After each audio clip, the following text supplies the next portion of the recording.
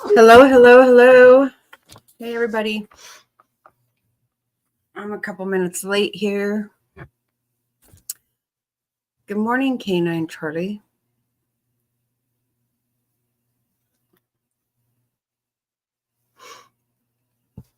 Jack and I have been running amok. We just got home, so. How are you this morning?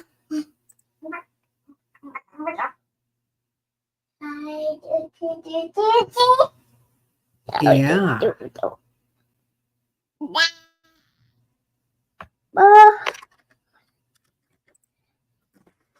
Okay. I'm ready. Gonna get some things. Hello, hello, Jeffrey. Good morning. Good morning.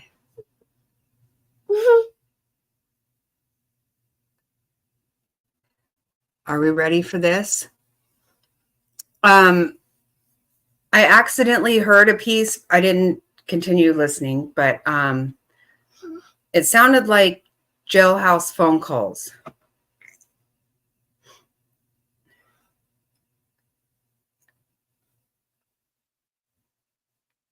Hey, Happy.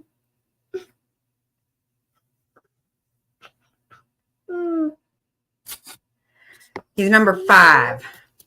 5. Okay, stop. Hey.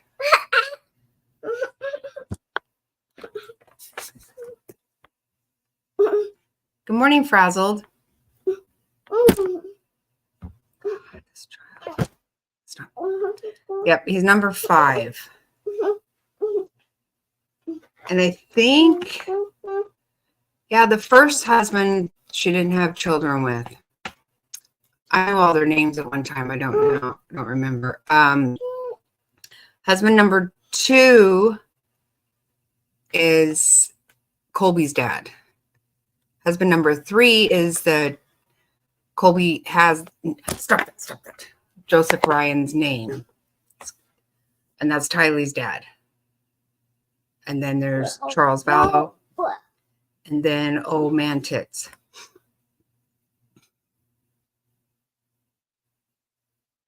Oh, I've been watching that channel to see if drop any of Daybell. Yeah, I bet they won't until after the trial. I was thinking that too, K9. I was thinking about that. Just today, whenever I caught a minute, it's what it sounds like it is. So those are always good to hear, I think. Good evidence. I know.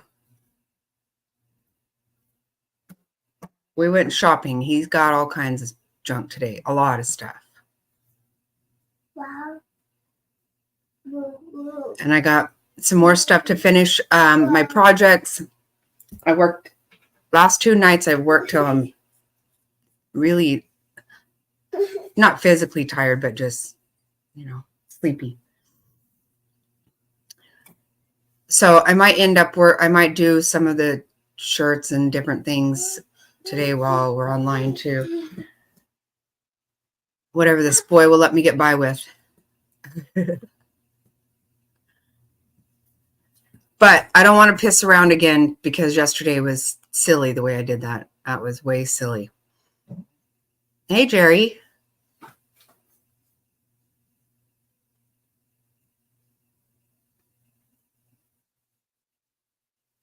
Right? Those are going to be very interesting.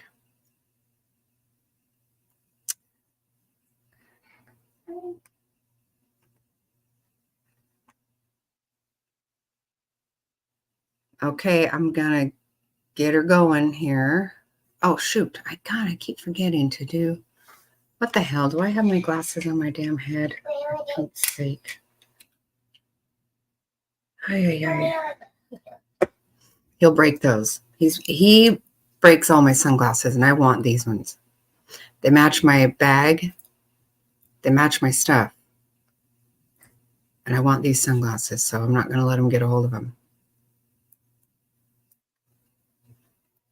Oh, did you? Oh, Thank you, Frazzled. I would appreciate that. Good morning, Living Life.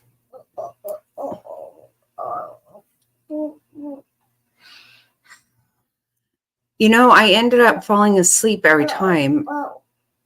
Canine, I always fall asleep. I've started listening to that. I listened to a lot of Chandra Van Ark's son. Maybe it's his uncle. I don't know who he's talking to, though. But I always fall asleep.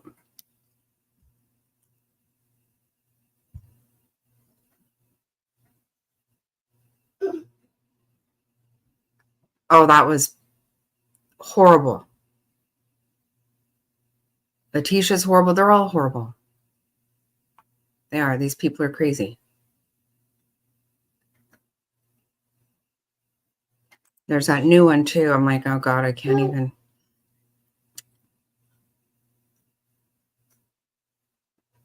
Okay. Just listening to, you know, this stuff. And last night I was listening to Heather talk about they got a phone call saying they had found bodies in the yard, and she said they could see the helicopters and stuff. And she was like, well, she of course was just like really freaking out about it. And her husband had said, you know, we don't know anything, so just, you know, relax. And then right after that, she said they got a text message from Kay and said, yeah, the kids had been found in the backyard.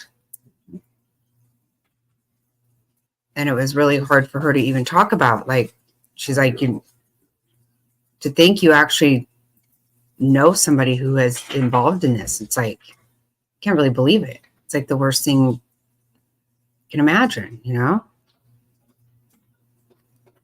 And it is. It just made me so sad. Hey, Beck.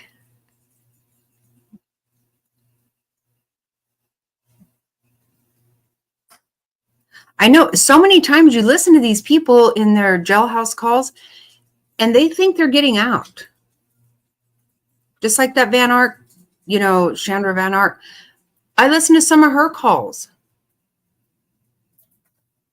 And she has the goal in Chandra Van Ark's jailhouse calls. She is literally bitching and moaning about food and about being cold. When she put that child in ice baths and starved him. Gotta be kidding me.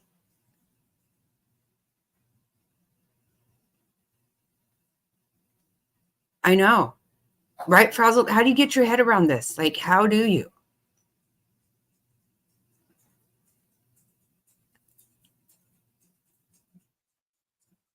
Through pipes. Oh, Lord, there you go. Oh, Lord. Oh, yeah, no, you're right, Jeffrey. You're totally right about that. Like nails on a chalkboard, right? Oh, Lord. All right, I'm fired up. I cannot carry on like I did yesterday. We were doing this till late in the day because of my big fat mouth. My sister came over and she was like, God, every time I got on there, you were just carrying on. I was trying to listen to the trial. Oh, God. Hello, Zero Jules. Yeah, and my sister came over and had a better idea for my shirts. So I started in again. She had a really good idea, though. Wait till you guys see it. You're going to love it. You're going to love it, love it, love it. Okay, here we go.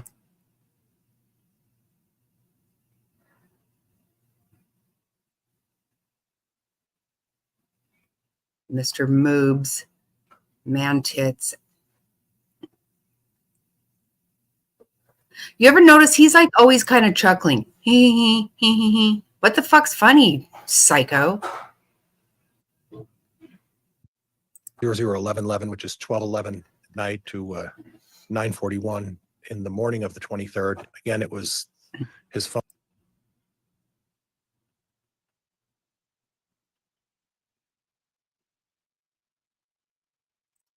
Okay, I think this is it. And this exhibit illustrates. Yeah, you're gonna like the the shirt. specific times Seriously, that you this were was able to good. It was identify good. when Alex Cox was on the property of Chad Daybell. Is that right? Yes, his device that I was reviewing. His device. I'm sorry, that's correct. Do you have any information that Mr. Daybell was present on September 6th, 9th, 23rd, or 25th at the same time that Alex Cox was there? I do not.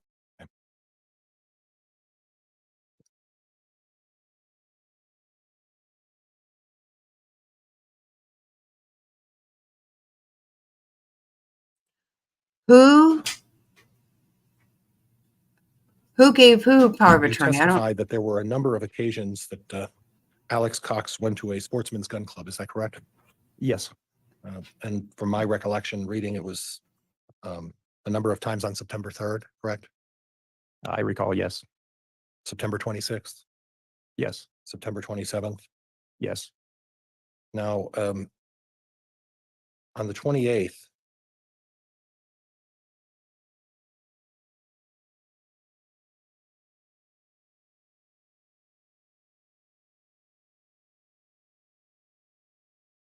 you made note of the fact that there were some range sites, one out a bit of a distance. You said something about 100 yards. Is that right? Yes, Could you point that to me? Okay. I And then believe again, that to be a 100-yard range. and then 200 yards, and then 300 yards. Okay. And is there a 50-yard range there at any point? I believe this is possibly a 50-yard range. Okay. It has multiple lanes with the berms that separate it, but I think that distance of the berm is approximately that And distance. Alex Cox on that day did not go to a short range shooting range. Is that, or shooting area? Is that correct? I can only say that I showed only data points on this map on that particular time. It's possible there are less precise data points and he could be elsewhere on the range as well. But the data points that you have identified on this exhibit are quite specific in terms of gaps of time, correct? Yes, they are, and they were for the most part GPS and fairly precise. Right. So what you're showing by this is his travel up to at least it appears, and please correct me, to the 200 and 300 range, and then returning back. Is that what you're seeing?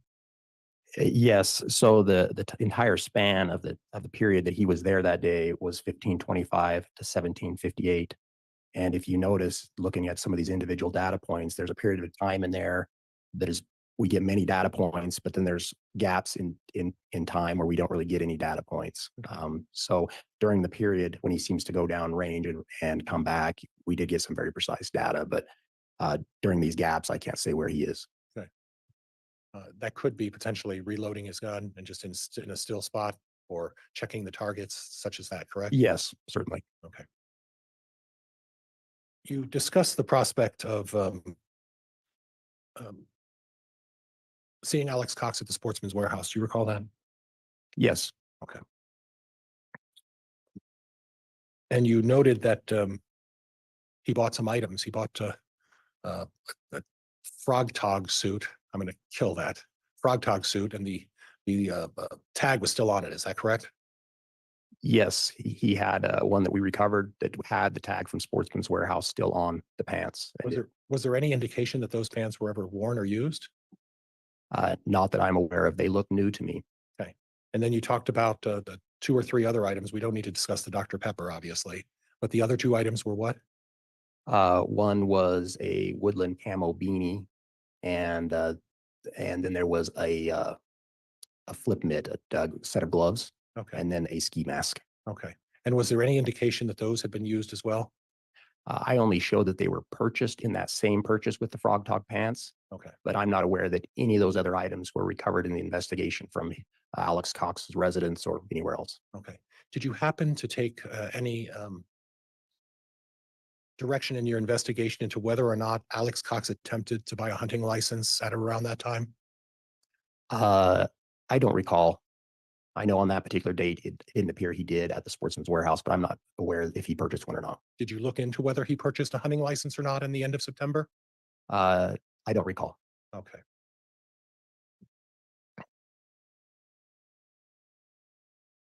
And again, we have some trips to the firing range in October 7th and 8th. Is that right? Yes. The 12th and the 13th, Yes. the 15th. Yes.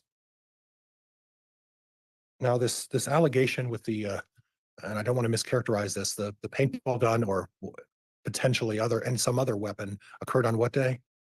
That was October 9th in the evening. So October 9th in the evening, and then we have Alex Cox on October 12th, 13th, 15th going to the gun range after that, right? Yes. Okay.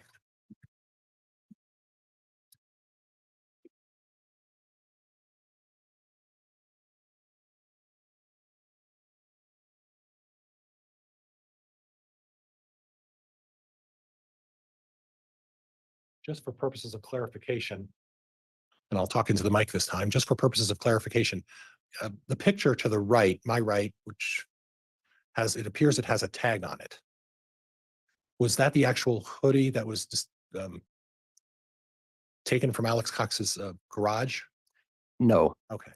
The image on the right is an image that I took within the Sportsman's Warehouse of that particular Igloo's 3-hole ski mask, which was the one on the receipt that was purchased when he was in the store. I'm not aware of any ski mask being recovered from his belongings that match the description of this particular item. Okay.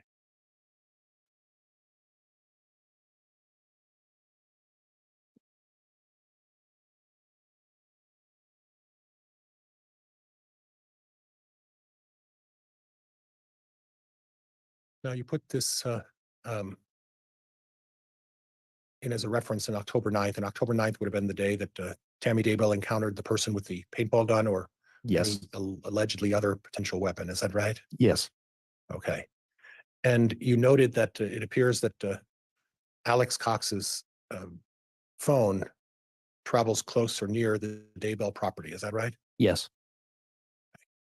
And then you go down to the bottom just before October 10th, and it says 1716 to 2353, correct? Yes. And that his phone at that point was at his apartment, 565 Pioneer Road, number 107. Is that correct? Yes, that's correct. And the allegations against regarding the paintball gun or so-called other weapon, do you recall what time that allegedly occurred? I don't recall the exact time. I believe it was around 9 p.m. between maybe 8:30 and 9:30, somewhere in that time. Okay.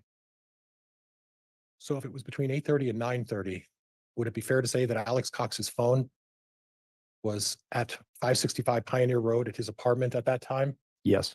Okay. And then further on into the evening, Thursday, October 10th, we have 03 to 11:28. And so midnight to 11:30 in the morning.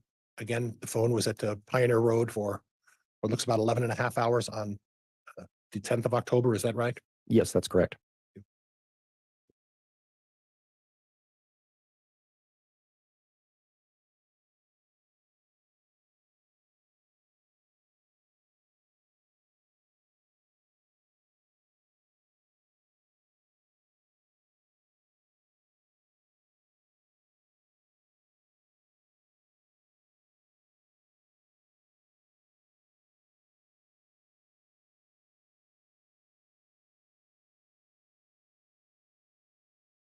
And again, October 18th of 2019 is what our reference point is.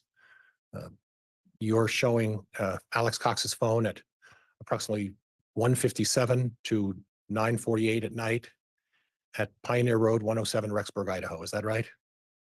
I'm sorry, what date was that? October 18th. Okay.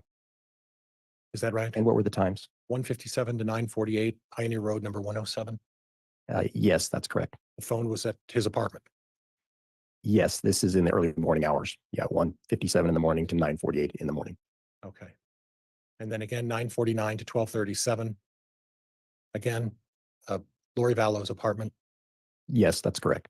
What about later on the evening on the 18th? So later, after it is in 175 at 12:37, it departs there and drives in the Idaho Falls area.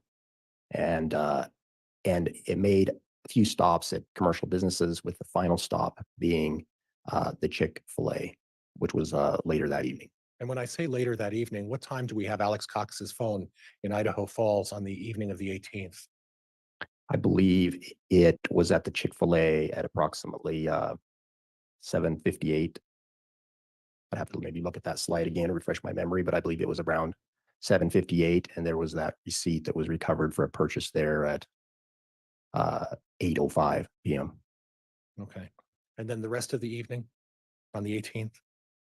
He was at that location until for over an hour. I don't recall the exact time right now.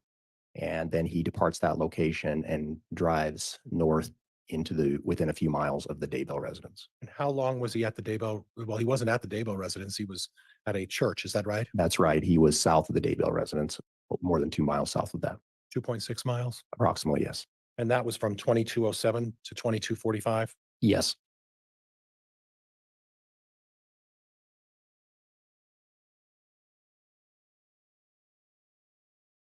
Your red dots are to the right, my right, a number of red dots. And could you get your pointer out for me?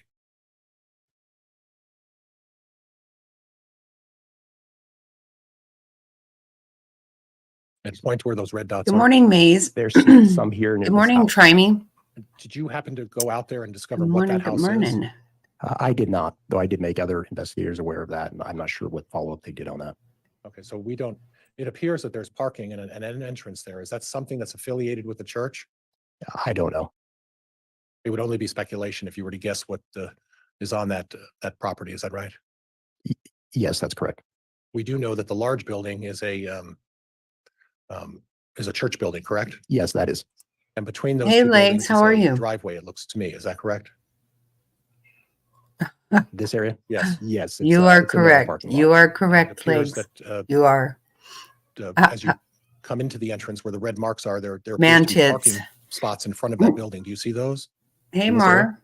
No, over to the right. Further just outside where the red dots are, the parking near. Oh, right here? Yeah, right there. Yes. Yes, those are parking spaces, I believe. And then, like I said, just to clarify, where the red dots are on the roof of the building, there's parking spots that appears directly in front of that building. Is that correct? On the church side or this? That side, on that side there. That does look like a driveway of some kind. Okay. Yeah, he definitely is a titty boy. And I'm not going to belabor Mar, this, how but, are your, on the how is right-hand your side eye of that doing? photo, from top to bottom, from where that road is to the bottom of the picture, there are a number of parking spots. You see those? On the right side in this area? Right there, all the way down. Yes, there are many parking spots, it looks like. And to the right of that, there's some parking on that road to the left, and there's other ones on the right. Is that correct? I'm sorry, you mean No, over to the right, right there. You have Okay. parking spots on the left of that mark, and then further to the right of that, up closer to the grass, right there. There's These? a whole bunch of parking there as well, Yes. right? And that Yes. butts up against the building, correct? That's correct. So we can't make a presumption that in any way that's attached or affiliated with the church, but at least it appears that was close to where Alex Cox was visiting. Would that be fair? Yes, potentially. We also had other data points on the other side of the building as well. Okay. Now, Oh, yuck. he left Mara, whatever that that building sucks. is, and at Yikes. 2245, is that right? Objection, Your Honor, misstates testimony. There is no testimony. He left that building Sustained. and moved to strike. Strike the question. The phone points. Oh, I hear stopped you, recording Legs. at I'm not 22:45 down with that. on I would October 18th never, at that ever site. Is that correct? That's build correct. to And then where live. did it go from there, the phone? when it There was rained no all the location time. data between That would drive me 2245 and 2353. And at 2353, Yeah, that is crazy, he Mara. got I don't our even first know. next point of location data, which put the phone You know, whether south I of this location. even on, choose to Highway go 20. anywhere, I don't like to not be able How to. far south? Distance, I'm not exactly sure. It was just west of Rexburg, basically as Highway 20 goes through Rexburg. Drive time, it was approximately a 7-minute drive time from this church if he had Or come let me from know the if I church. can take you anywhere, if me and Jack can haul you around. And then further after that, Well, being south of obviously you know that. Rexburg, where did you place him then? He continued south on Highway 20 into Idaho Falls and stopped at the Hilton Garden in Idaho Falls. And how long did the phone beep in Idaho Falls that evening? It arrived at the Hilton Garden a little bit after midnight. and stayed there till approximately 10 a.m. the next morning. So if I understand correctly, at 2353, you had something west of Rexburg, Yes, and then you eventually had a phone data indicating that the phone was in Idaho Falls the evening of October 18th. Is that right? yes, after it was at the church you're talking about before that. Well, it was at the church at 2245, correct? The phone? Yes, And then you said that there's a gap that you're not able to explain. Is that correct? that's correct. And we can't make any presumptions about that gap, can we? That's correct. But then what we do have is we have another data point that's west of Rexburg as the next data point at 2353. That's correct. And then eventually we have data points indicating that the phone is in a hotel. And what is the time the phone's in the hotel in Rexburg on October 18th? I would approximately 12:15, though I'd have to look at my report to refresh my memory, but approximately 12:15 it arrives at that hotel. And that phone remains there until 10 o'clock the next morning in Idaho Falls. Yes. Thank you.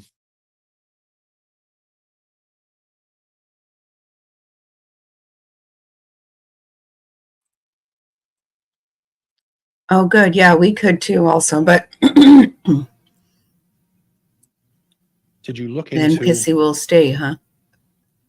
other occasions when Alex Cox's phone was not necessarily on the Daybell property, but near or within a few miles? For example, like at the Salem church. Did you look at other occasions when that So may have maybe it's occurred? leaving you legs and going to Gerri. I noted the ones in my report where I thought it seemed to be in that vicinity, and that was those 7 occasions. There were other times that he certainly seemed to pass by, say on US Highway 20, going north of there, but I saw nothing that indicated it seemed to make it to be going towards the Daybell residence or be staying in that area. Other occasions on 1900 or on Salem Road? I don't recall if there were any others specifically. I don't believe so, or I think I would have noted that. As part of your investigation, you indicated that on a particular day, Alex Cox seems to have pulled off near a canal closer adjacent to the Daybell property. Do you recall that? On October 9th, he crossed over he was traveling on 200 North, and he crossed that canal there near the Daybell property. There is a data point near there, and then a second data Good point. morning, Cinderella. However, I can't say that he stopped there or not. Based on the data that I saw, if he did Thanks for stop, it stopping was by. more Good to than a see you. minute or two.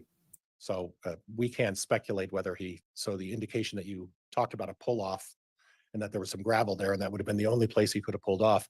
You can't even say that he stopped there, can you? No, I cannot. I have nothing else, Judge. Thank you.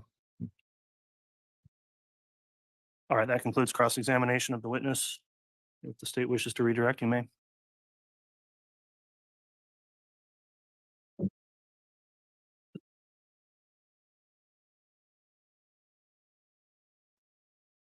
And Your Honor, may I be handed State's Exhibit 299? Yes, that's the one we just had.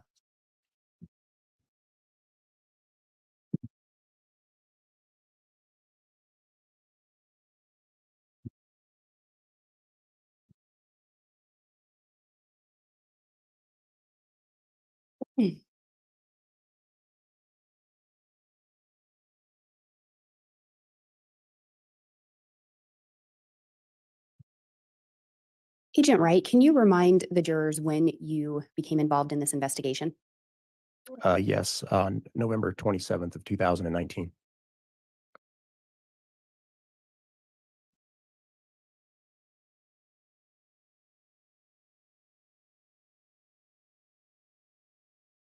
And Your Honor, for ease, I will request permission to publish on the Elmo as well. And you may.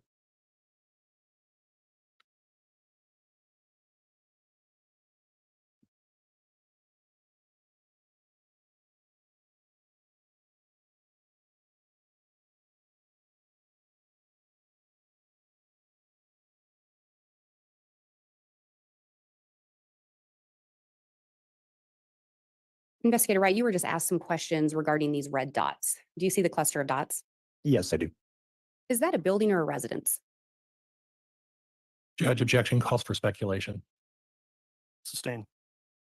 Agent Wright, through the investigation, did you learn or determine if that was a residence or a building? I am not sure exactly what it is. Any indication from the investigation that that building is linked to the church or that that residence is? Not that I'm aware of. Any indication that Alex Cox knew anyone in this area other than Chad Daybell? No. And again, where those red dots are, where those data points are, given the radius, could a vehicle be in the church parking lot and still be showing data points within a residence? Yes, those the data points on the left were GPS data points, and they were the most precise. The ones on the right were Wi-Fi data points, and they had a margin of error of upwards of 122 meters. And so the location of the actual device could be in the church parking lot or somewhere in that general area based on that margin of error. And do you recall approximately the distance from that church and the parking lot to the Daybell residence? I believe it's approximately 2.6 miles going up Salem Road.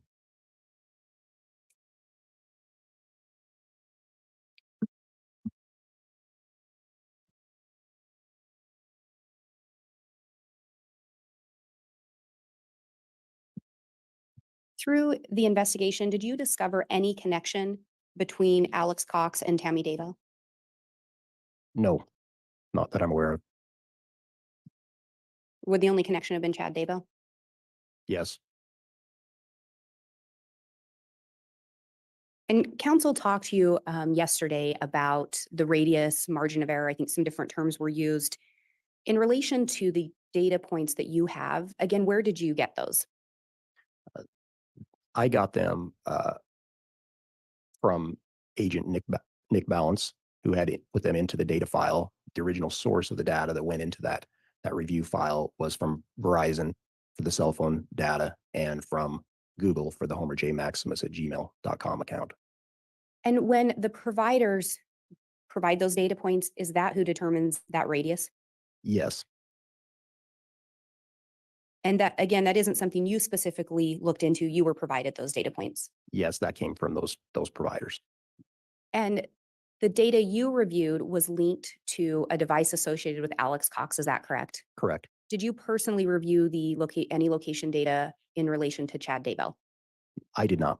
Did you review any location data in relation to Lori Vallow? I did not. Is it possible other investigators may have? Yes, absolutely. And in particular, would Agent Balance have been tasked with looking at those types of things? Yes. I'm aware that we had received a lot of information, location information for devices of various levels of quality, and that data went to Nick Balance for review. It was only this one particular device that I also reviewed. And yesterday you were shown a message that came from an individual identified as Phoebe. Do you recall seeing that message yesterday? Yes, I do.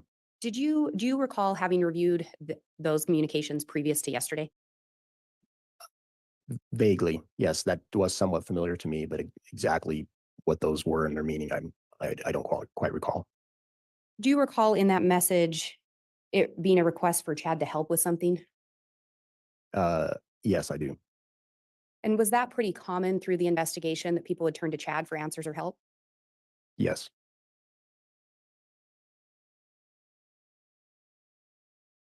Any indication Melanie and David were in Idaho on September 8th or 9th that you learned of through the investigation? Judge, objection goes beyond cross. He specifically asked about Melanie and David Gibb being All right, Ms. present. Blake, I'll make a ruling first before I hear argument, please, but I'm going to overrule the objection. Go ahead. Not that I'm aware of.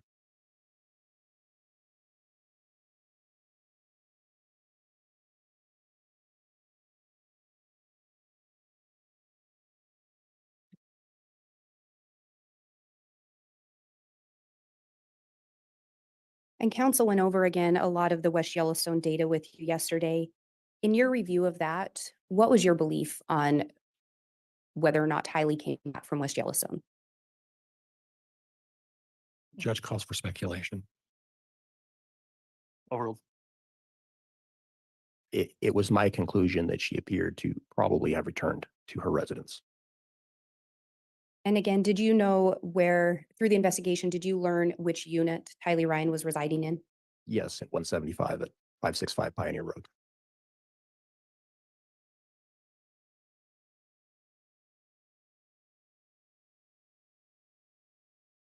Your Honor, if I may publish from 299 again, and again, it being the PowerPoint. You may.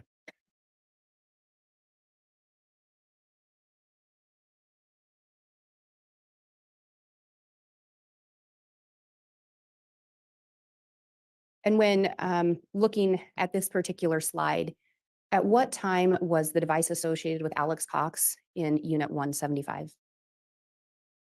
On this particular date, which was early in the morning of September 9th, Alex Cox's device appeared there. There were 3 data points for the device, one at 0242 and another one at the same time at 0242 and then another at 337. And again, based on your review of the data for the months of September and October, was this usual for that device to be there at that time? No,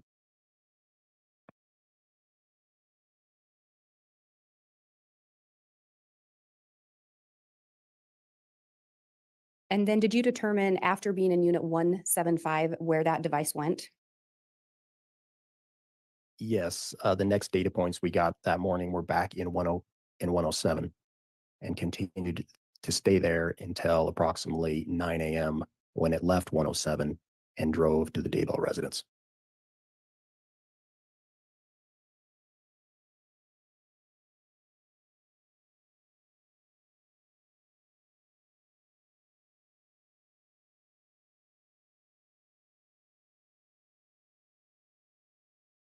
And as far as being at the Daybell residence, council had talked to you yesterday about this image. Do you recall that? Yes, And there was some talk of that driveway. From your review, was there an easy access or tire marks that led from that driveway to where Tylee's remains were located? I'm sorry, could you clarify Yes, the sorry. driveway? Yes, that, do you see where the car is parked? I do. In that driveway, if I'm referring to that one as the longer driveway, does that residence have 2 driveways? It does. And is the other one shorter than that one? Yes. And can you show us where the other driveway is? There's a driveway here that leads to an attached garage. And then there is a long one here that doesn't appear to lead to a garage. And so looking at that longer one, did you see or observe tire marks or something that would lead you to believe that people accessed where Tylee's remains were located from that driveway? I did not see tire marks that would have led from that driveway out into this back area. And then if we look up in the left-hand corner where that red data point is, again, did you see tire marks or something that would indicate there would be access from that entry to where Tylee's remains were located? I recall that there appeared to be ruts, if you will, but fairly faint, if I recall, that seemed to indicate vehicles could access the property from this location. There is a gate there that is wide enough for a vehicle to access the property. And you were asked about Chad's work schedule. Did you know or did you determine what Chad's regular work schedule was? I'm not exactly sure. I knew he was a writer, Do you know whether or not he even had a regular work schedule? like a specific time he had to appear at an employment or job, not that I'm aware of.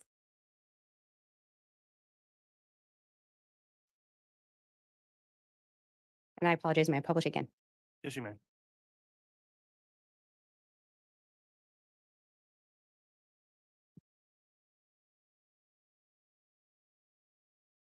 I think council went over this message with you as well. But as far as Chad having a work schedule, did this message appear to indicate Chad was at his residence? Yes, it did. And again, was this message sent around the same time or shortly after the device associated with Alex Cox was at the property? Yes, So at least on Monday, September 9th, it appeared Chad would have been at his residence. it appears from this message, yes.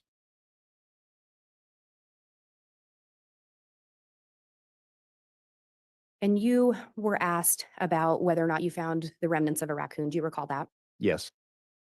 In reality, were you ever looking for a raccoon? No, we had a search warrant for only certain items. And in I don't reality, believe it included a raccoon. were you looking for missing children? Yes, Did you in fact find those missing children's remains on Chad Daybell's property? Yes, we found human remains for 2 children on the property, and we ceased our search at the property after we found those 2 children. I have nothing further. All right, thank you, Ms. Blake.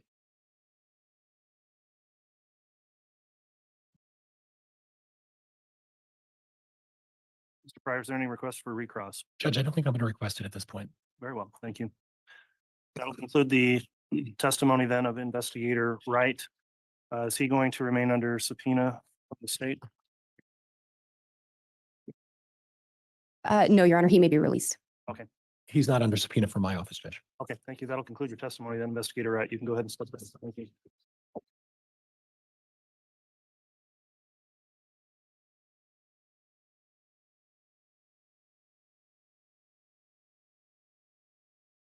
All right, once you're ready, the state can call its next witness.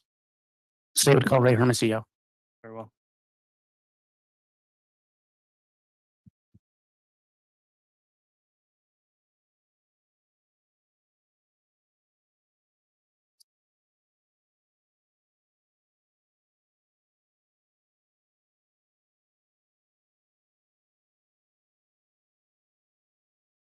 solemnly swear or affirm the testimony you're about to give will be the truth and whole truth and nothing but the truth.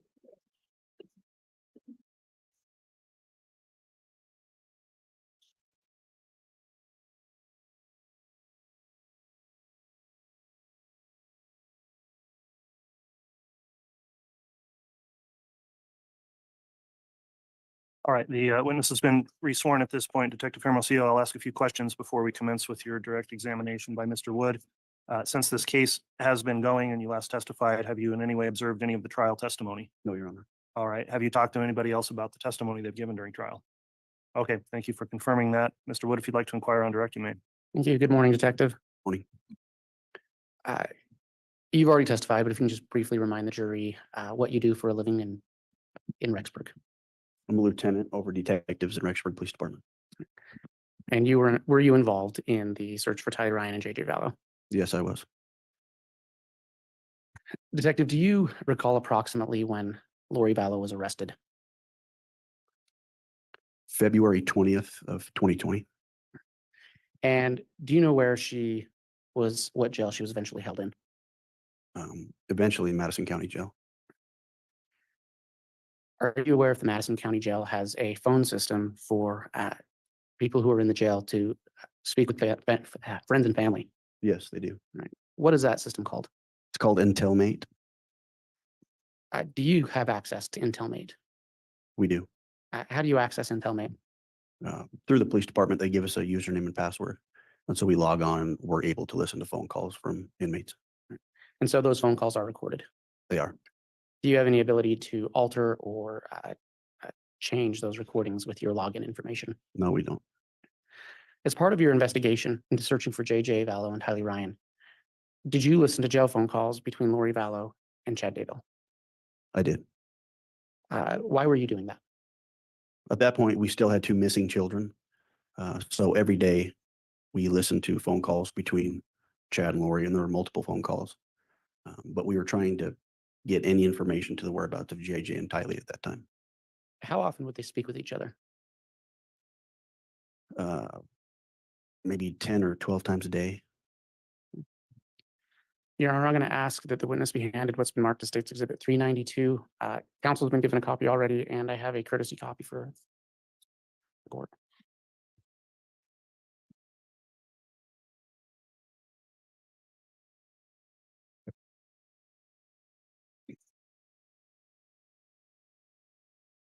Thank you.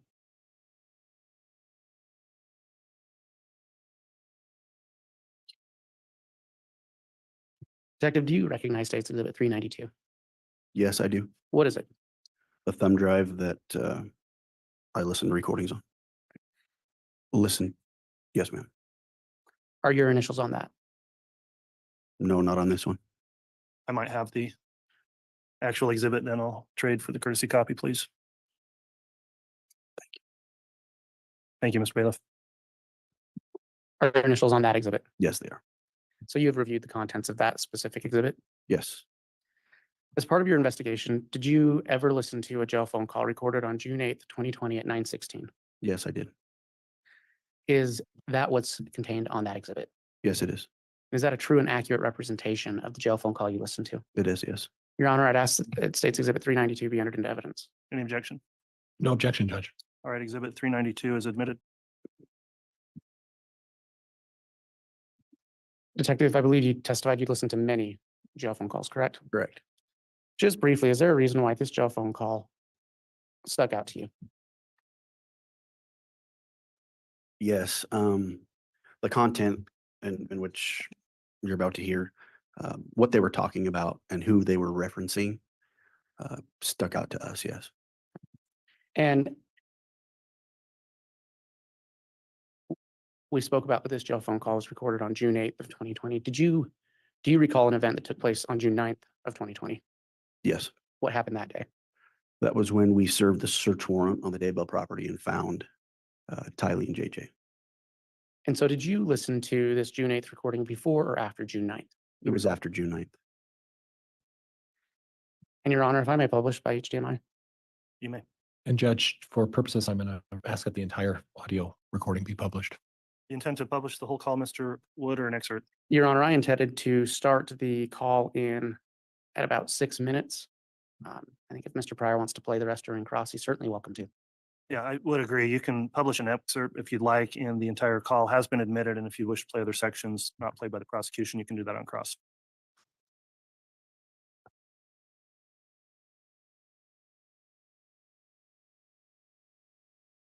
And for the record, Your Honor, I am going to start at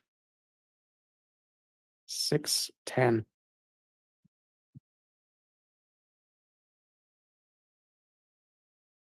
Or 6:04. That's where it's going to let me start. Visions under pillars of fire. That's what you were reading to me. Yeah. Because at the very beginning. If I can inquire, is that coming through the, No, it's not.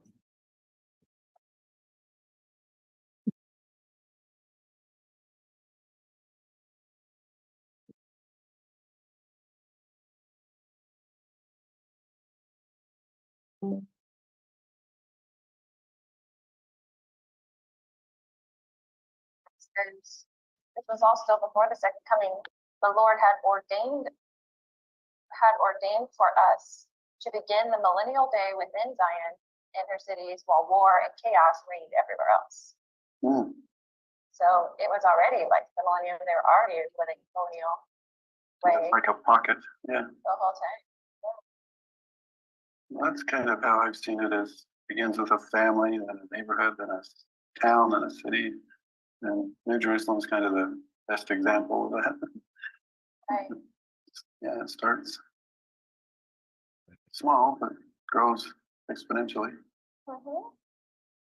It's little, and they're doing all they can to destroy one of the key families, but they're not going to. I mean, there's so much that I know. I was sitting here thinking about that. I know too much. Yes. I can't deny it. I know it's just a matter of time. Just don't know what that time is. So I texted Ray. He responded pretty quick. Detective, I'm going to pause it there. Did you hear Mr. Daybell say I texted Ray? I did. It's because my microphone wasn't up here. Yes, I can. Did you hear Mr. Daybell say that he texted Ray? Yes, I did. Through your investigation, did you become aware of any individual that had a nickname or alias of Ray? Through our investigation, we learned that Alex Cox often went by Ray Lamar. We also associated a Gmail account through phone records back to Alex Cox, and that Gmail was raylamar@gmail.com. Now, what was the date of this phone call again? June 8th of 2020. And was Alex Cox alive or dead at this time? No, he was deceased. Do you recall when he died? December 12th of 2019. Detective, through your investigation, did you find any information that Chad Daybell claimed to have the ability to speak with people who were deceased? Judge, I'm going to object relevance. Overruled. Through our investigation, interviews with multiple witnesses that were close to him, through the teachings in his books, he would often talk about how he had the ability to see and speak with people on the other side of the veil. And Your Honor, I'm going to resume playing at 7:34. All right, before you do that, Mr. Wood, I think we might be able to assist on the audio.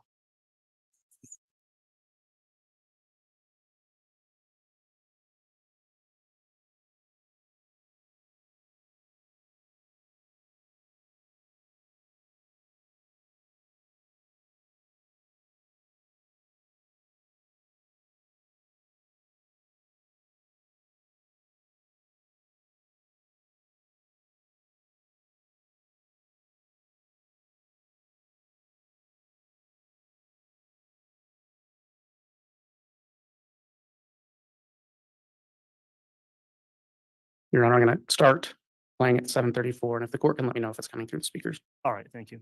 Oh, that's good. Usually it's hard to get a hold of him. He's busy Okay. days. Yes. But he was, I asked him what we talked about. and He's very optimistic. It was very optimistic for you, or he's very optimistic it could happen. He's very optimistic for both of us. He doesn't know his own project timeline. He said, stick with it. To what he projected in that paper he wrote. You know, house renovations always take longer than they think. That's the problem. I've been watching that extreme pools Uh-huh. and the people are like 3 months out. Like, I mean, when they estimated they'd have it done, and they're like, we had so many problems, we couldn't get to the backyard, we had to pull a crane over the house to get these huge rocks for the waterfall.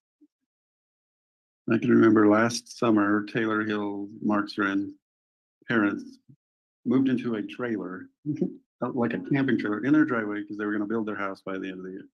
Guess where they're still at? Really? They sold their house to their son.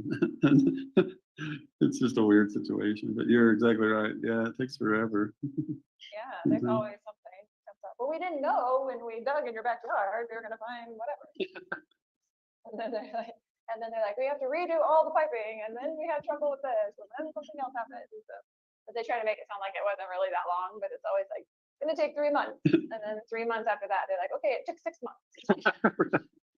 You couldn't come in your backyard at all. And now it's not summer anymore. Now it's winter and your pool is finally done.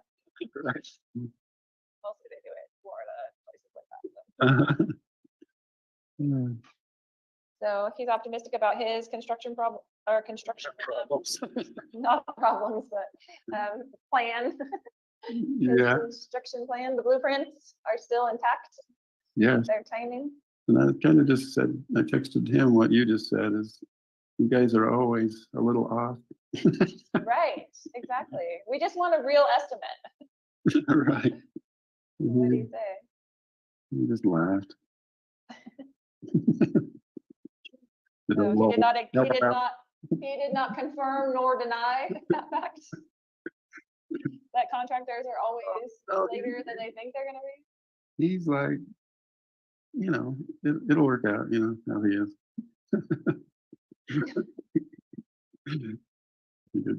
He did want me to say he misses you.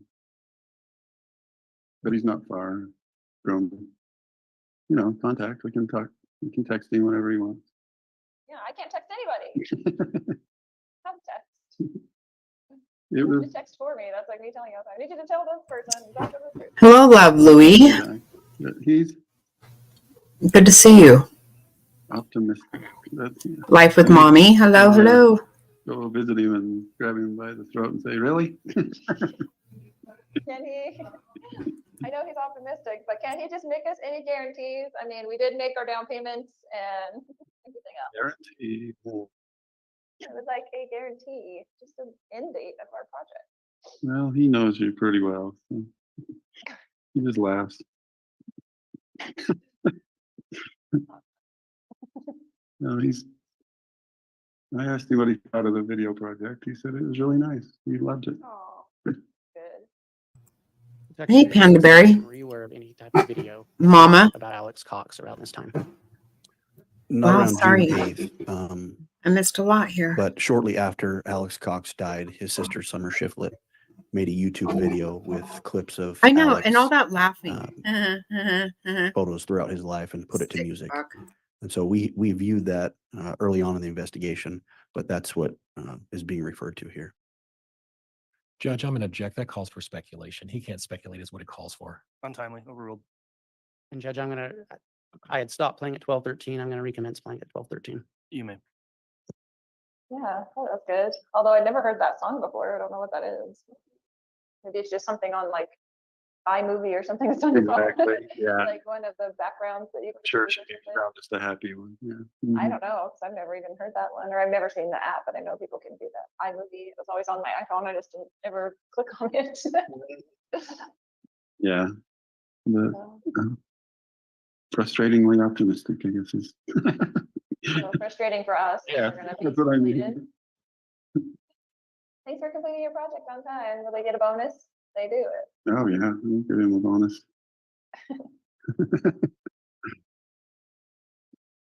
It was good. It was good to talk. You know, I hadn't texted him in a while. So, So he would still answer all my questions in the same way, you think, if I texted him? I think you ought to write down some questions for him and maybe even mail them off and see what happens. See if he'll respond to you. I have no doubt. Don't forget President Holland's talk. That snippet.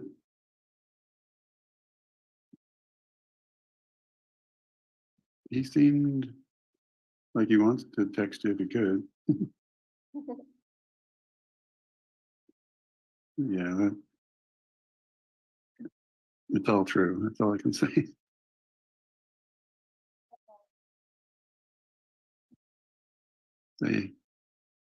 They haven't forgotten.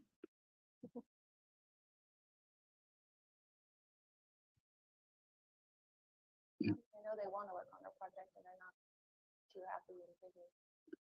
You know, that's how I felt about, oh, it's like, I'm busy. Well, I'm truth to good. that.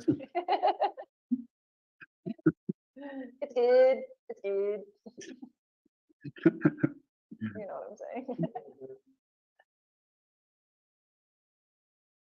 No, he's still very interested. He hasn't like forgotten about us. I know he has other projects, so I don't know how much time that takes. but- He's involved in this latest batch. Well, remind him when you do text him back that at the beginning of this project, he said there was only like a 3% chance that there would be trouble from certain aspects. And then there's like 100% trouble because that's where it all started. So find out about that. Right. See what he has to say for himself on that issue. And you know exactly what I'm talking about. I do. Recall what I'm talking about? Oh, I know exactly what you're talking about. Okay. Judge, I'm gonna stop at 16:35. Detective, I don't believe who so, is asking Russell. who I don't think so. to obtain information in that snippet we just heard? Lori was asking Chad for information. Your Honor, I'm gonna continue playing at 16:35. You may.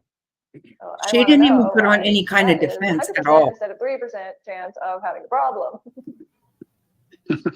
And his defense is blaming her and I Alex think- for everything. So, He was somewhat right in Oh, that. she even knows The that other aspect was other people. and she's it was a here combination. in Arizona right now. It's a combination. I'm saying there are other problems, obviously. It's of the location. But what I'm saying is that it's a combination of only, 5 problems. I agree. That was a big one. It was a big one. So my faith in those kinds of guarantees are lower. Me too. And beggars can't be choosers, I get that, but you know what I'm saying. Mhm. not like I get to pick the colors of everything that I want. He's just gonna have to figure it out. Right. Since I'm here and I can't be in charge of the project, so. Mhm. Yeah. I've thought back on that entire scenario. We went over the plan and the blueprint. Mm-hmm. And And yeah, he said Yeah, that wouldn't it's be a weird. problem. He's the one doing it. Not crazy.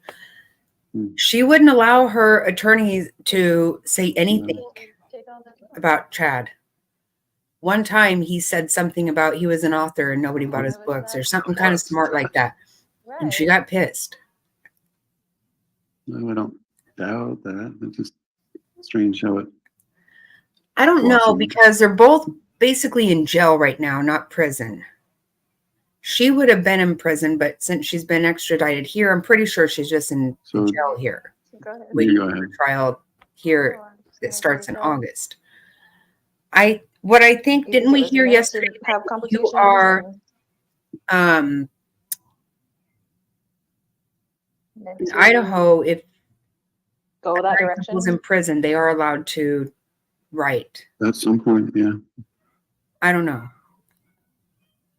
I can Well, already then tell I'm gonna fall asleep. You should have said, hey, this is a 99% chance that Oh my you're god. gonna have trouble with this soil, I know, listen, they sound so right? I mean, that's all we were asking. yeah, stand by your Could mouth. this potentially be good, or do we have to? They go sound this like so goofus, Well, I think doofus. we And here they are sensed- killing people. So That we shouldn't take it lightly, and I don't think we did. I mean, we only discussed the matter with the trouble once, and I thought we cut it off and did well, and now. have Louis, problems can you kind of just causing throw some a letter out trouble. there for a size For itself. shirt? Right. But there's other things in the project where when I'm going back over That it, is right? just that so I could have wrong. I heard a easily lot of done jails give or them been inspired to do iPads. They should not be able to to avoid speak a lot on of the the phone. issues that are gonna come up with that. Well, I think sometimes I don't know. Yeah. You know, I would that we assume weren't that like made they aware of, take So, send something to somebody and then You that know what I'm person saying? sends it to them. I don't know. Mhm. But you know, the jail goes through the letters Mhm. too. it was meant to go this. Oh, way. did you? Okay. Oh, I thank do. you. Okay. I didn't check It's my terrible. email today yet. Thank you, ma'am. Thank you. Thanks. Minor changes here and there, but overall, this was part of the blueprint. And just-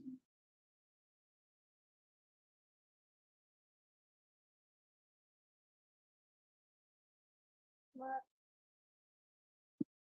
Oh, I just wish it hadn't been. But I'm thinking of previous blueprints where the people weren't warned either. It's maddening. But, Ray's in that contractor position for a reason, and he's not gonna drop us for another project. Well, can't he like forcibly use a hand, punch some people in the face and get some things done?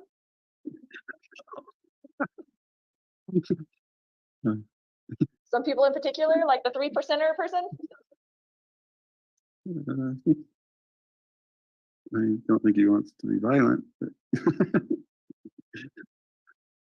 Too late for that. No, I'm not saying be violent. I'm saying get their attention. he did. What he did is kind of mute her effect. The I don't know, just kind of kept her in her place for quite a while, to the point it almost diffused any value of her. Talking about, not talking about that. In the beginnings, you know, going back over the whole blueprint and all the things that we've been, you know, I don't know what the word is, you know, when you go through it. Anyway, a lot of that stuff could have been avoided, with Yeah, just minor tweaks. yes. And I don't know why it had to go down this road to where we are now in the project. Mm-hmm. You know. I don't fully understand. I think he'd text you back or write you back. Ultimately, what I need from you is that the project is gonna be finished and everything is gonna be fine and it's gonna work out. That's what he said. Well, I need you to tell me that every day, several times. Okay. My sweet, lovely Lola. Things are going to work out. Not just because he said so, but because I know so. It's a marvelous plan. It's like, How do you know pick so? up. How do I know? It's been shown to me, honey. I've seen those beautiful eyes filled with tears as she sings to amazing groups of people. And I've seen that wonderful body dance to heavenly songs. Your Honor, I'm stopping at 26. What? What? Detective, in that conversation, who is asking who for assurances? Lori was asking Chad, and we found that throughout multiple phone calls. She would ask Chad for assurance. And who said they had seen the plan? The defendant, Chad Daybell. Your Honor, I'm starting again at 2641. Yep. Yep. Their There you purpose go. is only beginning. It's hardly begun. And it will be the pair. It won't be solo. And it's going to be incredible. Be cholo and not solo. That's right. Yep. It will be the Eurythmics. No solo careers.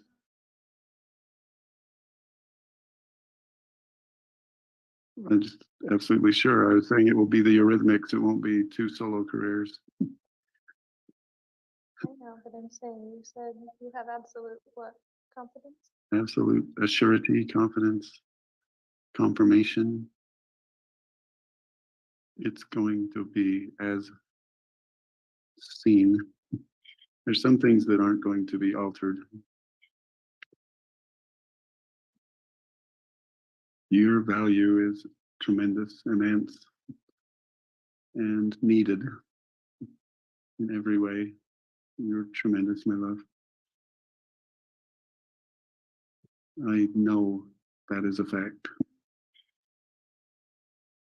I think you underestimate yourself. I'm not trying to give you a big head or ego because you don't have one. You just are spectacular, and the Lord is going to use those talents. You're on earth at this time for that purpose. I'll try to call you back so we can pray. Okay.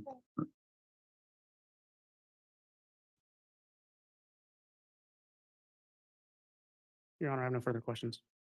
All right. Council, before we begin cross here, I think this would be an appropriate time to take our mid-morning recess. So let's go ahead and do that. It's right at 10 o'clock. So if we could start up again, we'll try for 10:25 to be back with cross-examination starting. All rise, please.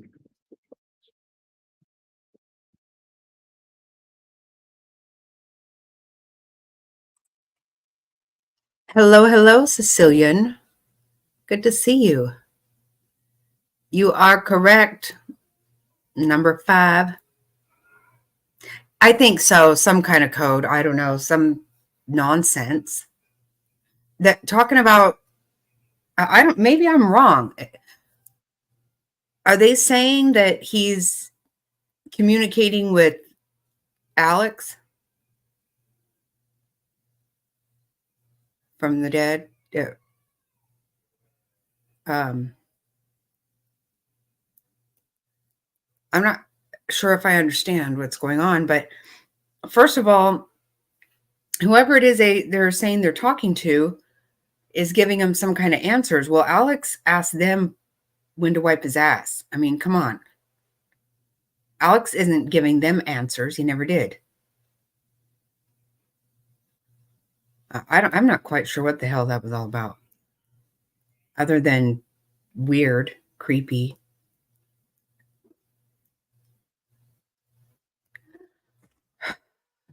Pussy ass man tits.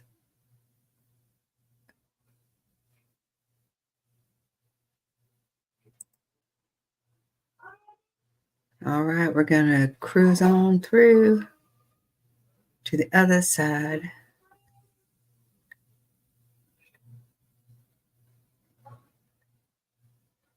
There's been a request that the court consider a motion in limine ruling on a section of that exhibit.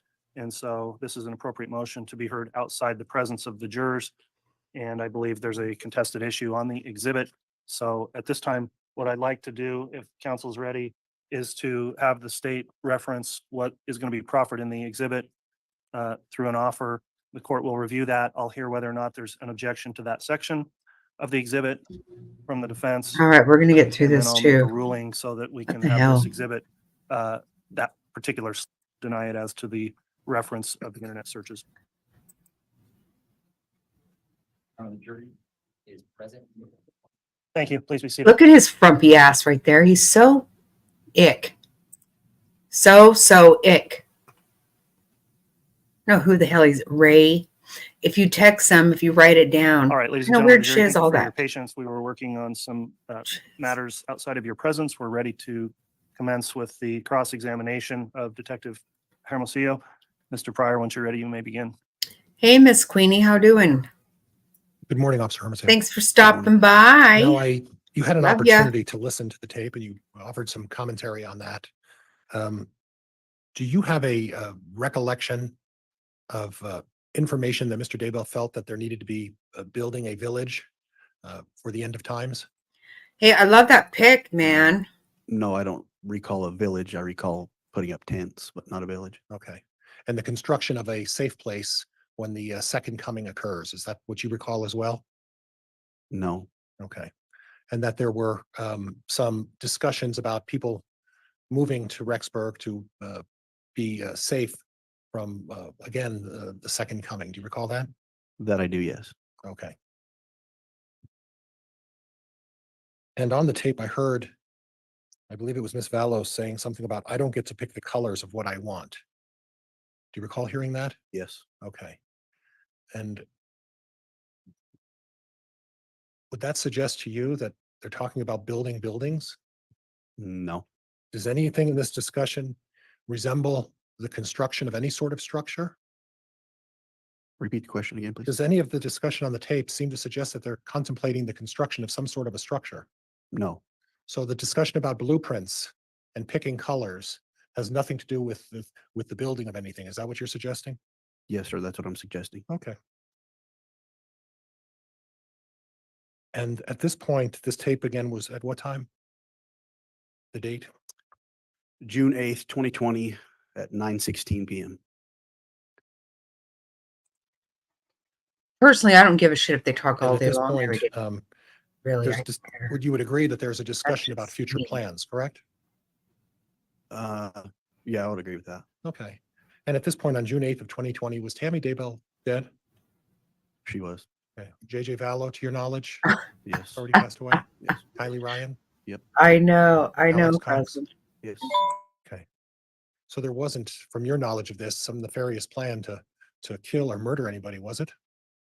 It was in furtherance of the plan for our investigation to lead the 144,000 or whatever it was Okay. that they wanted to do in the future. Okay. And I guess those 144,000 were going to live in tents? I have no idea where they were going to live. Okay.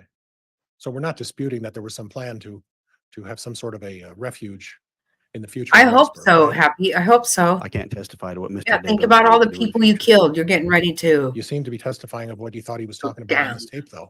How is that different, sir? Objection argumentative. Sustained. Now, Judge, I'm moving for admission of Defense Exhibit 104 and 105.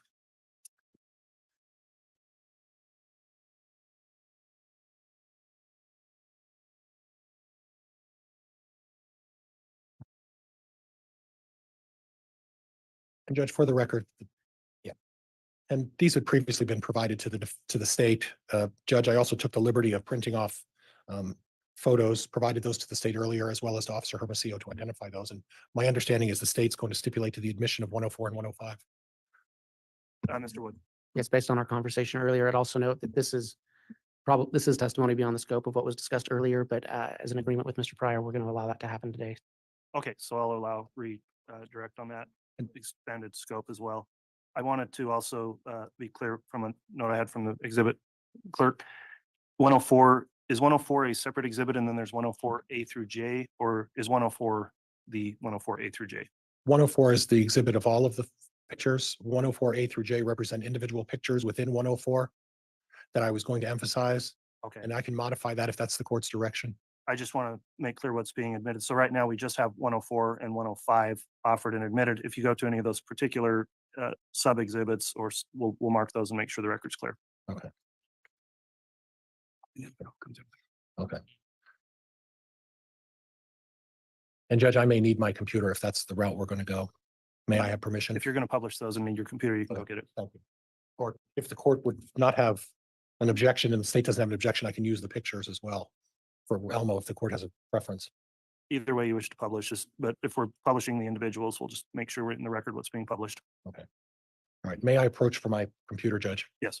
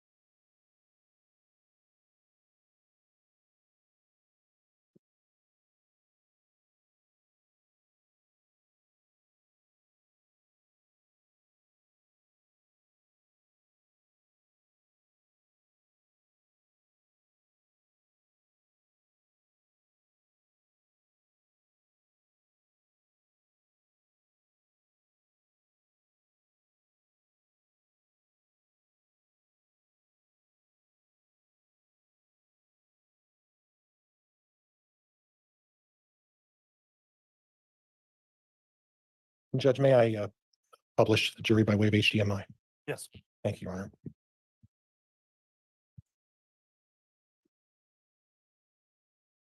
Oops. Now, officer, as part of a search of the Lori Vallow, Alex Cox apartments and garages, there was a search that was conducted on December 19th, 2019. You recall that? I do. And at that time, my recollection is the testimony is that Alex Cox's garage was vacated. Is that right? The apartment we believed Alex was living in, which is 107, was completely vacant. His belongings were found in 175. Okay. And then the garage of Alex Cox as well, was that vacant? The garage of 107 was vacant, yes. And then there was a subsequent search, and you previously talked about some weapons that were found as a result in 175. Is that, would you recall? That's correct. Okay, but there were other items that were discovered, and this is by way of stipulation of the parties. And do you recognize this picture? I do. Okay, and can you describe on the, and if you could get the marker out, I would appreciate it. And go to the top right corner of that exhibit. Okay. Right there, and it looks to me, what does that look to you that those three rolls are? Duct tape. Okay, and then to the left on the top upper right-hand side? Are you able to identify what those are? It looks like a fire starter lighter, maybe. Okay, and then in the middle, there are some canisters. Can you tell me what those might be? Right here. Yes. I can't tell exactly what it is, but it looks like maybe something to clean guns with. Okay, okay. And Judge, this is going to be a little onerous, so I'm going to have to do this a little bit at a time if I could.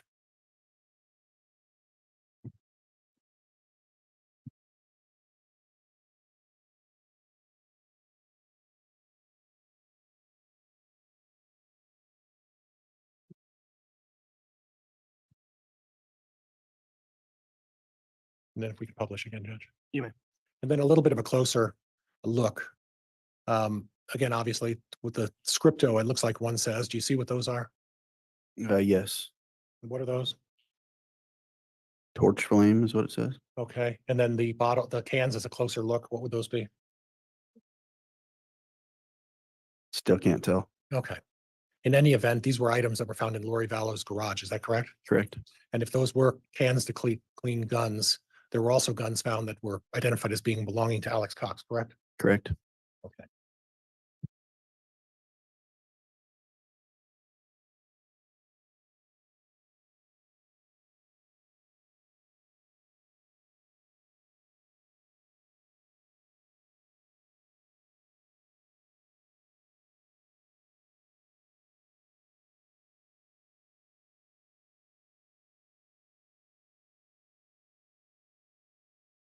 And again, Judge, we're going to try to publish.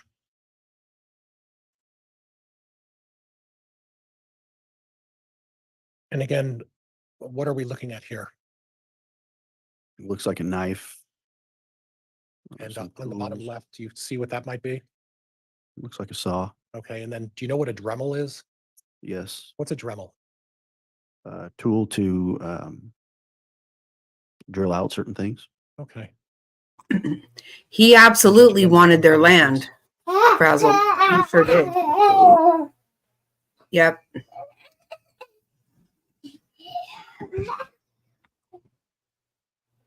Yeah, I think you're right though, Legs. They didn't really intend on doing all that. I don't think. They went to Hawaii. But yeah, I don't know. I kind of think maybe he was trying to impress Julie Rowe or something. I don't know. Publish, Judge. Stop. And now, in this particular picture, would you agree we're looking at some other tools as well? Correct. And then in the middle there is a tarp. You see that? I do. Okay.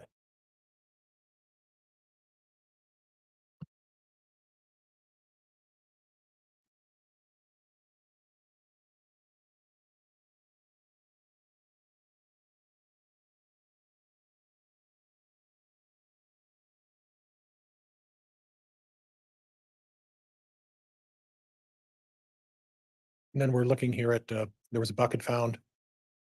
Correct? You see that? I do. Various gloves. Correct. And these were pictures taken by law enforcement. Do you recall that? I do. Other than the bucket and the gloves, do you see anything of significance that might be in this picture relevant to this case?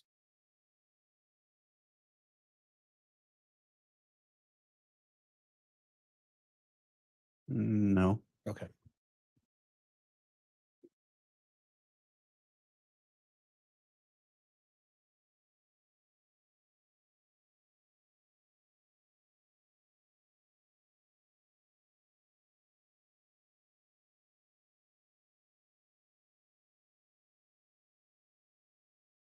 And again, this picture taken by law enforcement, what does that appear to be?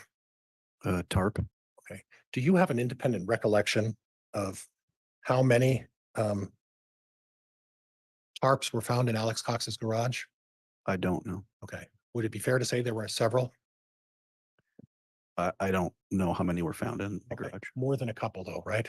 Sir, I don't know how many were found in the garage. Okay.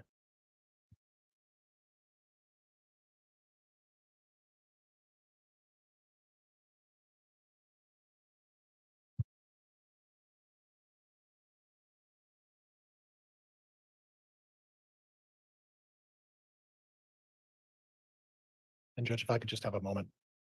Oops.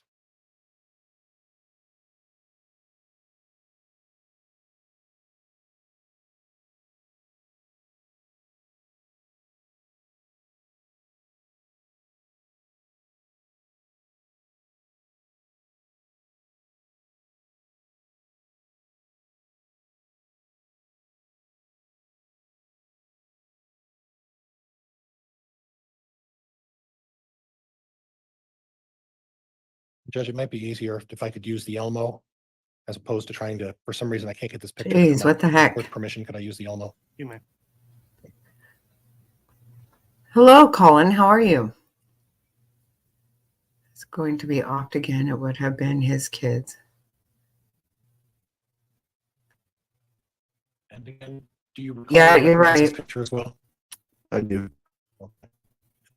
Various chemicals. Do you see anything that resembles anything like cement in there?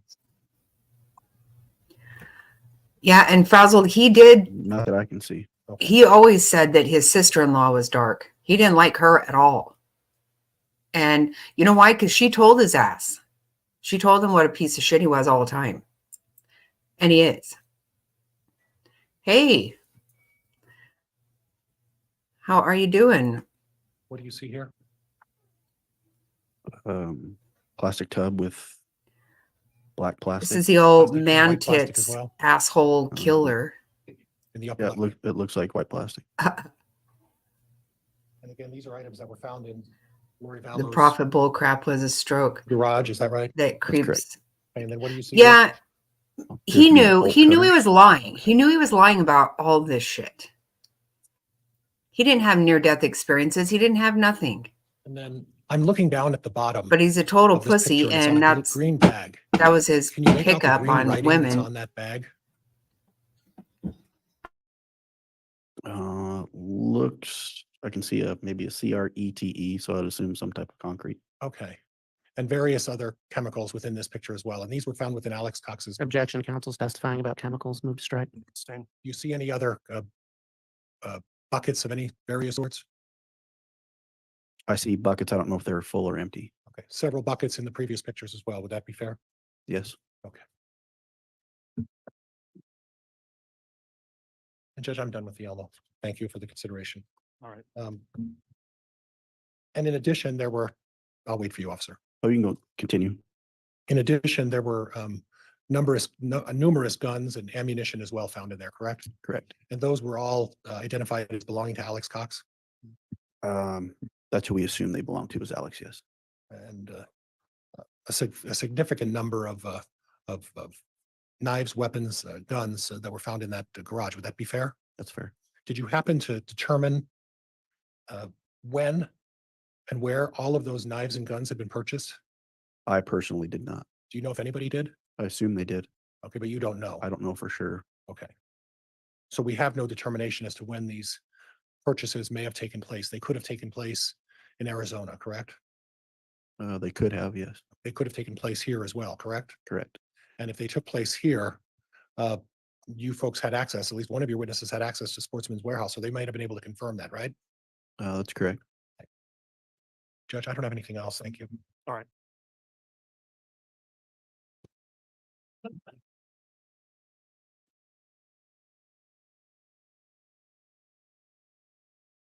Mr. Wood, redirect. Didn't they all have access to Sportsman Warehouse? Your Honor, I have no further questions. All right, then that will conclude the testimony of this witness. Moving right along. Let's do it. State's indicated their I'm so sorry. policy right now with law enforcement, but is he going to remain under subpoena for purposes of the exclusionary order? Your Honor, the state would be releasing Mr. Detective Hermosillo for a subpoena. All right, and Mr. Pryor from the defense? And Judge Officer Hermosillo was under Yay, subpoena that's from my good. office, and I'm releasing him from calling him back in this particular case. We accommodated that with the state allowing me to go into things beyond direct to allow us to have Officer Hermosillo not have to come back. Okay, well, Officer Hermosillo, sounds like your part in this trial as a witness is concluded, so the exclusionary order would no longer apply. You Woohoo. could watch the trial if you wanted to. It's up to you.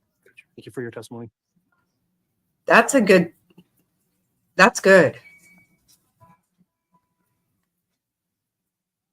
All right, the state may call its next witness. Your Honor, the state would call Investigator Edwards. See, we are definitely, to me, they are really just wrapping this up. I believe that.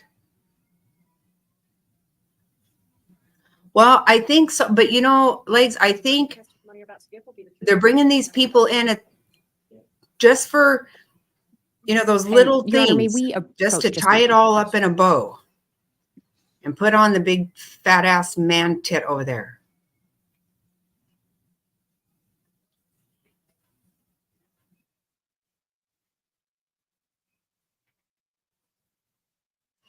That's what I think is happening. And I think they're doing a great job. Honestly, you know what? I love this Lindsay Blake. I love her. And thank God. Because she is really, she's quick. She's on top of shit. You know, she's been so good at whenever she does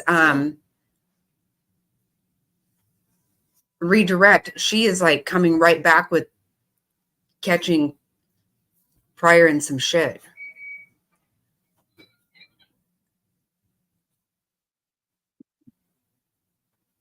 Oh, no, Legs, I Before we agree. begin I with think they the, definitely have. testimony of the 100%. witness, there is a brief issue we're going to take up outside the presence of the jurors, and this will be quick. So if we could have the jurors just please stand up and line up in the hall. And then once we've gone through this issue briefly, we'll have the jurors brought right back in. So please rise for the jury.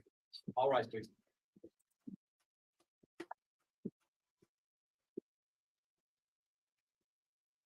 Look at his frumpy, dumpty ass. God, I can't. Oh, he makes me sick.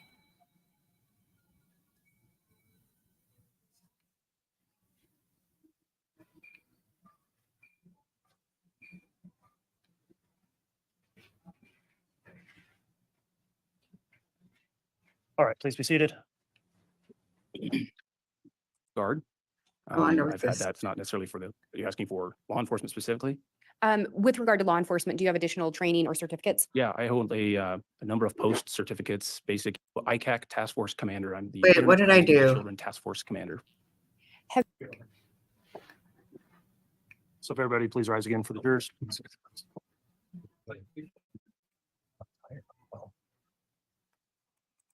Okay, I went too fast. Sorry. You know what, Legs? That's funny because my sister said last night she thinks that too. I don't know. I have to wonder. A lot of people think that Thank maybe you. Please be seated. Zulema was involved in that. But you guys, what I do understand about All right, the both witness has been placed Melanie's under oath. Ms. Blake, if you'd like to and commence with the rest, Zulema, you may. Thank their you. Would you please state your immunity name and spell it for the record? My name is Nicholas Edwards. is NICHOLAS, very, what's the right Edwards, word? EDWARDS. Where are you currently employed? So I'm employed with the Idaho Office of the Attorney General. How long I have you can't been think of the employed with right them? word, but they there could 5 very years. well be charged still. What is your current title or position? So my current position is the Idaho ICAC And I hope Task they Force are. Commander. I'm the Internet Crimes Against Children Task Force Commander. Have you held additional positions since you've been with the Attorney General's office? I have. What are the other positions? I was the lead over the Special Investigations Unit as well as the investigator there at one point as well. Prior to working with the Attorney General's office, did you have any other work in law enforcement? I did. I was employed with the Pocatello Police Department, the east side of the state, for about 15 years. And what positions did you hold within the Pocatello Police Department? Number of positions. I was in patrol. I also was a school resource officer at one point. I was also an active member of their special weapons and tactics team. I was a sniper team leader, honor guard, a couple of others, field training officer, a number of normal law enforcement positions in that city. And in order to be a law enforcement officer, do you have any additional training? I do. Yeah, I've got, I'm also an active member of You the Idaho know, Army National Guard. my understanding, I've had Frazzle, was not that they necessarily were for- going to you're have, asking for law enforcement specifically. wanna With say regard like to law 80 enforcement, do you have combined. additional training or certificates? Yeah, I hold a number of post certificates, basic, intermediate, advanced, master. and Also an instructor in topics, law enforcement topics to teach other. we police have to be officers up a to number like of 70 at topics to this include point. Sniper observer tactics, SWAT tactics, and others. And then you mentioned you also are a member of the National Guard. I am. So I'm a member of the Idaho Army National Guard. Yep. I The know Idaho he Army plans on National Guard. calling her I've been in the military Chad's children 24 years. now. and I currently possess the rank a of Command few Sergeant Major at expert the Idaho Training witnesses. Center here in Boise. There can't be too many Mm. people that he could Do you call. have any degrees? I do formal education. I have an associate's degree. And he in law does enforcement, hate a his bachelor's degree in criminal ex-sister-in-law justice, and I have a or master's his degree in sister-in-law. It's strategic not ex, leadership. I guess. And you talked about some And that's been a long positions you time, held in Pocatello involving SWAT and sniper way before you. training. Am I getting that right? Yeah, I was part of the sniper Met cover Lori team and for a lot of stuff. years. Trained with the team regularly. I'm gonna look, Also Frazzled, see if I can instructed find many something other on that. students on precision rifle courses. And then in your work on the SWAT team and or the sniper program, did you familiarize yourself with various types of weapons? I did. And particularly, did you work closely with rifles? I did. Did that include assault rifles? Yes, Do you also have experience with them being in the National Guard? I do. Have you ever used paintball guns? Yes, I have. And in what capacity have you used paintball guns? I've used them personally for recreation, but I've also trained with them. They're often a training tool for law enforcement and military personnel. And you Oh, indicated here we go. that your paintball previous gun. position with the Attorney General's office was part of the special investigations. I am. Yeah, it was. Do you recall being contacted or your office being contacted by Fremont County? Yes, And would that have been approximately April of 2020? correct. Did you become involved in an investigation at Fremont County's request at that time? I did. What was that investigation?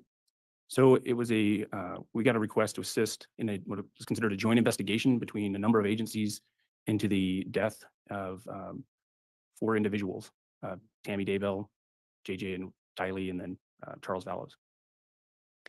Is it fair to say that a large focus of your investigation was into circumstances surrounding Tammy Daybell? Yes, Did you also assist in the investigations regarding the missing children? yes, At some point, did you assist in the investigation involving the homicide of the children? yes, Would it be fair to say that when you became involved, it was a joint investigation? it was. And do you recall some of the other agencies involved? The Fremont County Sheriff's Office, Rexburg Police Department, FBI, Chandler Police Department, a number of others. And through your investigation, did you conduct interviews? I did. Did you review various phone data? Yes, Did you review other documents? yes, Did you discuss the case with other investigators as you were going through? yes, And in preparation of your testimony today, did you create an exhibit? I have. Do you believe that this exhibit would assist you in testifying today? It would. Do you believe it would assist the jurors in understanding the evidence and testimony we'll be talking about? It will. Your Honor, I have what's been marked as State's Exhibit 398. I have a copy for counsel and I have a copy that has been initialed.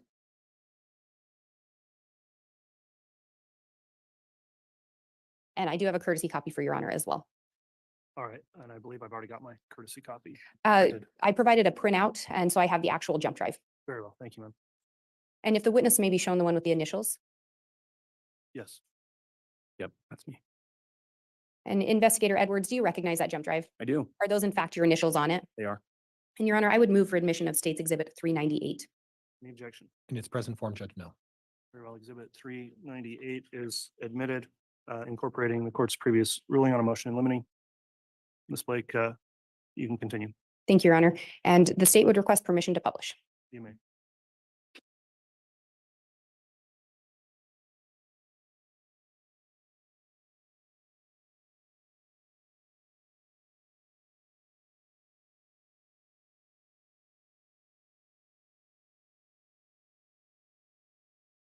And Investigator Edwards, were you the lead investigator into the Tammy Daybell case for the Attorney General's office?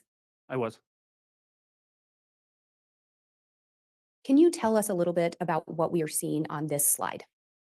So this is a timeline that I created when I came into this particular case. I came in late. We were April of 2020. And so in an effort to better understand the timeline and all of the information, I put it into a timeline chronologically to better understand what I needed to do.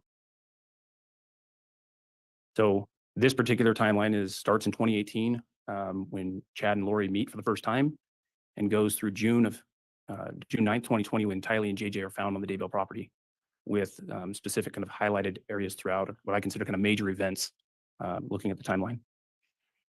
And with that first event. in Wait, I don't October of understand, 2018, Colin. I why was just, that the sorry, start I was point not of looking this at timeline for you. I believe that's Chad when for a this, minute. This case really starts. Yeah, I think that Wow. was the first recognizable event.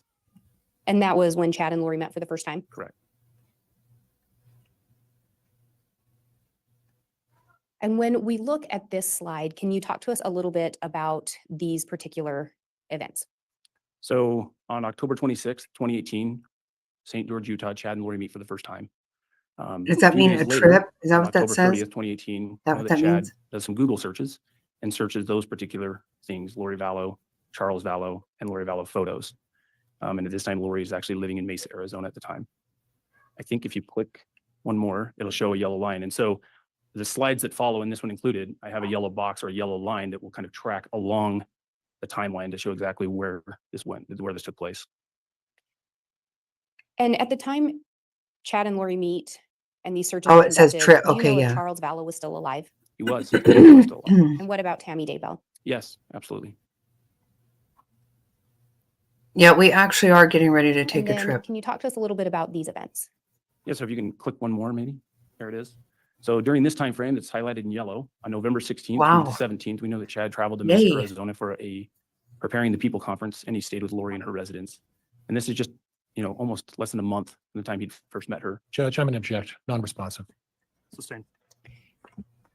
On that November conference, how long had it been since Chad and Lori had first met?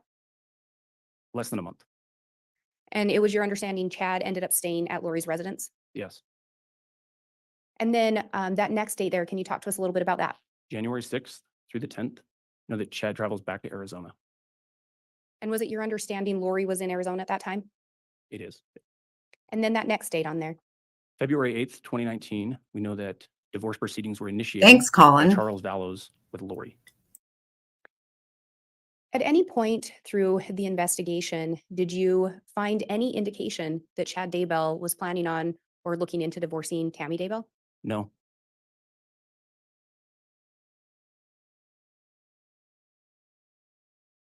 And can you talk to us about, Wow, this Colin, that's particular crazy. So again, we're moving kind of down that timeline, March 19th to the We 26th, did. I went with my 2019. sister Chad and my travels to brother. Arizona with plane tickets that had been purchased by Lori. Oh my gosh. and again, during this time, was Charles Vallow still alive? He was. And was Tammy Daybell still Wow, alive? thanks, Colin.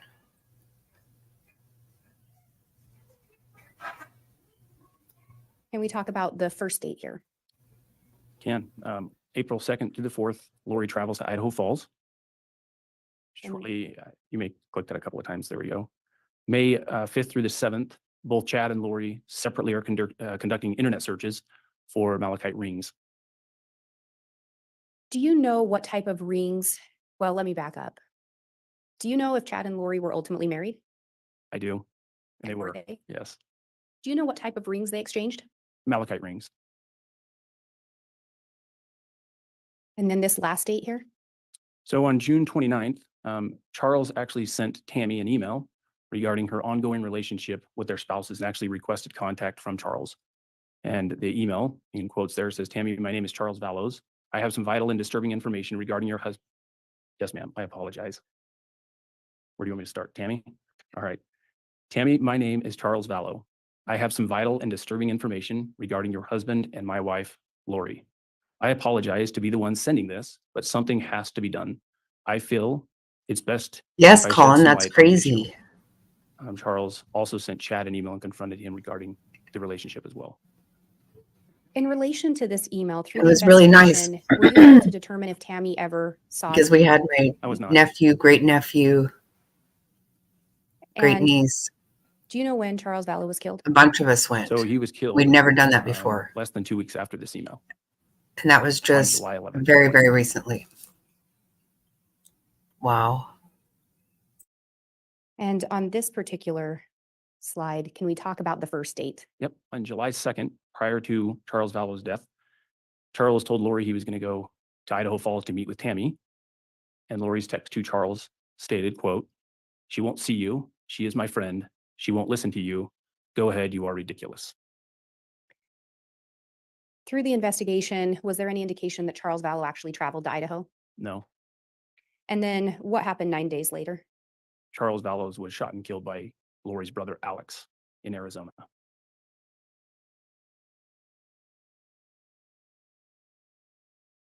And can you, starting first with the July 13th, 2019, can Yeah. you Wow, that blows my indicate mind. who the Thank you message is so being much. sent from and to, and read that message into the record? I can. So this slide in blue is Chad and in pink is Lori. So the first one is July 13th, 2019. Chad Oh, sends a thank text you, message to Colin, so Lori and much. says, I'm heading to Wow. bed so that I can come snuggle tightly against you. I adore you. You are truly my best friend on earth and throughout eternity. See you in a minute. And again, this is just 2 days after Charles Vallow is shot and killed. Correct. And then if you move to July 14th, if you would also read those messages into the record. Okay, I'll start on the left, July 14th, 2019. Chad states, I need so badly to just gently kiss you for hours. And then the time is 8:33 p.m. Chad again, it would likely lead to other activities. Time is 8:34. Lori replies, likely or lucky at 8:34. Chad replies, it would luckily lead to nakedness at 8:35. Shift to the other side. Yes, please. Okay. July 14th, 2019. I know that Chad has written a romantic sexual story called James and Elena and sent it to Lori. Chad sends a text. I love you, Elena, with heart emojis. We have an amazing love story, sent at 9:54. Chad again, heading to bed and then heading to Lily. Can't wait to talk in the morning. You are fabulous. Heart emoji, fire, kiss at 9:57. Chad again, definitely loving you throughout the night. Fire emoji. Oh fire my emoji gosh. at 2:32. And there's a reference there to James and Elena. Through the investigation, were you able to determine who James was in reference to? It was Chad. And who was Elena in And reference what's to? that? Lori. There's also a name in there, Lily. Did you learn who Lily referenced? Also Lori. And then if we move to the messages on July 15th, if you could read those into the record. July 15th, 2019, Lori sends a text message at 11:43. Taking off to Vegas. Last ones on the plane, just making it. Wishing you were on the other side of this flight. Love you so much. And then 2 heart emojis. Chad replies, love you more. Keep me posted, my beloved angel, with a heart emoji. And then looking at the next slide, can you tell us what we're seeing here? Yeah, so as we move, again, kind of moving down this timeline at July 18th, 2019, a text message from Lori to Chad, where she states, quote, so I talked to the insurance company. He changed it in March. So it was probably Ned before we got rid of him. They can't tell me to who, of course, but it's done. I'll still get $4,000 a month from SS, believe be Social Security, end of quote. And were you able to determine who Ned was Oh my in gosh, reference to through the Tracy, I wonder. investigation? Yeah, that next paragraph there, Ned is a name that Sorry about Chad that. and Lori assigned using it in reference to Charles Vallows. Charles had a $1 million life insurance policy with Lori as the beneficiary, but changed the Hurricane beneficiary to his Jr. sister, Kay Woodcock, approximately 4 months prior to his death. And It when is, you're reading I through mean, that I think message, did to it catch your me, attention? It did. they're just And what about it caught your wrapping it attention? up. That's what I feel Clearly, is this is happening with the something that was of prosecution importance right to both now. of them, I don't know that. Chad and Lori. I feel they're just finishing it up And then and looking at the tying next off slide any little here, are ends. these additional messages that were recovered that were between Chad and Lori? They are. And starting with the Oh July no, 18th, Canine, would take you read a those messages into the record? Motrin or July something. 18th, 2019, Lori sends a That text sounds like message. it hurts. This is sweet. I miss you desperately. Heart emoji at 8:34. Chad replies, you are so adorable, beautiful, wonderful, heavenly, luscious, and angelic. So many divine attributes rolled into one dynamic, desirable package. I want you even more desperately than you want me. 2 kiss emojis. And then the next one's on July 22nd. Can you also read those in? I can. Chad sends a text message at 2:45 p.m. Love you. Going with Garth in an hour to see the other side of heaven too.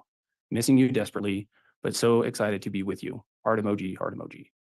Lori replies, you will love it, with a heart emoji. Chad replies, not as much as I love you, with a heart emoji. Lori replies, I love you. You will enjoy the scenery. Looks a lot like Kauai, a lot. Looks like Kauai a lot, with 2 beach emojis. Yes, frazzled, very tacky. Chad replies with a smiley face. Lori replies, hopefully we will be there someday soon together. Chad replies, that is the plan, with a fire emoji. Lori states, and Oh my greatest gosh, desire. Canine, that's hilarious. Was there something about these particular messages that caught your attention? That's second to last one where Chad states, that is the plan. We talked before that Chad and Lori were married. Do you know where they ended up getting married? In Hawaii, And do you know when they were married, if Kylie and JJ were present? they were not.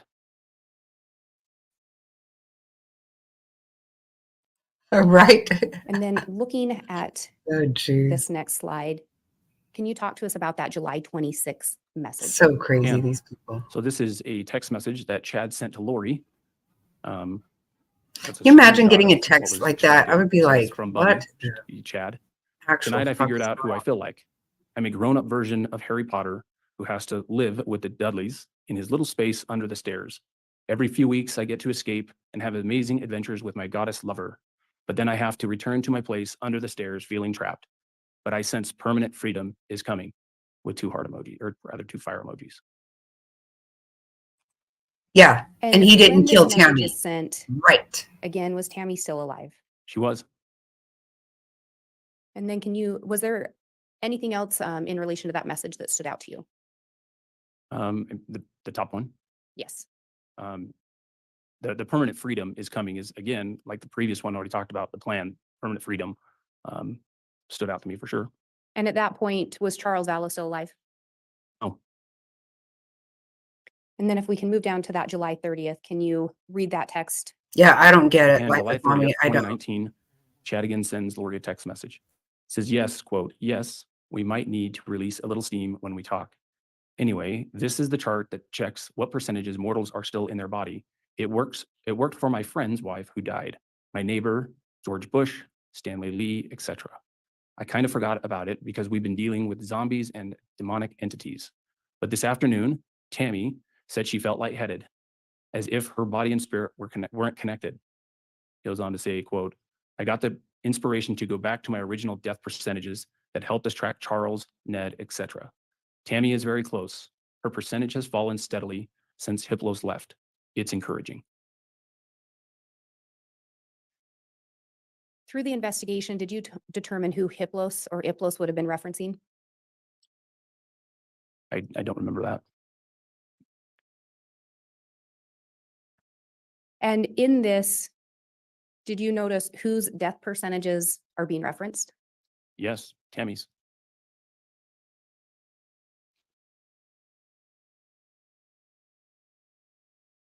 And can you talk to us a little bit about what we're seeing on this next slide? So August of 2019, we know that Chad again traveled to Arizona where he stayed with Lori.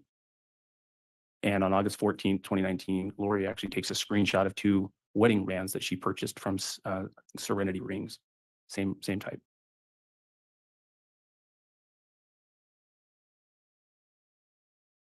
And again, at this time, Tammy Daybell is still alive. She is. And on this next slide, can you tell us a little bit about what we're seeing here?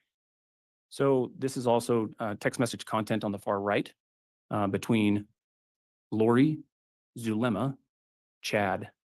On September 15th, 2019, Zulema travels to Rexburg under the Lori and Chad's direction. Zulema then assisted Chad in getting out of the house so that Lori and Chad could meet. And that's evident in the text message. The top one is a text message that's actually from Chad that is sent to Zulema from Lori, if that makes sense. But from Chad, he says to Lori, please have Zulema send a message to me that she's in Rigby and wanted to see if I could come listen to her talk tonight about her trip to Chile. Lori then sends a message again to Zulema. He wants you to send a text so he can come talk to us tonight. Zulema then sends a text message complying with Chad's request to Chad. Hello, Chad. I'm in Rigby. I want to see if you would come listen to me talk about my trip to Chile. Chad replies to Zulema, tonight? ? Zulema replies to Chad, yes, tonight. Chad to Zulema, I can be there at 7:30. Thanks. And then Zulema to Chad, awesome. See you then. And then there's another note there regarding September 16th. What did you learn regarding September 16th? That on September 16, 2019, Chad, Lori, Alex, and Zulema traveled to Mesa Falls and Island Park together.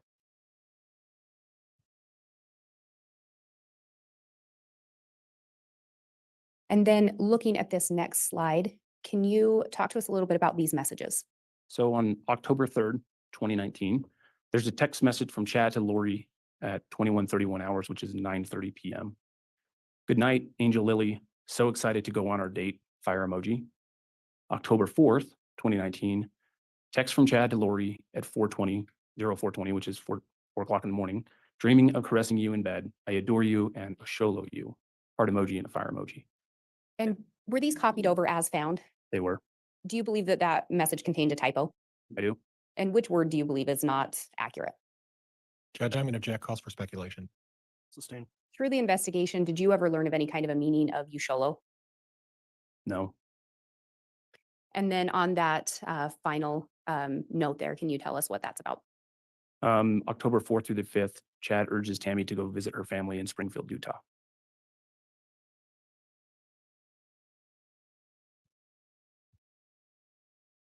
Through the investigation, did you learn if Tammy actually made that trip? She did.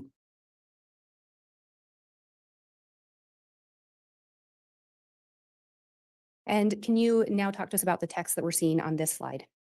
So during these texts, we do know that Tammy has made it down to Utah during this time, during these text messages.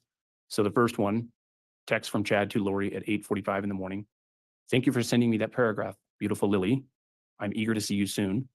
Trying to hasten her departure. I love you endlessly, with a kiss, heart, and fire emoji. Same day, Chad to Lori at 10:24 in the morning. Again, Tammy is still in Utah. It is dragging on here, but I should be to your house around 11:15. I want to talk to you first, of course. So maybe tell her I can talk from 2:15 to 1. And then a follow-up text from Lori to Alex, her brother, at 4:29 in the afternoon. Again, Tammy's still in Utah. Well, we are supposed to go on a real date tonight, but we are discussing it. Perhaps an evening at home would be better, so we are not out and about.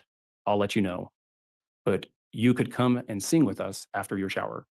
Heart emoji. The last one, October 5th, 2019. Again, Tammy is still in Utah. There are 3 deleted messages on the Lori Vallow iCloud account from Chad. And those are going to be shown on the next slide. And in relation to when Tammy was in Utah, do you know where Lori was living at that time? At that time, she had actually moved up to Rexburg. And do you know where Chad was during that time period? Rexburg. And if we move to this next slide, can you read these messages as well? Can. These text messages were sent to Lori Vallow from Chad Daybell just days before the attempted shooting that we get into in the next slide, I believe. First one, hello, sweet Judge, angel. could I have some foundation as to the date these text messages supposedly took place? Remember, he was supposed to think the be witness just working indicated that that, Your Honor. weekend. Remember, at his non-existent job. The also, if we move that message just barely up. They do it's, call on some really timestamp on crazy there. ass shit. You know, since he gets information beyond the veil and all this crap, how come he didn't know that all of this Can you see the, horse shit was going I to can be see played the out dates. for the whole damn world to It's gonna hear? be right around the same date at the bottom. I mean, I would be So the first mortified one- if I wrote Judge, shit I'm going to like object at this. this point. There's no indication of who sent these messages to who. In fact, the Even when they're not even notation talking says about unknown. killing people, they're and freaking weird. Your Honor, I think if you look over creepy to the and- right-hand screen, there's an indication they're on the slide of who the married. text messages God, I might to and hate from. this. Okay, And Judge, could I voir dire a native objection? well, in lieu of that, the exhibit's been admitted. I think that's appropriate for cross. There is an indication, so I'll overrule the objection at this time. Ms. Blake, this is a lengthy enough exhibit. I think we are going to need to break for lunch before we get through it, and we're right at noon. Is there a time you think that's more appropriate to stop than now? I had intended to just get through this slide and then stop, but if the court would prefer we stop now, we can absolutely do that. Let's go ahead and go through the slide. That's fine. Thank you. If you can read these into the record. I can. First text message. Hello, sweet angel. Big news about Tammy. Please let me know if you are awake and can talk. I love you. And then 2 emojis.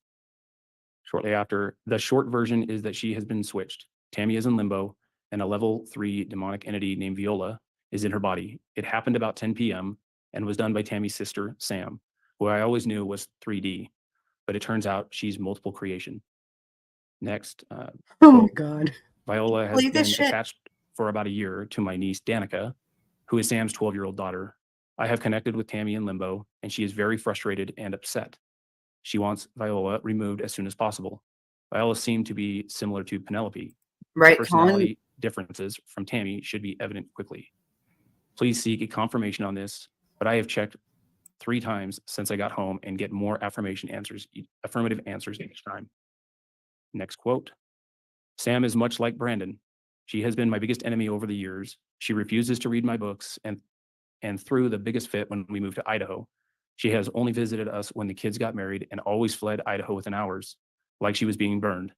She's definitely comparable to Brandon and Summer. The last text, not fully sure of the timing for removal, but once her actions verify the differences, I don't want to wait. And Your Honor, if we would like to break for lunch now. Okay, let's go ahead and do Hey, that. Lynn. We'll take our lunch recess at this time. Come back on the record if we can at 1 o'clock, please. All rise, please.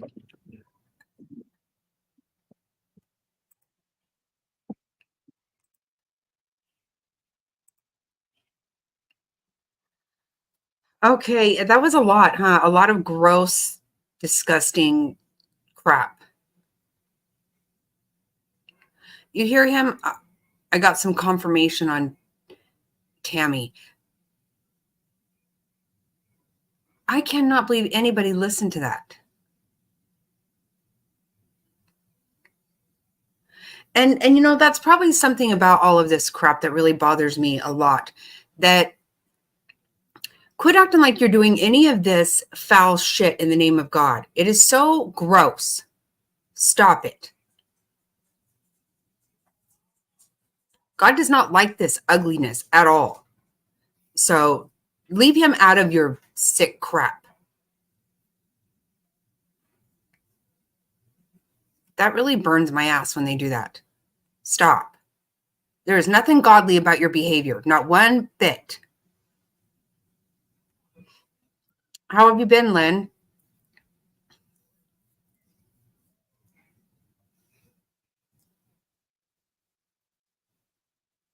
It does. I don't know why, but it just does for me. It does. You know what? You know, whatever you are, but leave God out of it. Seriously.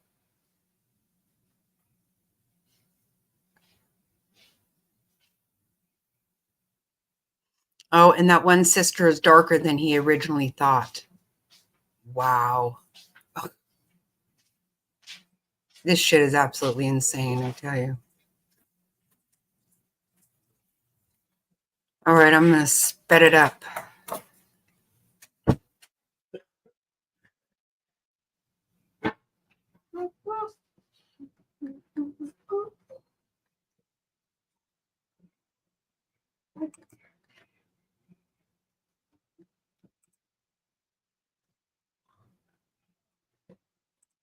There's old Frumpty Frump.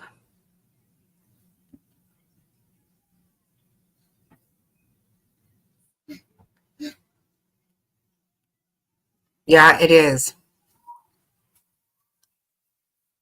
I just wanted to get laid. I know. That was his pickup line. We were married in these other dimensions and whatever. Get the fuck out of here. So you mean I had some really poor taste in my other life? Is that what you're telling me here?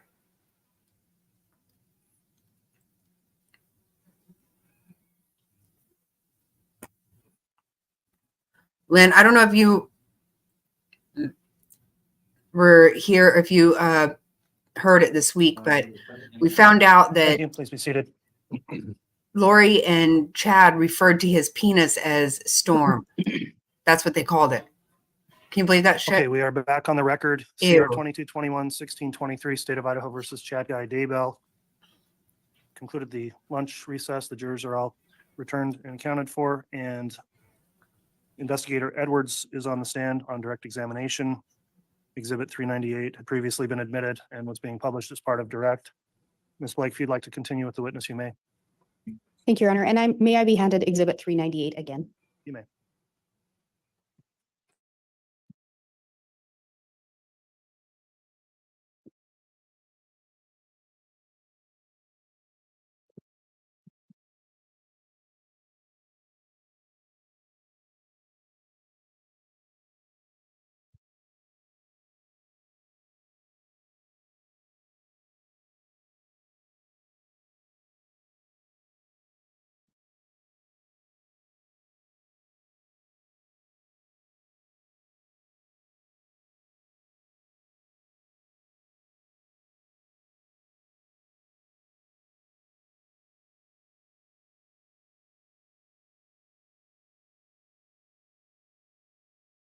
It is not wanting to go up.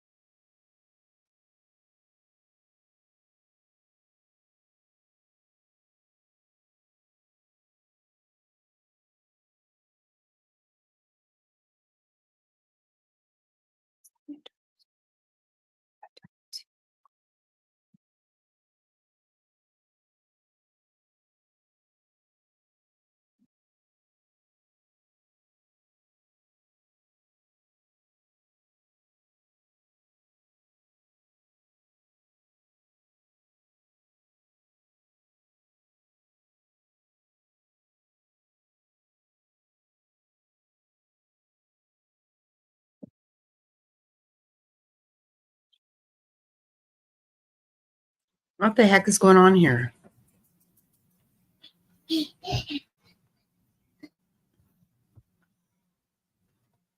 Yeah, I think so too, Kanon. They just.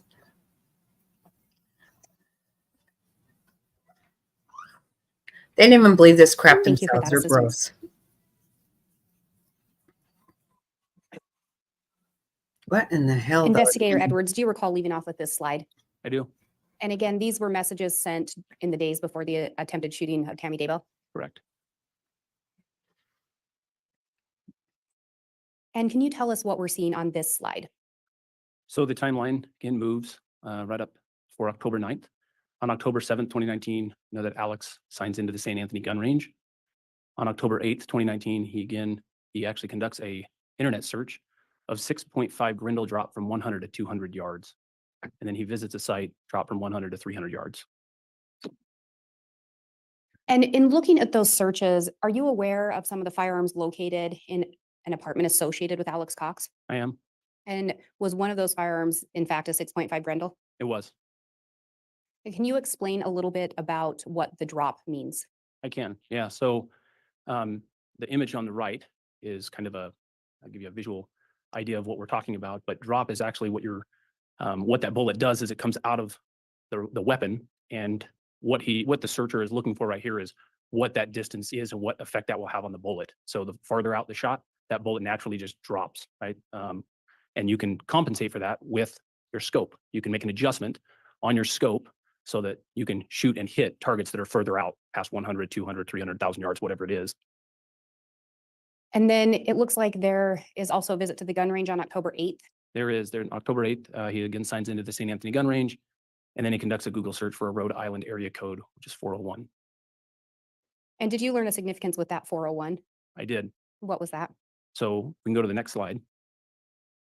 There's a 401 number that is used by Chad Daybell. To date, this phone has not been located, but two burner phones are used for the first time on October 9th at about 9:15. A burner phone is an investigative cell, or an inexpensive cell phone rather, designed for temporary or sometimes anonymous use, and then it can be discarded. And I think you indicated there were two burner phones. There were Do you know who those phones were associated with? Alex and Chad. And then there's an indication here as well of some real phone numbers.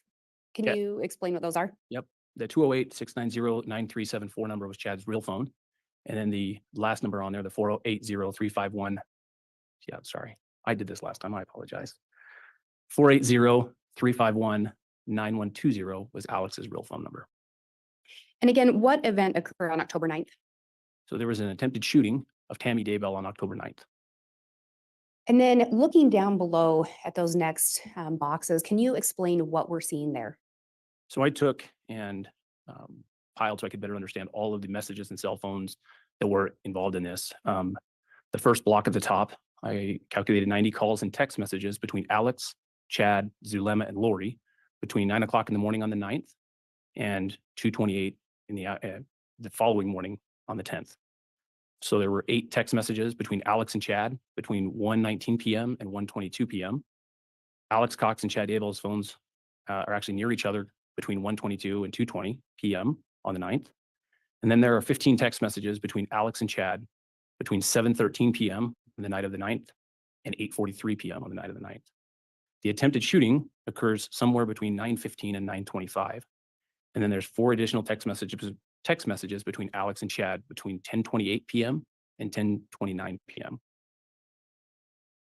And through your investigation, did you determine where Zulema and Lori were on October 9th? I did. Where were they? They were in Arizona. Did you learn of anything that they were doing on October 9th? I did. What was that? I learned that they were doing a casting about the same time. Do you know where Chad and Alex were located? I do. Where was that? In Rexburg, Fremont County. And when we see these messages being exchanged between Alex and Chad, was that a combination of all 4 phone numbers listed here? It was.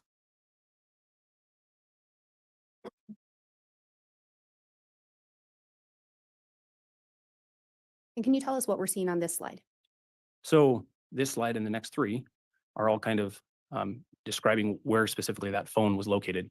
So the first phone that we talked about, Chad's burner phone, what I call the 401 number, There are text messages between Alex and Chad between 1:19 and 1:22, and those phones, Chad and Alex's electronic devices, are at Alex's apartment or at or near Alex's apartment between 1:22 and 2:20 p.m. And when you were going through this, did you use location data collected by other officers or agents? I did, You did not plot the data points yourself. correct. And what are we seeing on this slide? This is what I call Chad's real phone, the 208 number. There are 8 text messages between Alex and Chad between 1:19 and 1:22 on the same day. Again, Chad and Alex's electronic devices are near Alex's apartment between 1 and 2:20. And on this one? So this is the Homer J. Maximus Gmail account for Alex, which is attached to Alex's real phone, 480-351-9120. And again, Chad and Alex's electronic devices are at or near Alex's apartment between 1:22 and 2:20 p.m. And with this slide? So this is where it changes. We know that Alex's real phone then travels south to Idaho Falls. And so between 2:40 and 3:18 p.m., Alex's electronic device travels to Idaho Falls Sportsman's Warehouse. And on this slide? On October 9th at 4:11 p.m., there's a transaction that consists of 5 items that are listed below that Alex purchases. A woodland cap, flint mitts, some gloves, thermo 3-hole FAs, and a picture on the next slide, bullfrog rain jacket, and then a Dr. Pepper. And you said rain jacket. Did you mean pants? Pants, I'm sorry. Yes, rain pants. And these are images of those items? Correct. And do you know if these were actually photos taken or obtained by Agent Wright? Yes. And what are we seeing on this slide? So this is now that same day, Alex's electronic device has since gone back up north towards Fremont County and actually drives past the Daybell residence. The device moves to the area of Daybell. You can see that it comes up, the little green CD little image is the Daybell property or residence, and the arrows indicate the travel that Alex's device went. Through the investigation, did you learn of anyone besides Chad that Alex knew in that vicinity? No, And what are we seeing on this slide? this is a few minutes after he goes past the residence. He basically turns around and comes back past the Daybell property. As part of your investigation, did you review the events of October 9th of 2019? I have, And to be clear, you were not involved in that initial investigation. that is true. Can you talk to us a little bit about what's indicated on this slide and what we're seeing? So this is the 2 photographs. The one on the left is an overview of the Daybell property. You can see that there's a driveway that comes in off of 200 North, and then another driveway that comes in off of 1900 North.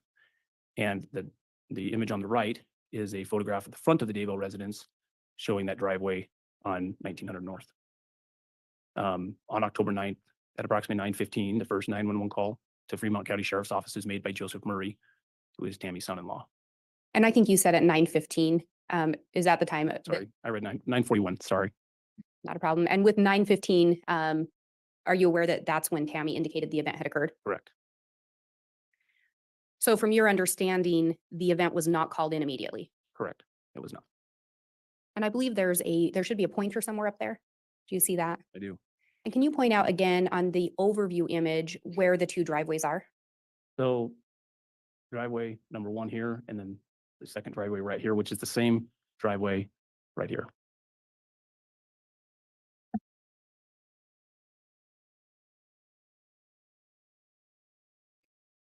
And can you, as part of the investigation, did you review some of the contents of a device associated with Tammy I did. and some accounts associated with her? Yes, Do you recall looking at this particular message? I do. And can you read it into the record? Again, on October 13th, 2019, Tammy sent her son, Mark, an email, who was serving an LDS mission at the time. And it says, quote, "I was coming home from clogging. It was about 9:15, and I backed into the front driveway. I was getting some items out of the back seat. We had made freezer meals for enrichment that night and my clogging shoes. I realized someone was by the back of the car. I looked up, thinking it was Dad or Garth to help me carry stuff in. Nope. It was a guy dressed in all black with a ski mask on, pointing a rifle at me. I think I was a bit in shock because I just said, 'What do you think you're doing?' Then I noticed the rifle was actually a paintball gun. It had a hopper on top. The guy started pulling the trigger, and I could just hear the clicking and a whooshing sound of an empty paintball gun. He stayed standing by the back of the car, just pulling the trigger while pointing the gun at me. For some reason, I kept asking him what he thought he was doing. At that point, I was actually more annoyed than scared because he was standing between me and the door, and he didn't step toward me or even say anything. The scared part came after, when my brain thought of the other things that could have happened. The thought crossed my mind to hit him with my clogging shoes. But first, I looked toward the house and yelled, "Chad." Then the guy ran off around the north side of the house. I ran in the house and got Dad and Garth. In this email, do you see the different references made to the weapon? I do, And how does Tammy initially identify the weapon? as a rifle. And do you also see where she talks about it actually being a paintball gun? I do, And then do you see in parentheses where she added some clarification? yes. And what, if anything, would that indicate to you? Response was played. Your Honor, I think in his investigative capacity, I'm asking if that indicated anything to him as an investigator. Judge, it doesn't allow him to speculate about what was the purpose of this comment in an email. That's speculative. Also saying that. Tammy provided clarification with relation to that paintball gun. Is that correct? She did. Are you aware of anything that can resemble a hopper on a rifle? Yes, What would that be? a scope. Do you also see an indication that the individual is doing more than simply pointing the firearm? Yes, And what did you see in addition to that? he keeps pulling the trigger, pointing the gun at her.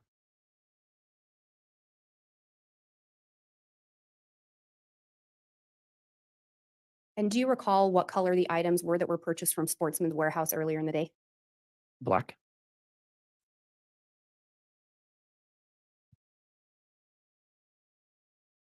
And I previously asked you what on a rifle could resemble a hopper. Can you tell us what we're seeing in that first image, the top one? So the top image is the 6.5 millimeter Grendel AR that was recovered. It belonged to Alex Cox.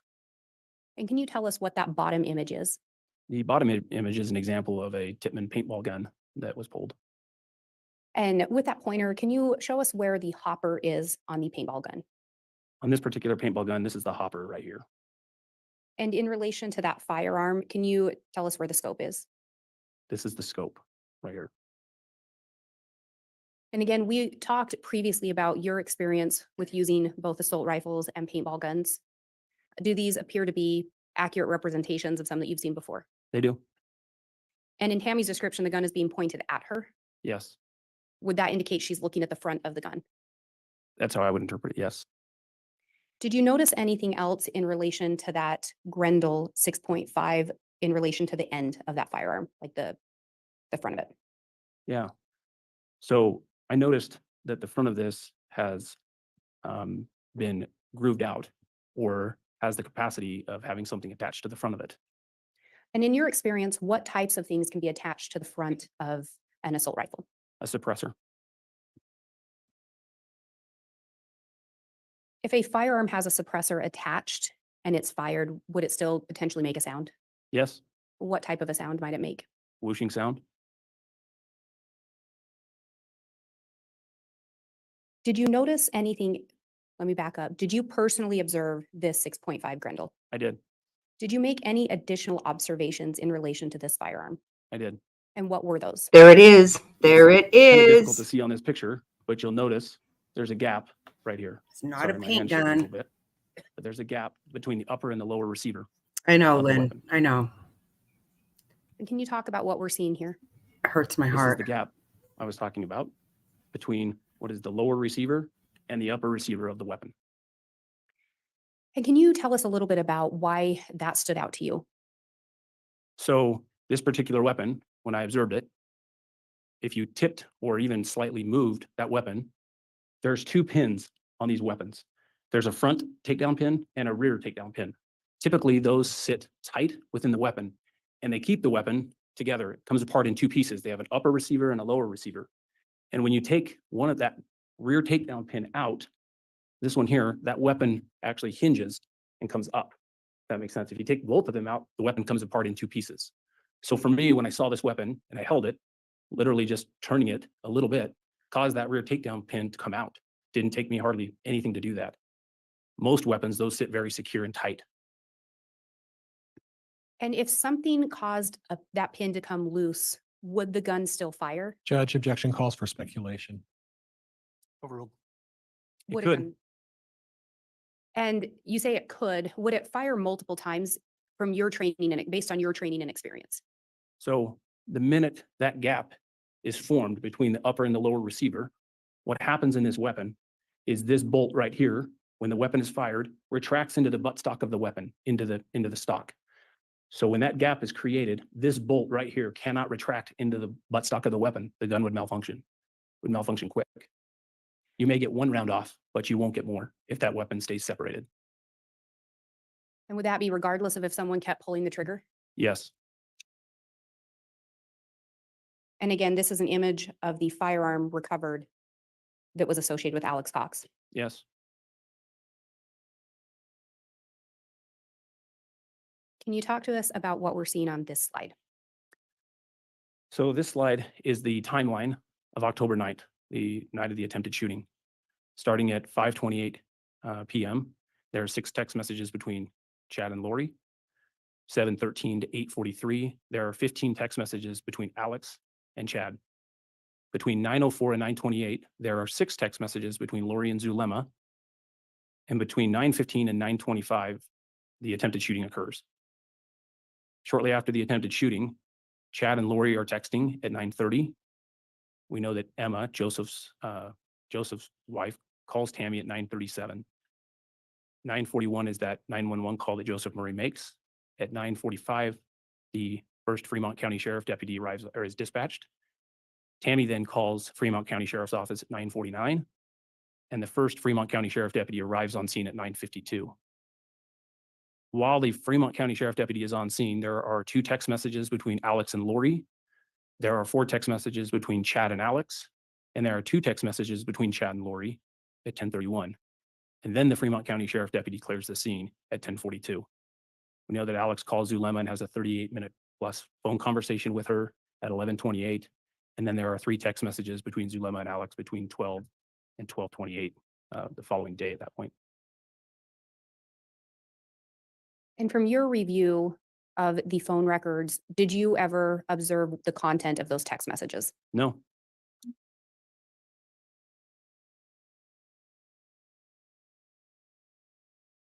And then can you tell us about this slide? so on October 9th, there is an internet search that Alex conducts on how to clean an AR. On October 11th, he then makes a few more internet searches, which include how to drill baffles to make a suppressor, will a 6.5 Grendel shoot through a windshield, 2008 Dodge Dakota steel body thickness, what gauge steel are the doors of a Dodge Dakota made of, how thick is 22 gauge steel. He then visits the sites, making a homemade silencer, build your own silencer, and what caliber would penetrate a windshield. And the bulk of the searches contained on this slide were 2 days after the attempted shooting of Tammy Daybell. Correct. And again, on October 9th, was Tammy Daybell actually shot? No, Was there any significance in relation to that Dodge Dakota? there was. What was that? The Daybells owned a Dodge Dakota.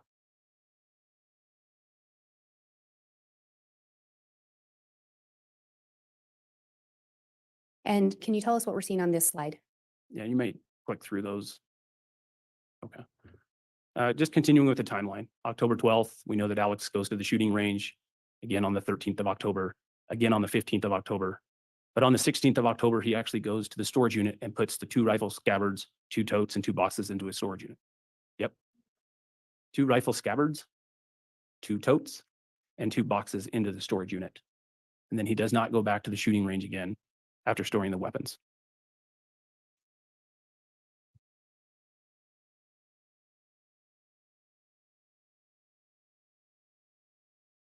As part of the investigation, did you also focus in on October 18th? I did, And why was that? because on October 19th, Tammy Daybell was killed. Objection, Judge. Sustain. argumentative. Sustain. Judge, I'd like, I will strike that response. Lynn, Do have know you if heard the Tammy way Daybell was about pronounced her dead on in here October too? 19th? She was Try to body shame her, act like she And what wasted are we her seeing on this time slide? playing games. on October 18th. This is Chad's wasn't 401 in number that is utilizing the towers good that physical provide shape. coverage to his residence. Oh my At God, it's 9:54 horrible. a.m. when it receives And a she text was message from in great Alex's shape. 334 number, and Chad returns that text message at 10:40 a.m.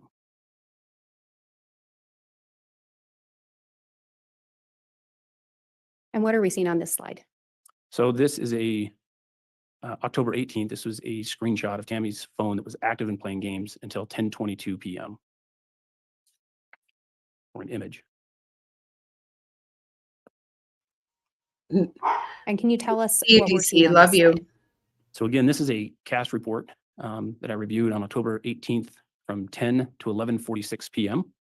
We know that Alex Cox's phone is near the Daybell residence from 10:07 to 10:45 p.m. at the LDS church, which is just south of the Daybell property, about 2.6 miles away. Alex's phone does not provide any data from 10:45 until 11:53 when it's actually driving away from the LDS church on Highway 20. We know that Alex's phone then goes to Idaho Falls and where it stays at a hotel. Do you know at that time if Alex still had a residence in Rexburg, Idaho? I don't remember if he did or not at that point. And again, through the investigation, did you learn of anyone besides Chad Daybell that Alex knew in that vicinity? No. And can you tell us what we're seeing on this slide? So this timeline is similar to the one from the 9th, but this covers the 18th to the 19th of October between 6:13 and 12:35 a.m. Between 6:13 to 8:24 p.m., there are 6 text messages between Chad and Lori. Between 6:56 and 8:24, 6 text messages between Lori and Alex. At 8:44, Chad texts Alex. At 8:47 to 9:04, there are 12 text messages between Alex and Lori. 8:52 p.m., Lori texts Chad. 9:35, Alex texts Chad. 9:43, Chad texts Lori. 9:59 to 11:12, there are 11 text messages between Zulema and Lori. At 10:07, Alex's phone arrives at the LDS church that we just talked about. Between 10:12 and 10:28, there are 4 text messages between Alex and Chad. 10:22, Tammy's phone is active playing games. 10:23 to 10:54, there are 10 text messages between Alex and Chad. And at 11:28, there's a single image that is deleted from Tammy's phone. Chad then sends 2 text messages to Lori between 11:34 and 11:35. At 11:46, like we just talked about on the last slide, Alex's phone leaves the LDS church parking lot and heads south. At 11:53 to 12:09, Alex calls Lori. At 12:10, Lori sends Zulema a text, and at 12:35, Chad sends Lori a text. And during this time frame through the investigation, did you learn Lori was in Hawaii? Yes, And is it your understanding Dilemma was in Arizona? it is, Where did you understand Chad and Alex to be? both in Fremont County. Can you tell us what we're seeing? Actually, I'll back up here. Are you aware of where Tammy was ultimately buried? I am And where was that? in Utah. Do you know when her funeral was held? I do. When was that? So her funeral was held on October 22nd in Springville, Utah. So 3 days after she was pronounced dead? Correct.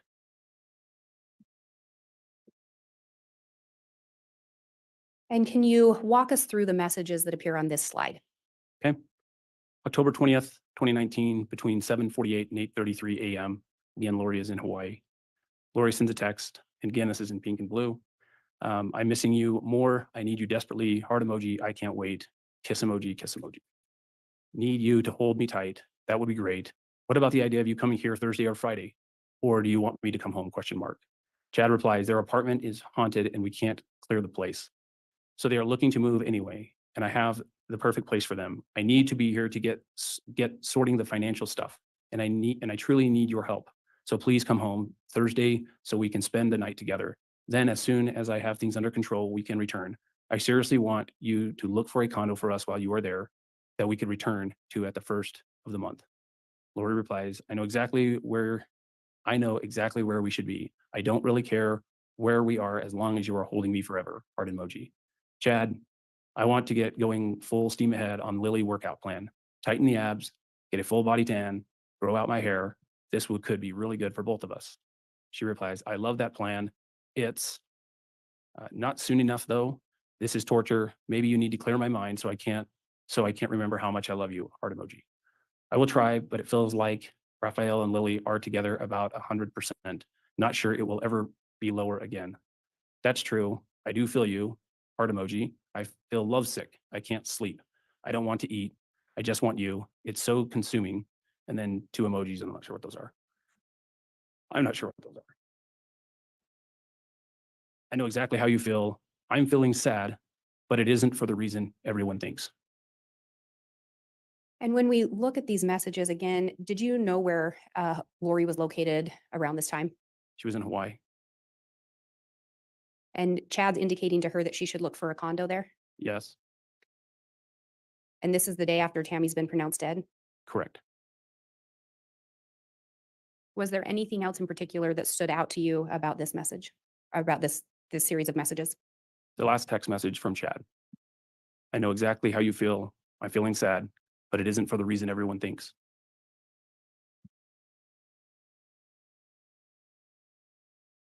And then if we can go through the messages on this slide as well. So this is October 20th between 7:48 and 8:33 a.m. Again, Lori's still in Hawaii. What is on your agenda today? Chad replies, need to get ready to meet with the mortuary, but I hope to be able to talk in a few hours after I get my parents to go home. I love you so much, my sweet Lily. What time does Audrey arrive? Lori replies, she gets here at 2 my time, so 6 your time. We are going to Sacrament at 9 to see Lisa, hopefully. Kiss emoji. I love you, heart emoji. 3 days later, another text message at 8:24 a.m. Again, Lori is still in Hawaii. I love you, Lily. Eagerly anticipating our alone time, craving you intensely. 3 fire emojis. At this point in time, were JJ and Tylee missing? Yes, Was Tammy deceased? she was. Was Charles also deceased? He was.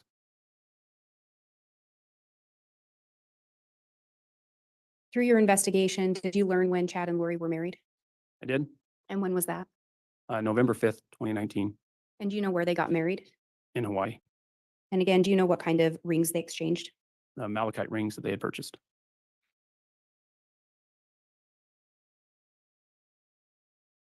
And can you talk through what we're seeing on this slide? So this is a slide on the insurance policies.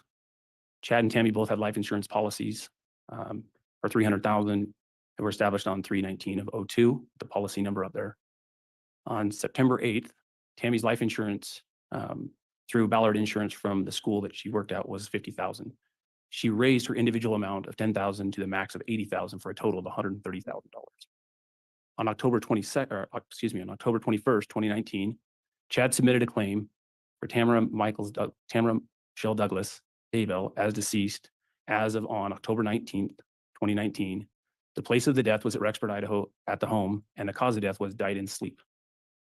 On October 31st, Chad received a deposit of $300,000 in life insurance. On October 8th, he received an additional $130,000 life insurance proceeds. And I think on that last one, you said October. Did you mean November? I did. I apologize.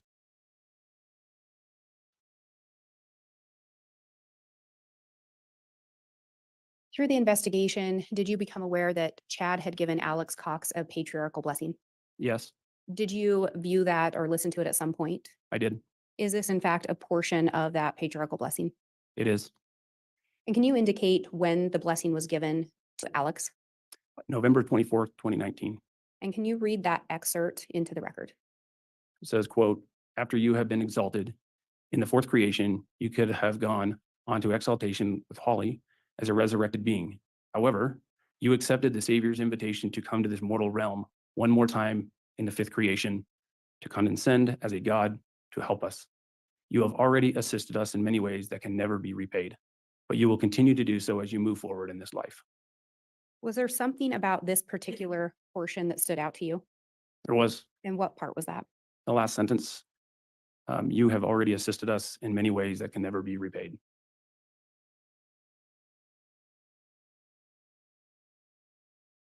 And then can you talk through what we're seeing on this slide?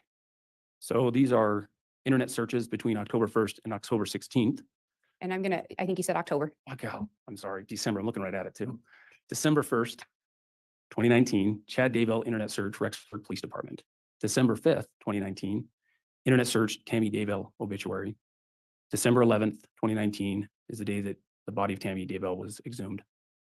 October 12th, 2019, Alex Cox is found dead in his apartment in Chandler, Arizona. And December 16th, 2019, Chad Daybell internet searches authorization to discern a body in Utah, Utah Administrative Code, Utah Administrative Rules, Springfield City Cemetery, Tamara Daybell autopsy, our law firm, Utah 4th District Court, Utah State Court Directory for the contact information. And Alex Cox was found dead on December 12th of 2019. He was. As part of your investigation, did you also assist in a search on the Daybell property in June of 2020? I did. And do you know what the search was for? Tylee and JJ, Were there multiple agencies involved? there were. Were you in charge of the search? No, Did you assist? I did. What specific tasks were you given in relation to that? I was directed to search on the north side of the property under the tree where JJ was found. And did you in fact assist with that? I did. Were you present when his body was recovered? I was. I have no further questions. All right, thank you, Ms. Blake.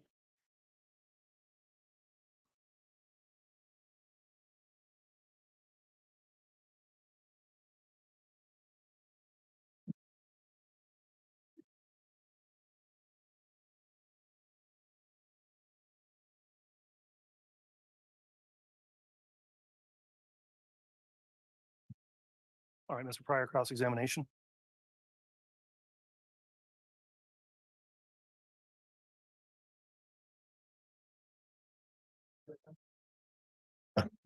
The Elmo device.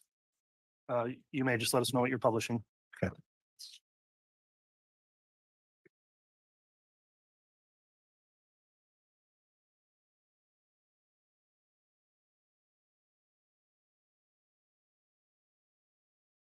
Judge, we're going to start out with Exhibit 398, the officers, and is it investigator or officer? I'm sorry. Investigator's fine. Okay, investigator. And Your Honor, may we approach just briefly? Yes.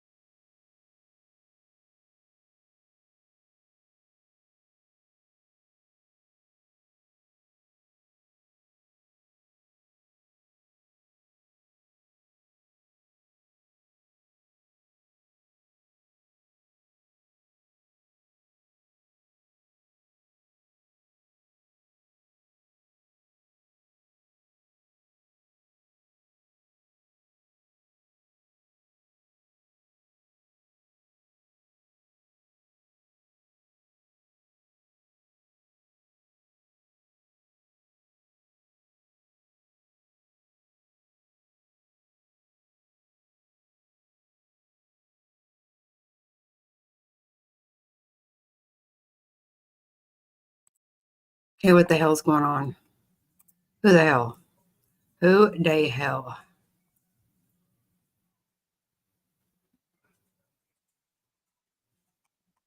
All right, at this time, we are going to take the mid-afternoon recess to work out an exhibit here. We'll come back on the record. We'll try to do that about quarter after. And so we'll be on break till then. All rise, please.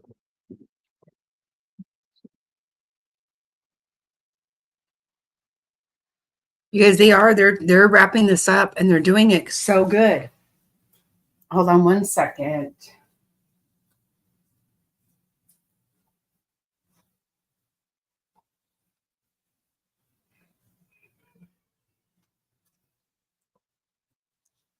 Okay, watch out, baby. Watch out.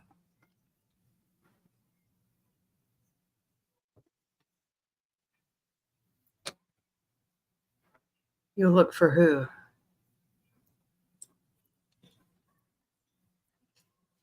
Okay, I don't know what's going on. Don't know what's going on. I don't know. Okay, I just want to show you. So I do have a couple of shirts I got done last night. I left my glasses in the other room. Yes, I did. Hello, Faith.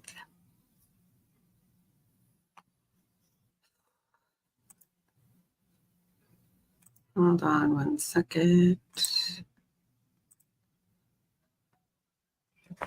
Okay. God, I can't see very well. Okay, I got a couple of shirts done last night. I'm going to continue working on all of this.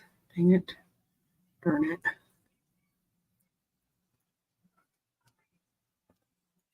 I got some other really cute stuff to work on my swag bags. But so here's one shirt. Let's see if you can see it good or not. And of course on the back.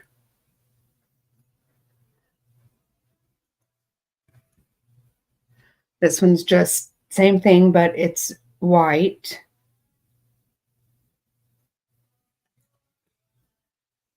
Same thing on the back. And I'm going to get another one of the other ones done during this last bit of testimony because they did, right? I think so too. I love it. I am in love with it. Thank you. Thank you very much. Yeah, I just got, Jack just had his lunch and now he is racked out. Him sleeping. So this last bit of testimony I will work on. I have a few shirts to get done, but I just want to get one of the other ones done. And you guys are going to be surprised because I changed it up a bit. Okie dokie.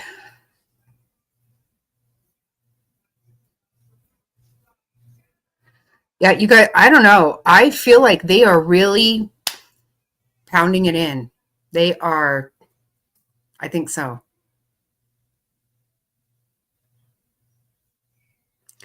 I think the D is fucking done. Done.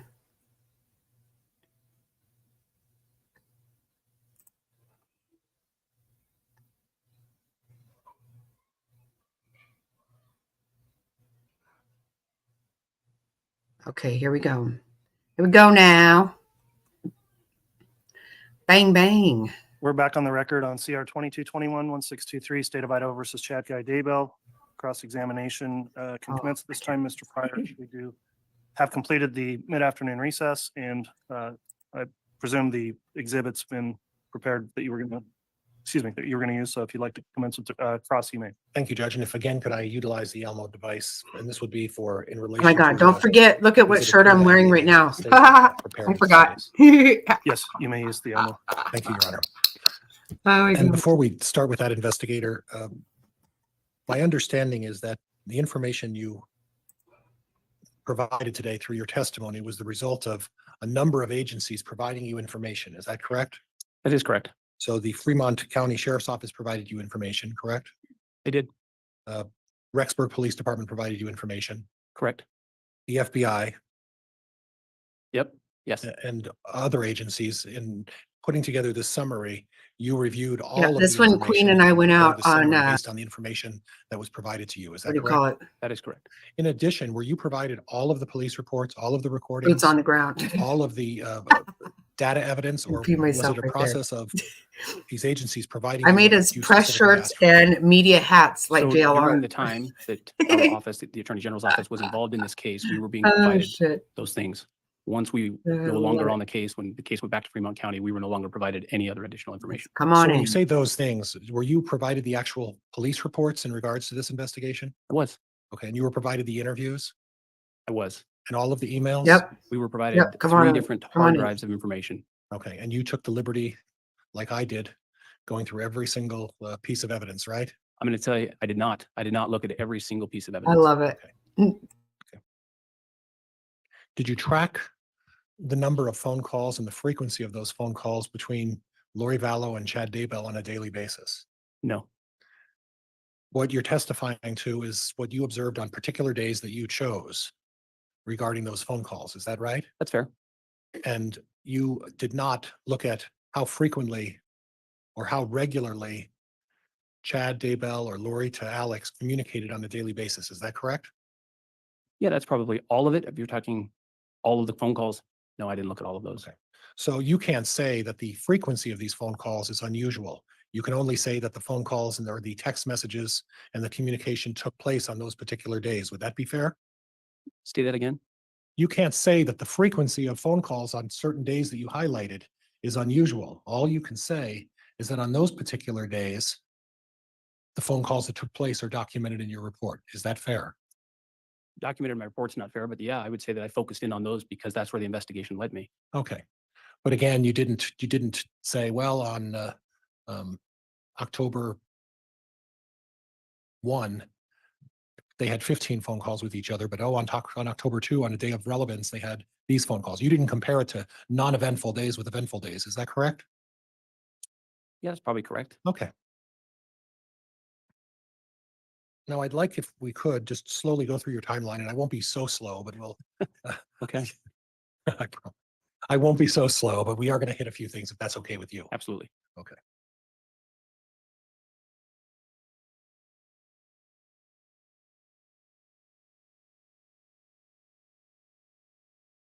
Oops.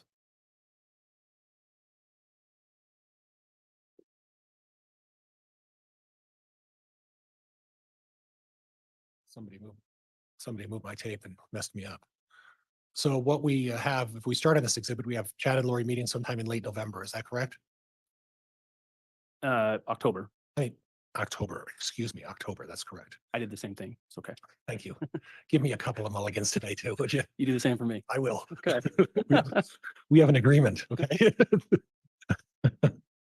And then we have the date of Charles Vallow's being killed by Alex Cox. You see that? Yes, sir. And as part of the sharing of information, you are aware that Chad Daybell is not criminally implicated in the murder of Charles Vallow, correct? I'm not sure on that. Oh, okay.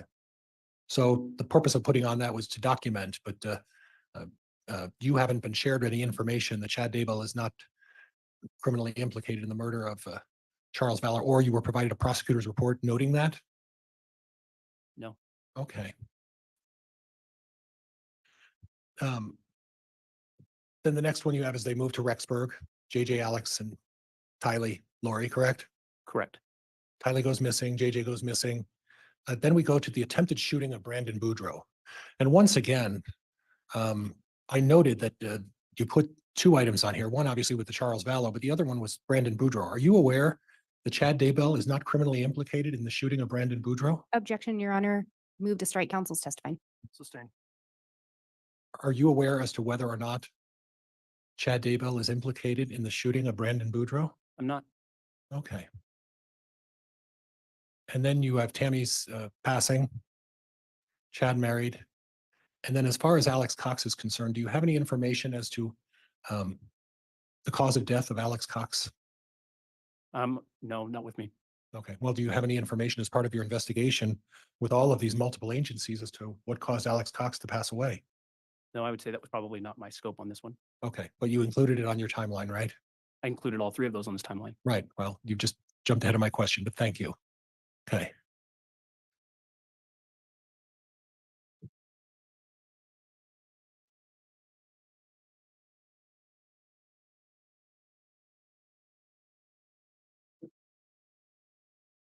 And just very quickly, you noted that, was that the date, the 26th of 2018, that Chad and Lori first met? That's what I believe. That's what I was given. So when you put down the 30th of 2018, Chad doing some searches, do you find it particularly unusual that two people who find themselves enamored with each other would Google search each other? No, I don't. Okay. All right. Thank you. Yeah.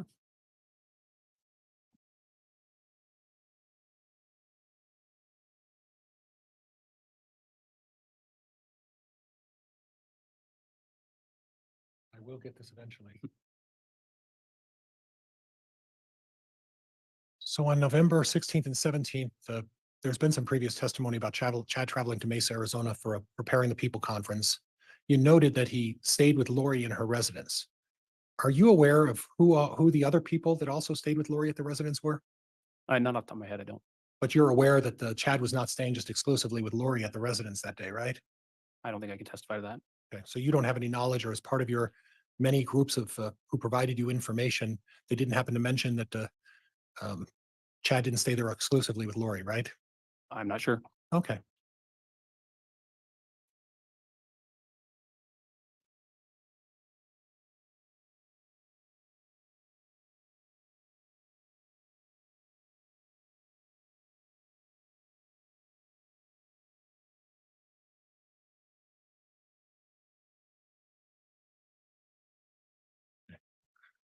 On the May 7th to May 5th through 7th, the search for malachite rings.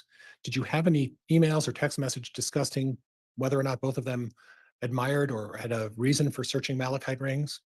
Not that I remember. Okay. Or did you take the time and effort to research what the purpose is behind malachite rings? I do remember reading that. I don't know if I could speak to it today on what that Okay. meant. Would it jar your recollection if there was some reference to the healing powers of malachite? Does that refresh any way your recollection? No. Okay. Now we see an email from Charles to Tammy, and this is June 29th of 2019, right? Yes. And at that point, we don't know, particularly through your investigation, when Lori and Chad began seriously this affair, do we? No, sir. We can't pin it to a specific day, can we? I cannot. But we know at this point something's up, right? I think that's fair. Okay. And at this point, it appears that by way of this text message, Charles has discovered something. Would you agree with that? Yeah. Now, do you have any information that shows that any evidence that you've been provided through these numerous agencies that Tammy Daybell blocked Charles's email to her? Did Tammy Daybell blocked? Say that again. Did Tammy Daybell block Charles from emailing her anymore? Do you have any information to that effect? I do not. No. Okay. Did any law enforcement agency or anybody's otherwise through your network of officers helping you provide you information to that effect? Okay.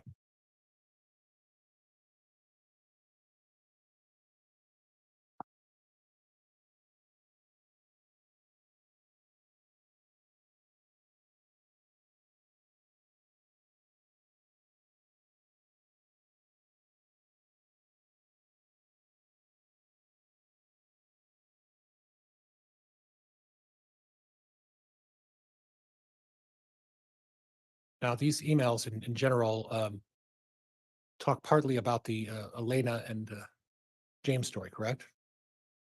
Yes. And at the very top where it says July 14th of 2019. And could you read what you wrote at the very top on the right hand, at the very top of that split screen? Where it says Chad writes a romantic sexual story, James and Elena, and sends it to Lori. Okay. Chad writes romantic sexual story, James and Elena, and sends it to Lori. So the way you perceive this is Chad was writing a romantic sexual, and we can't deny that, right? To Lori, correct? I think that's fair. And in no way is this reflecting that because they're having an affair and he's writing her a romantic letter, that it has anything to do with the murder of 2 or 3 people, right? No, I don't agree with that. Okay. Where in this letter does it show, let's kill some kids? You're not going to find that in there. Okay, and you're not going to find that in any emails, are you, sir? Probably not. Okay, thank you.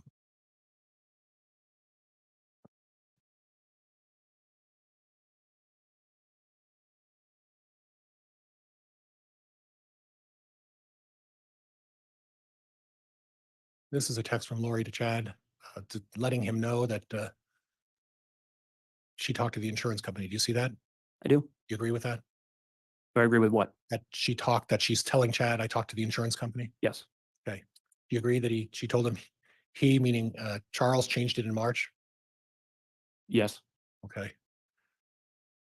And then at the last sentence of her text, she says something. Would you read that for me? I'll still get the 4,000 a month in SS. Okay. And at this point, Tylee's still alive to your knowledge, right? Yes. JJ's still alive to your knowledge, right? Yes. Tammy's still alive to your knowledge, right? Yes, sir. Okay. And Lori Vallow is talking about the fact that with Charles dead, she's getting 4,000. And do you know what the 4,000 is from? 4,000 a month in Social Security is what I'm, based on this text. Would that be for the death, for the help support the children? I'm not sure what that's for. Okay.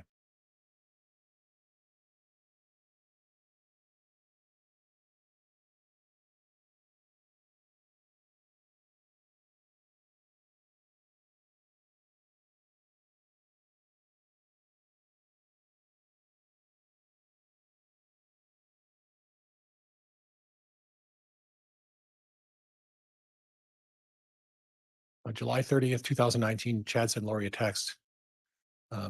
Something about releasing a little steam. Do you see that? Yes, sir.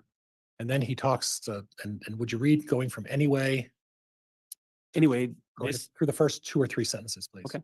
Anyway, this is a chart that checks what percentage mortals are still in their body. It worked for my friend's wife who died, my neighbor, George Bush, Stan Lee, etc. I kind of forgot about it because I've been dealing with zombies and demonic entities. Okay. So he's talking about some sort of a chart that other of his neighbors used. Do you see that? Yes, Did you ever find that chart? specifically to the chart he's talking about. I'm not sure what that chart would look like, or I haven't seen that chart that he's talking to. Okay. So by term of this, apparently he makes reference to that there being some sort of a chart out there. Do you know if that chart is affiliated with any specific religion? Again, I don't know what chart you're talking about. Okay. Well, the one about percentage mortals are still in their body. That's the chart I'm talking about. I'm not going to speculate. I don't know which one you're talking about, sir. Okay, that's okay. Yeah.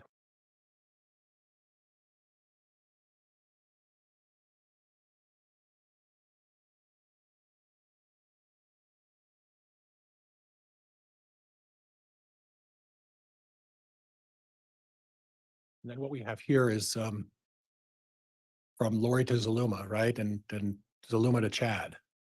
Yes, sir. Guards of Lori, it appears, and Chad are using Zaluma to sort of give them an alibi to get together, right? Yes, sir.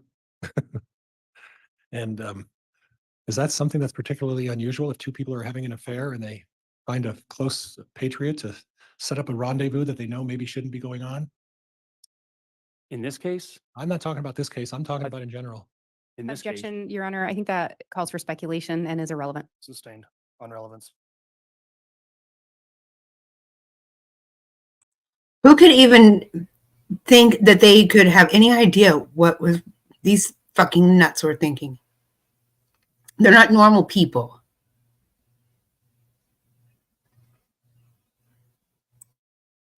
I like this witness too. He's doing a good job. But God, he I talked can't about stand the way the, he's so hateful of people.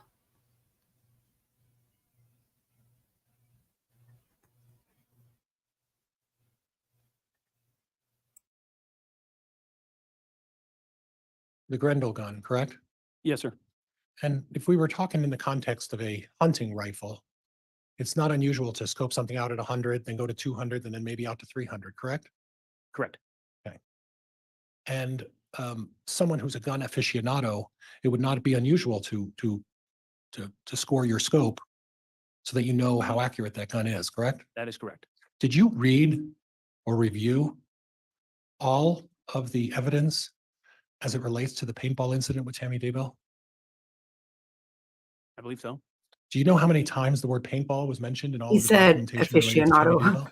Daybell? No, sir, I don't. Were you aware of the Google search that Tammy Daybell did on her computer, identifying the gun that she thought was being held in the person's hand? No. Okay. So the issue with this Grendel is you are suggesting as a possibility that maybe it could have been a gun that someone was using with Tammy Daybell. Is that fair? Yes. Instead of a paintball gun? 100% fair. Okay, well, 100% fair, but you don't know whether it was a paintball gun or a rifle, do you? That day. I believe it was a Grendel. Okay, and you believe it was a Grendel, but you weren't there, were you? No, sir, I was not. And you didn't go through all of the evidence that you just testified to determine exactly what gun it was. You're going off of what you believe. You're invoking your personal opinion, aren't you? Objection, Your Honor. This is argumentative and it's asked and answered. Sustained.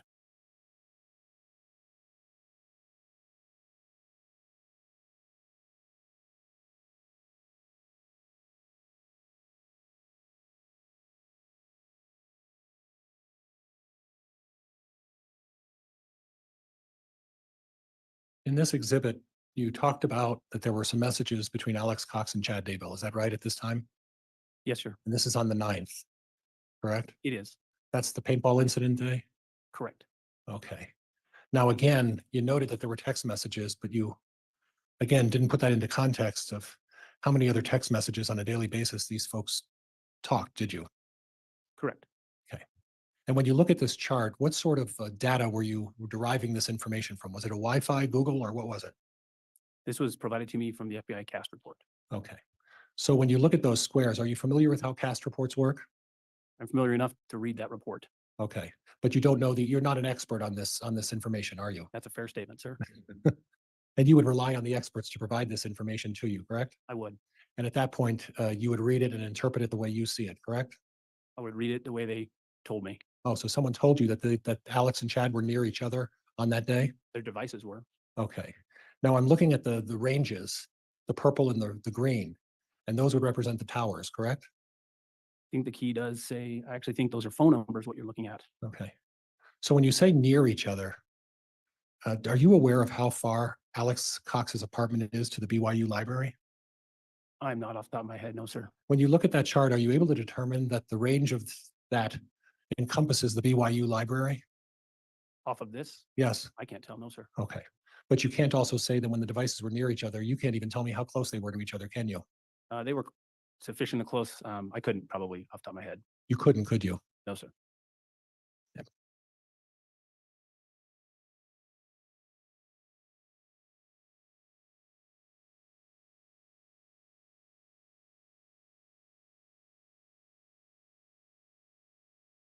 You talk about 8 text messages between Alex and Chad Daybell. And again, we'll go back to the fact that you didn't look at the ordinary course of how often they communicated, correct? Frequently on a daily basis. Objection, Your Honor. Asked and answered. Sustain. Did you check as to whether or not any of these messages were duplicates? I can't say that I did right away off the top of my head. I'd have to be refreshed. I don't know. Okay. Do you recall, did you check whether or not as part of the phone records that they were counting some of these phone messages twice? I can't answer that Okay. You're not qualified or equipped to do that, correct? right now, no. Yeah.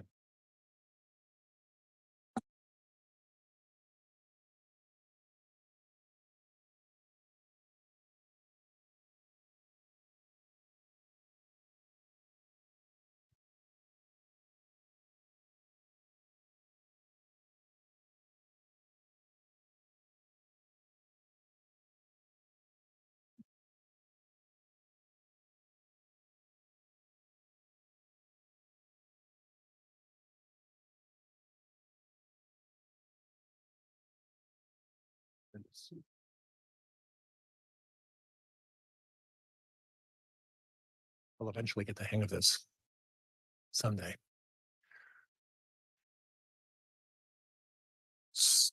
I think I may have put the wrong one up. This is October 9th.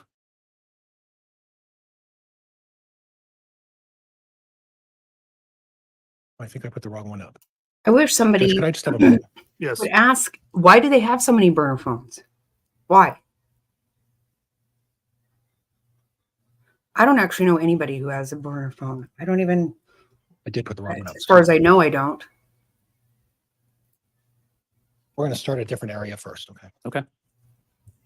And why were they so fucking stupid to have burner phones and not even burn them? What the fuck? So what you're supposed So to do with they, them, get it. Okay. On October 9th, that was the day that Tammy Daybell was allegedly shot with either a paintball gun or, as you seem to think, some sort of a rifle, right? She was not shot. Shot at. Shot at, correct. And then October 11th. Right? Right? Like, you know what? All this lolly time. I swear if I never hear What's the that first again, sentence say? How to what? fuck my life. How to drill Lolly time. baffles to make a Or suppressor. lolly with style. What is it? So I guess my question is that if Tammy Homer Daybell was shot at on the Maximus. 9th, Jeez. why is someone looking how to make a suppressor on a gun if they were shot at by a suppressor 2 days earlier? You asking is that a question for me? Sure. If he discarded a suppressor, has a new one, needs to make a new one, there's a number of reasons why you'd look for a new suppressor. Yeah. Or there's also a reason that You didn't know how to use a suppressor and you were learning for the Oh, first I'm time, not right? looking forward to that. I think that's evident that he didn't know how to use this weapon from the beginning. Okay. Saturday's So a we had to learn previous, 2 so days after I am Tammy looking Daybell's forward to shooting how to that. use a suppressor, correct? Objection, Your Honor, argumentative. Sustained. And then 2 days after the alleged shooting of Tammy Daybell by the paintball gun, or as you suggest, a rifle, there's a reference to a Dodge Dakota steel body thickness, right? Yes, sir. And you mentioned that the Daybells have a Dodge Dakota. They did at that time. Yes, sir. Okay. Do you know what year they have? It is a different year. I believe it's a 2004. But still talking about the thickness of the steel body of a Dodge Dakota. Correct. Okay. And the doors on the Dodge Dakota, Yes, sir. the gauge steel are what gauge steel is what they're doing? And then how thick is 22 gauge? You see that? I do. Okay. And then further below on October 11th, there's the one in between, which is of interest to me, how to build your own silencer, right? Correct. And that's 2 days after Tammy was shot, right? Yes, sir. Okay.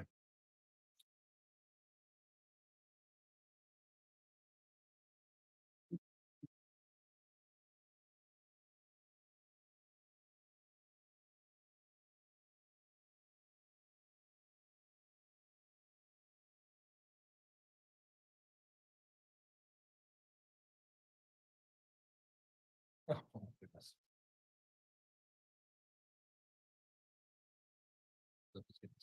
There we go. Okay, not perfect.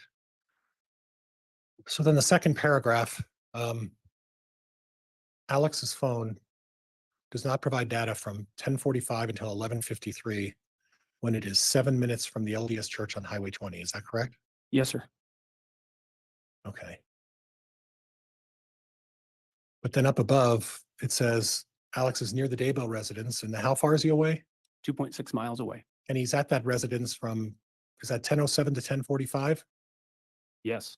So then he leaves is it your testimony that he leaves the LDS church at 10:45?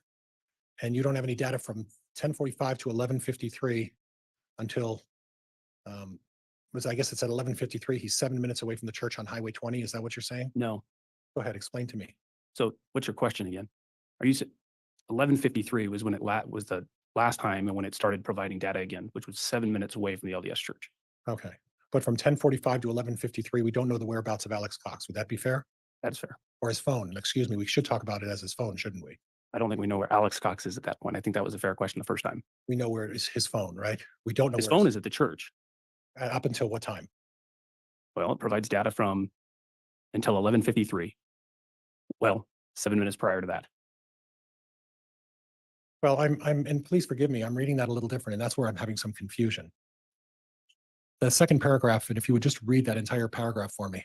So Alex's phone does not provide data from 10:45 p.m. until 11:53, when it is 7 minutes away from the LDS church on Highway 20. So when reading that, we don't know where Alex Cox's data was from 10:45 to 11:53, correct?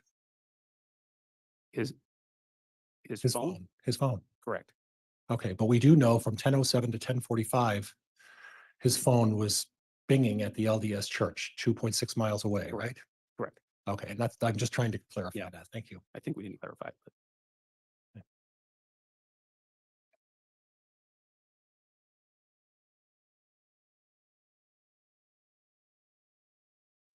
Did he say banging?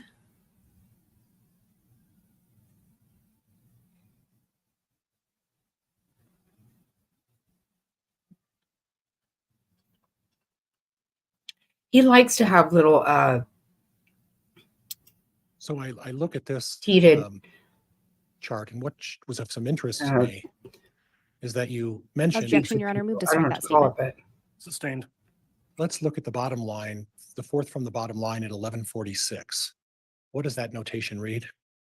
Alex's phone leaves the LDS church parking lot.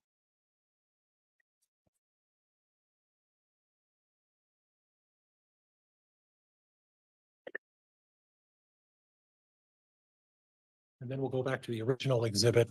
Now, you previously put in your report that at 11:46, he left the church parking lot. On this notation, on the second paragraph, it seems to suggest that 11:53, he's 7 minutes away from the church. Which is it? Well, if you back 11:53 off of 7, Okay. 11:53 gets you to 11:46, right? 7 minutes off? Yeah.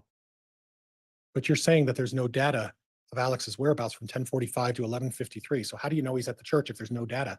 His phone's not providing data. It's sitting. It's not moving. Well, you don't know that, do you? I was told that by the cast. Okay. So in other words, the story from which cast, the FBI? Correct. So the FBI told you that the phone is sitting there, correct? Correct. Okay.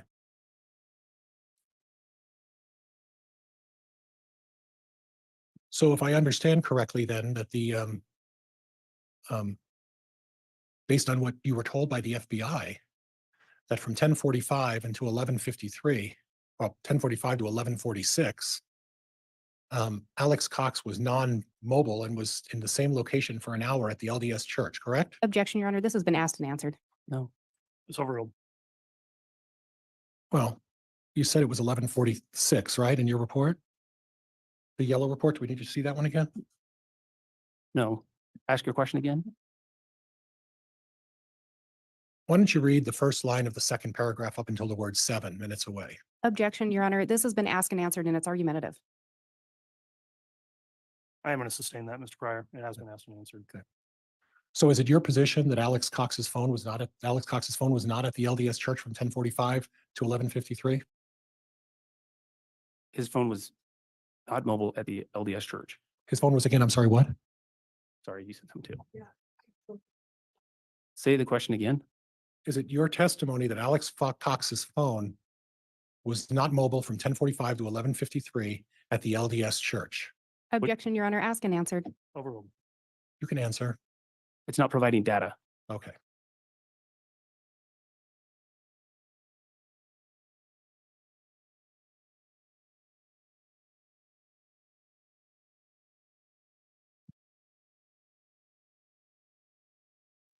He left it in the car when he went to go help kill Tammy. That's the fucking story. There's a discussion about insurance on this particular. He is slide, rude. that right? Yes, sir. And that, could you read under September 8th? The two sentences below, or just next to September 8th, 2019, starting with Tammy's? September 8th, 2019, Tammy's life insurance through Ballard Insurance from the school was raised to 50,000. She raised her individual amount from 10,000 to a max of 80,000 for a total of 130,000. Okay. And then obviously there was a claim for that, correct? Yes, sir. And then there was a comment on October 31, 2019, that Chad received and deposited 300,000 life insurance from Primerica, right? Yes, sir. Do you have any knowledge as part of the number of agencies involved in this investigation when Chad and Tammy Daybell opened up that life insurance policy? It's on this slide, March 19th of 2002. Okay, I don't see that on the slide. I'm sorry. It's at the top. Okay, you're right. I'm sorry. I missed that. I'm sorry. It's okay.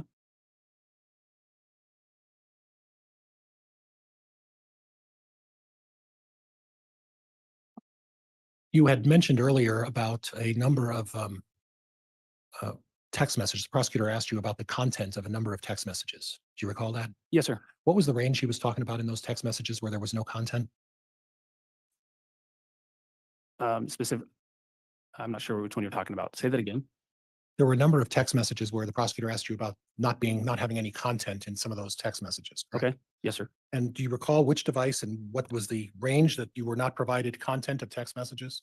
There were a number of text messages that we didn't get the content for. Some we got, some we did not. Okay. So specifically, I'm not sure which one you're talking about. Okay. Well, you answered my question. Thank Okay. you. But Good. The issue is then, isn't it true then that we don't know what those folks were talking about, do we? No, sir, we don't. We don't know what the discussion centered around, do we? I believe I know Well, how do you know if there's no content? my training and experience Okay. in this overall case. So basically you're speculating, isn't it true, of what the content may be because it aids you in supporting your theory of the case. Isn't that true? Objection, Your Honor. Argumentative. Sustained. I have nothing else, Judge. Thank you. All right. Thank you, Mr. Pryor.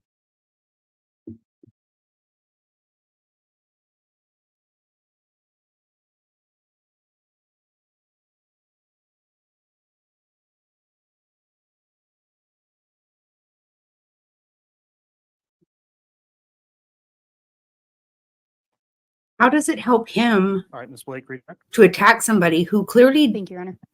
did not do this? Has no reason to lie about it. He is. Investigator Edwards, you were asked about the fact that you focused in on specific days in looking at phone calls. Do you recall that? I do. Was there a reason that you focused in on the days you did? I did. And why was that? Because there were significant events that occurred around each of those days. And Your Honor, may I have the paper exhibit 398? I'm not sure, Mr. Pryor may still have it. It's Judge, just, I can, this is just the accurate copy. Very well. Mr. Bailiff, will have you retrieve that and submit that to the state, please? And if I may have permission to publish from the paper exhibit 398. You may.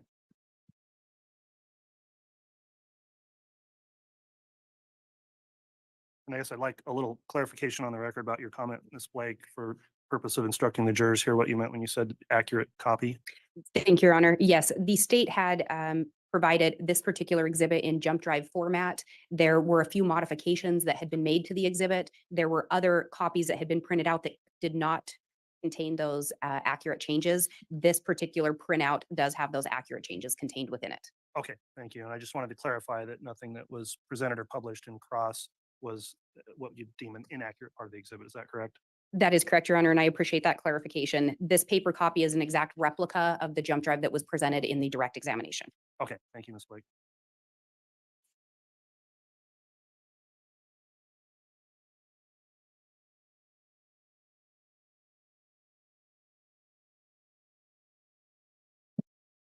And that's still going to have a little bit of a glare, but was this one of the days that you had determined had significance to your investigation? Yes, ma'am. And on here, there's an indication of when the attempted shooting of Tammy Daybell occurred. Do you see that? I do. Before and after that, who was having contact by text message? Alex and Chad. Chad and Alex. And this is around the time that Chad Daybell's wife had been shot at. Correct.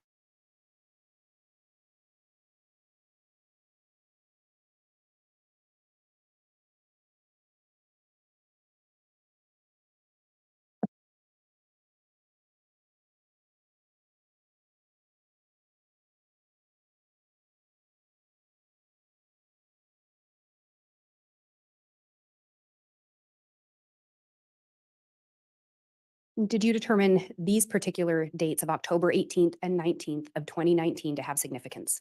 Yes. And on this, do you see an indication of Chad having contact with Lori? Yes. Do you see indications of Chad having contact with Alex? Yes.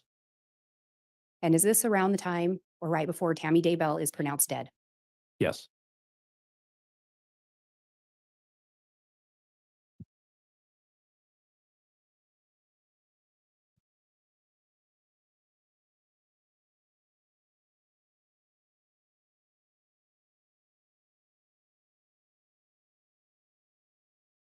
You were asked about a determination that Chad and Lori were engaged in an affair. Yes. Is that what the investigation led you to believe? Yes.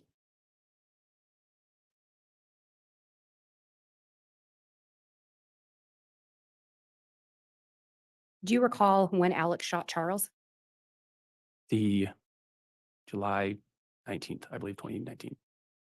And could it have been July 11th of 2019? Yes. And Charles was married to Lori, is that correct? Correct.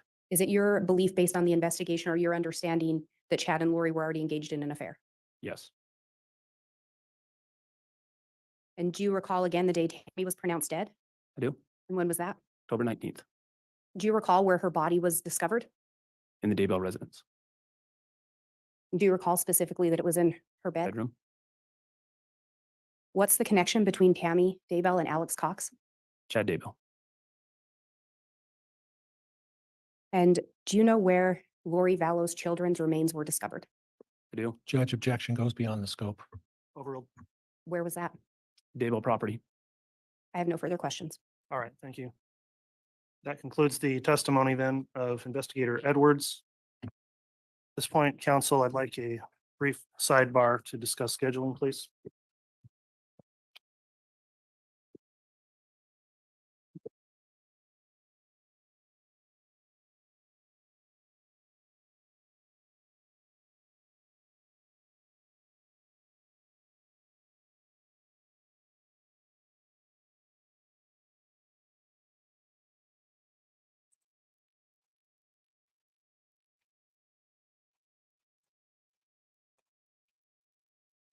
Yeah. Wait, no, that's not what I was trying to do. Hello. Stop it. What the hell?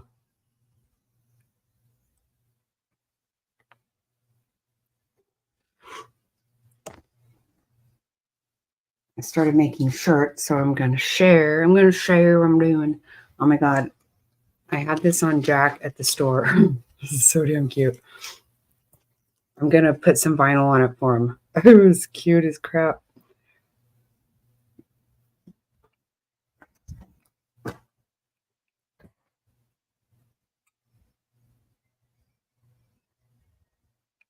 No, he's not going to get out of it. No, he's not. No.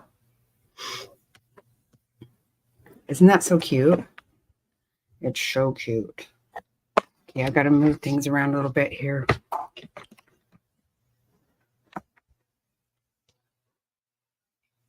Whoa, whoa, whoa, whoa, whoa.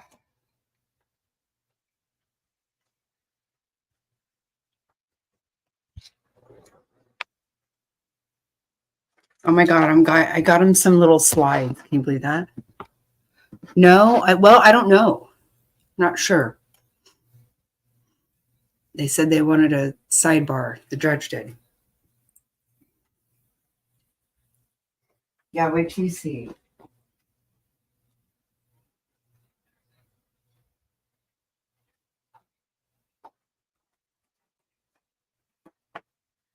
Look how cute. Some little slide. I love shit like that.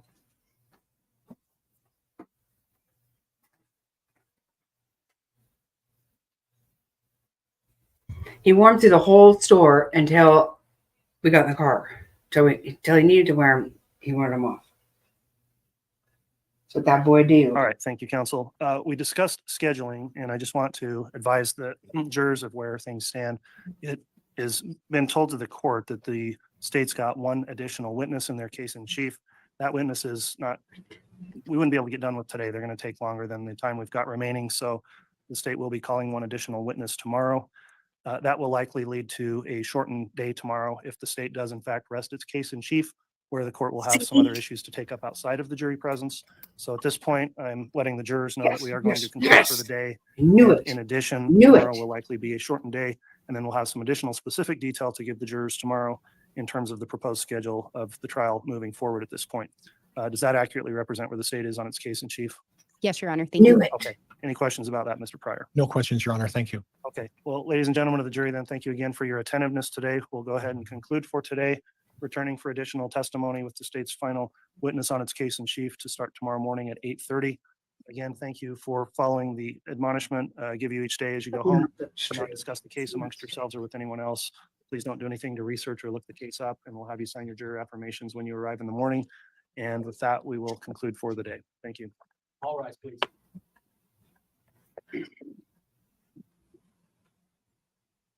Right? I know. You know what we did though? We got a little splash pad yesterday. It's little, but he really liked it. And he was so tired.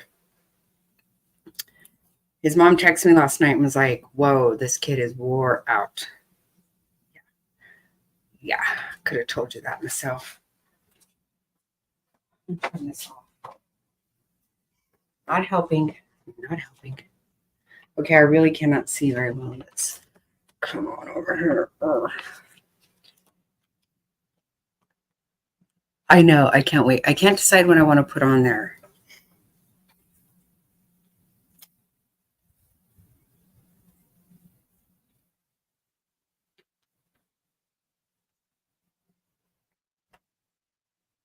Okay, I'm just going to finish this shirt for you guys.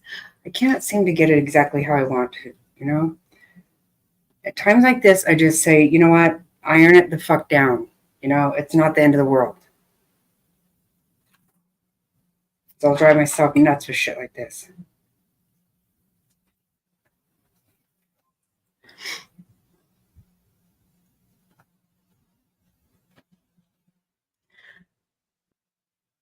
So I will show you. I don't know what to put on there. He looks so cute in it though.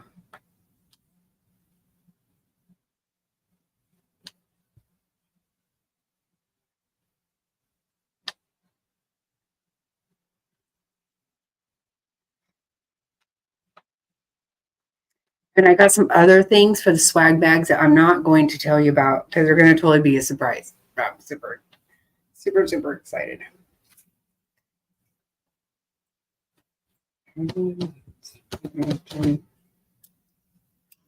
Isn't this crazy? Like I didn't, I wrote that all as one word and it's totally crooked. I know. I will though. You know how I do.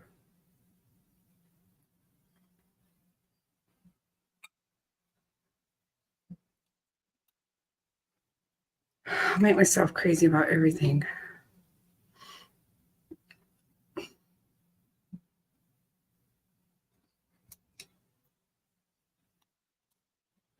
That's a system error. That right there is not my error. I can tell you right now. Because that's not how that happened. I know, right?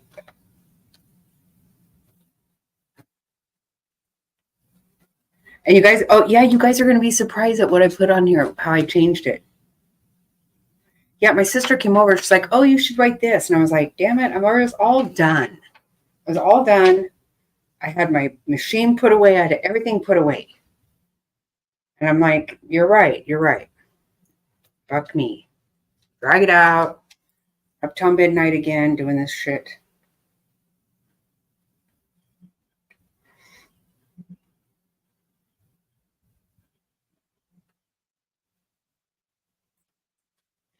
So, yeah, I'm pretty excited about all of this stuff.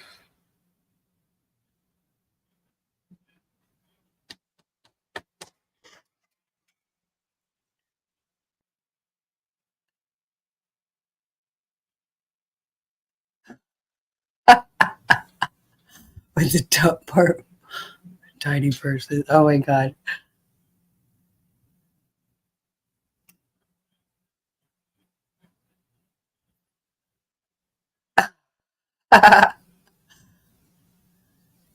Oh my God, that's so funny, Gerri. Oh my God.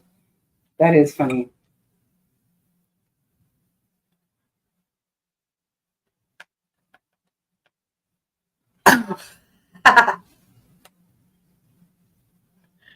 Yeah, this is all done by a famous YouTuber, okay?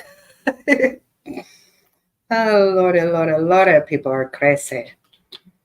So darn crazy. You guys, I was right. I kept telling you, I think it might be this week. Fuck, yes. Can you imagine, like, by next week having a verdict?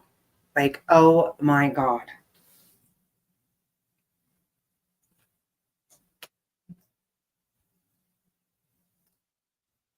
So excited.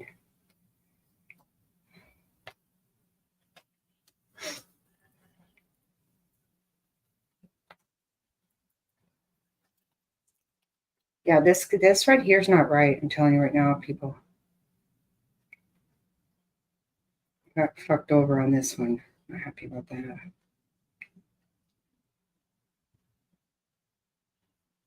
But I might make some really fucking good lemonade, right? That could happen. That could always happen. You never know.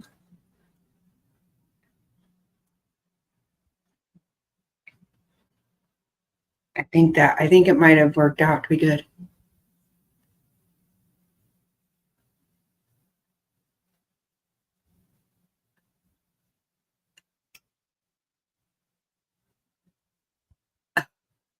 Oh my God, you're serious?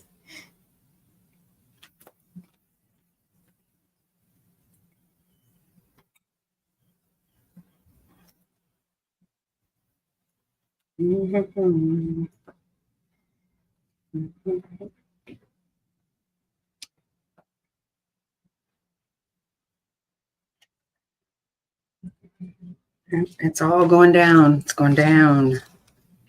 You like it or not, it's happening.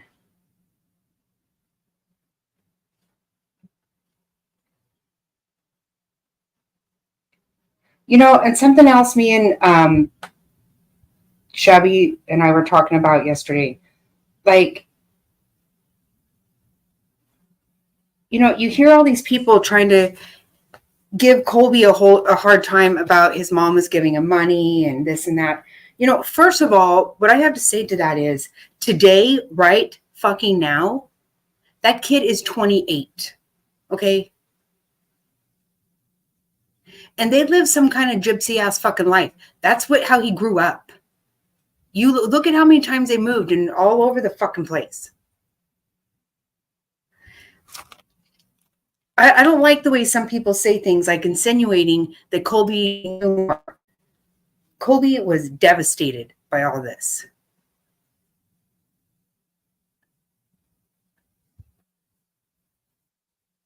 Wait.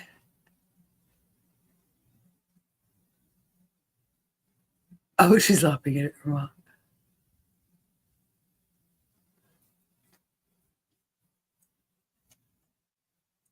So your mama is there? Is that what you're saying? I don't know.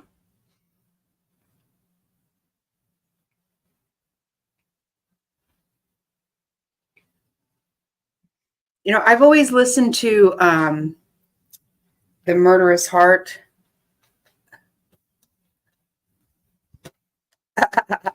Okay, cool.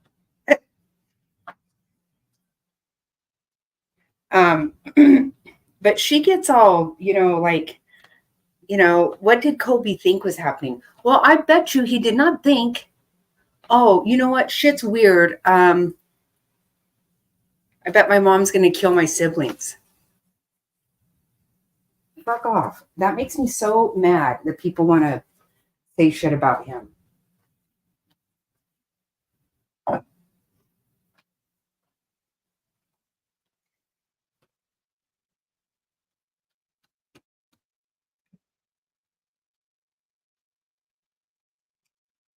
I'm almost done, guys. I promise. I'm almost done. So excited. This literally the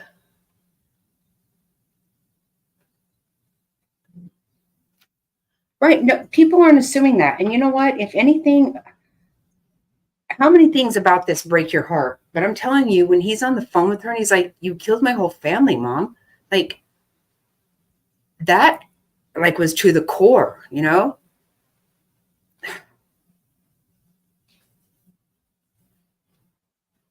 He just had a brand new family and stuff. What did you fuck right off, man? I don't like that. I don't like people talking about that like that.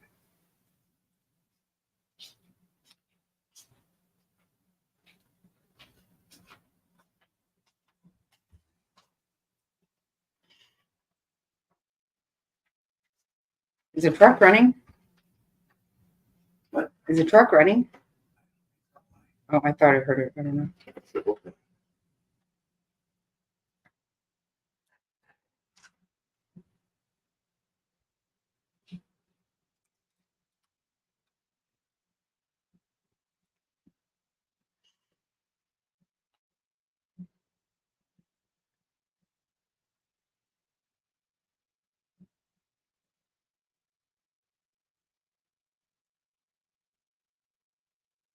Right.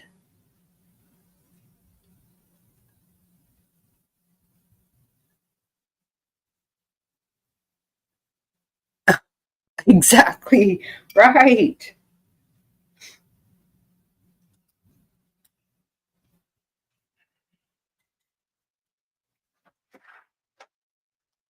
I mean, I understand that woman from A Murderous Heart. That's Joe Ryan's sister. I understand her having some really big problems with what happened. I don't blame her.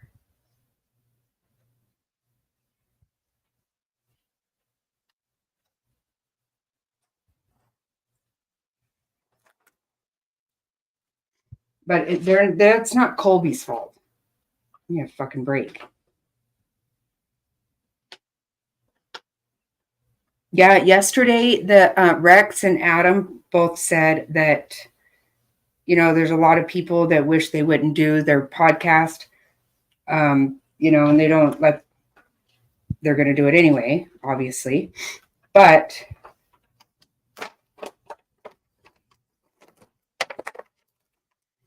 they did say that Zach and Colby both asked them not to speak on them, and they said they absolutely will respect that, of course.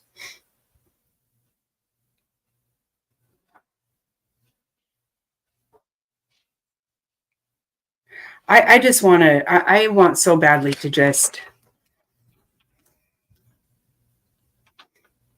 I just want to mother Colby. He breaks my heart so bad.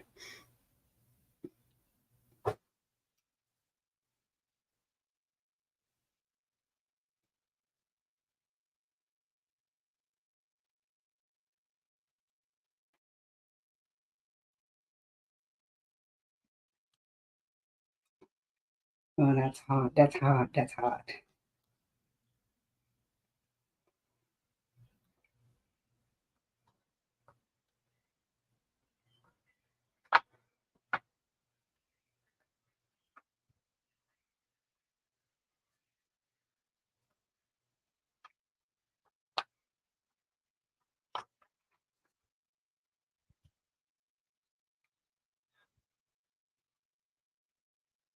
No, I hope I didn't fuck this up. You know, it's not like anybody's going to wear it to a wedding, right? No, it's going to be like your best duds that you put on. That's the whole thing right here.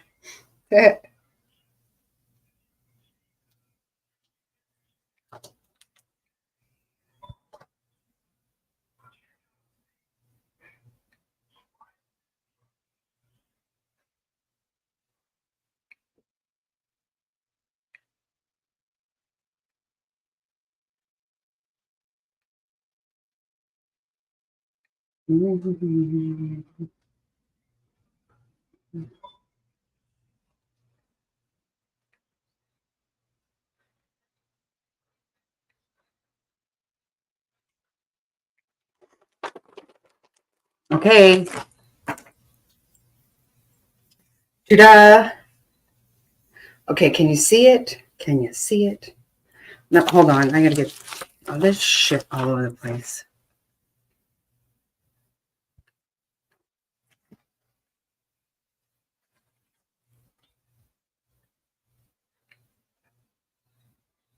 Okay, let me see.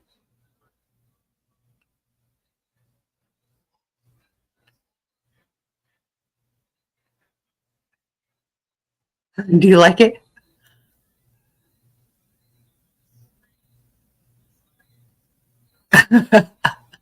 What? What? But did I spell something wrong? Shut the fuck up. What did I do?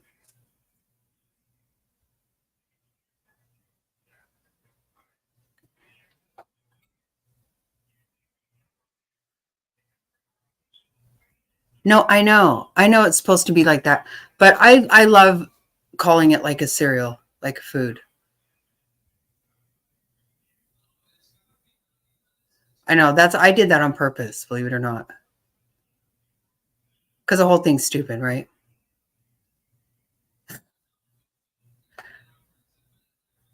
Have you heard that on like what is that show? Okay, I'll show it again. On South Park when they're all super cereal.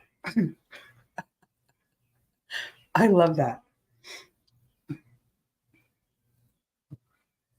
Okay, I'm trying to do it like this so you can see it better.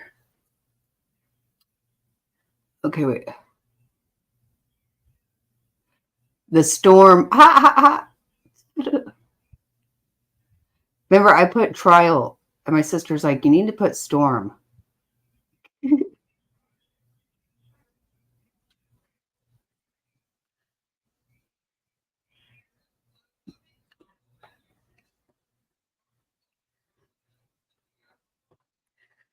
Yeah, I can't help it. Like, I am always talking about how cereal I am.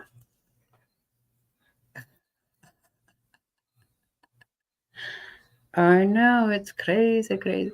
So you guys like? You like it a lot?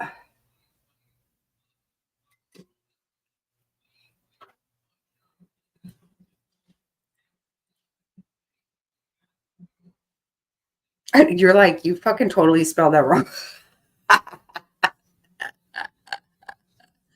I know.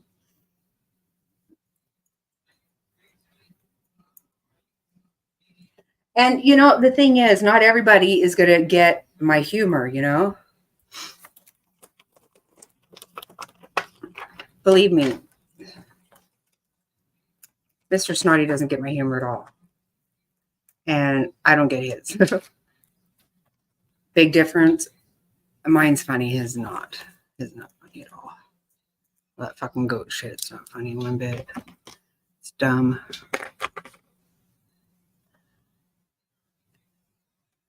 I think I'm going to have to. I think I need to start selling. I got to. These are giveaways for now. This right here is for, oh my God, Love Louie.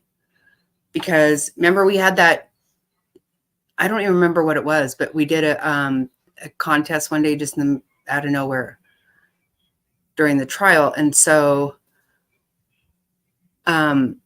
this one's hers. And then I'm making the swag bags for after the trial. For whoever wins the trial game will have one of these shirts and a bunch of other stuff.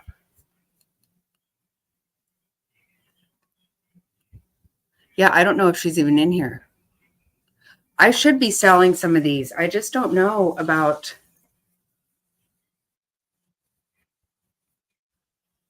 It's getting them all together. You know, getting all this stuff. So actually, you know, once I have the template on the computer, it's not as hard. Because I don't have time, man. I don't have time in my life. I don't even know how much it would be. Yeah, let me try to figure that out. I know I need to make a store, but I don't know how to do stuff. The thing I am very best at is like causing problems for myself. Right? You know what happens? I never even make one for myself usually. I make this dumb fucking thing, right? So I can act like I'm JLR. Yeah, I like it. I like it a lot. I'm so excited. See, just looking at that moon makes you want to just go.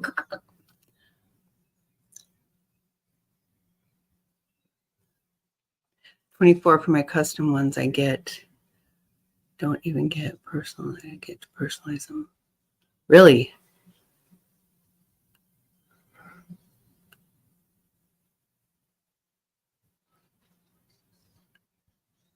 You like the pressure? Oh my God, the hat was too fun too. And there, I'm with Queen, and I was like, I was talking to this woman in a truck stop, and she was being all like kind of rude and evasive. And I didn't even have my phone. I wasn't taping or anything. And I'm like, I wonder what her problem is. Queen's like, maybe your shirt and your hat. I don't know. Like, fuck, I forgot I was. I did it on purpose and I forgot I did it. Like, oh shit.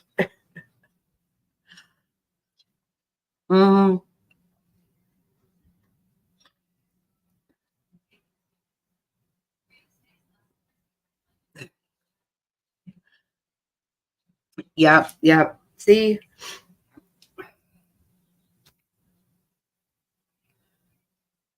And even so, yeah, when I was trying to think when that happened, but when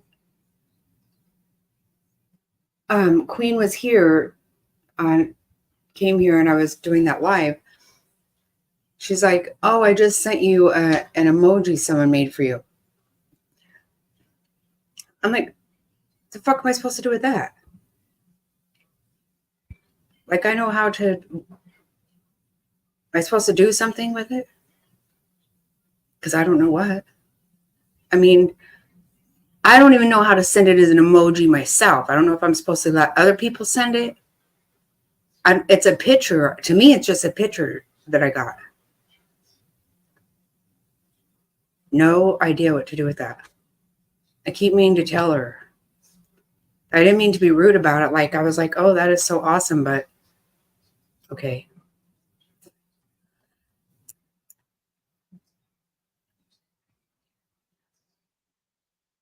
You put it in for us to use for, but how do I do that? Put it where? How? See, I don't have any idea. That's what I think. That's what I thought they were saying.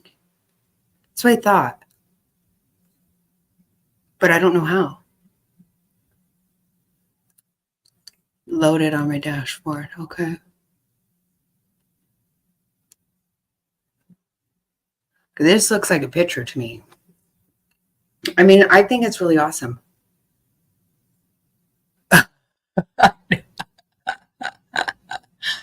I know. I do need to watch one. I do. I do. Oh my God. I sound like my sister.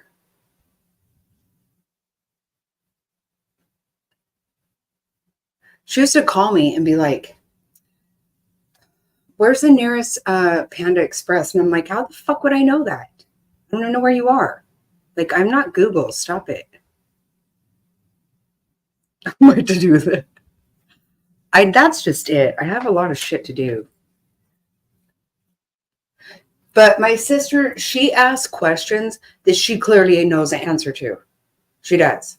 And even her son will be like, Mom, stop. He and I both have to tell her, we're not answering that. We're going to act like you didn't even say it because you know the answer already. Don't do it. Like, I don't know if she just wants to fucking talk. I'm not sure what the whole deal is. But I just sounded like her saying, I don't know what to do with that. I don't know, peeps. I do not know. But I do like this, and I guess Love Louie is not in here because she would want to see this, I think. Yeah, I got lots of surprises too. I'm so excited about. Get myself all excited about stuff.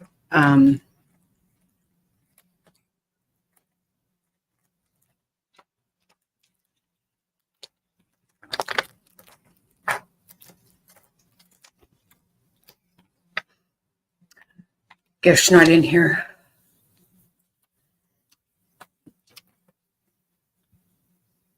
That's okay. That's all right.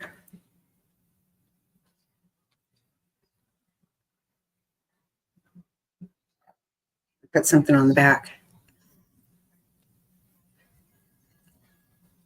So yeah, I'm just gonna have to not trying to do things like this, but I'm gonna have to share some personal information on Friday night. It's not the way I roll, but it's gotta happen.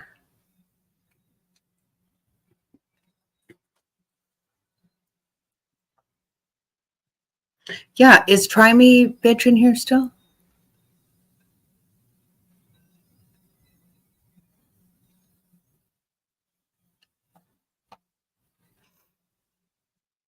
Uh-oh, yeah. Sorry about it.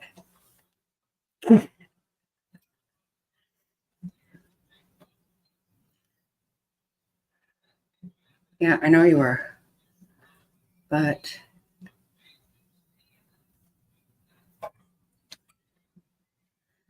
mess with the bull, you get the horns, you know?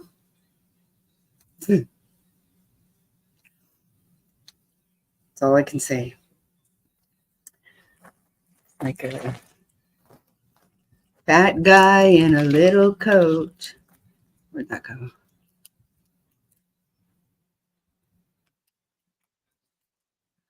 Yep, nobody's here that's getting anything.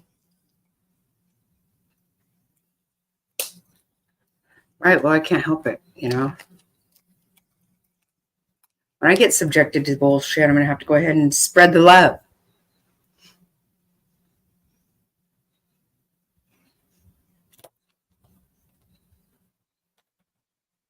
They probably did. Yeah.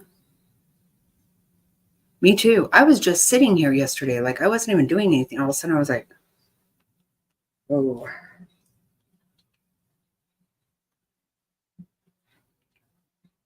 Did you guys see what I made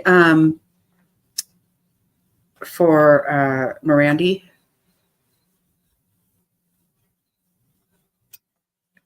It turned out really cute, I think. Yeah, I'm sorry, Gerri, but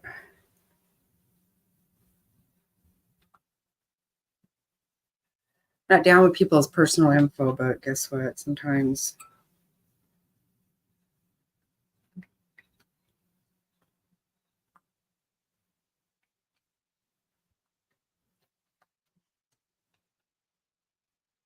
you didn't see it, Gerri, really?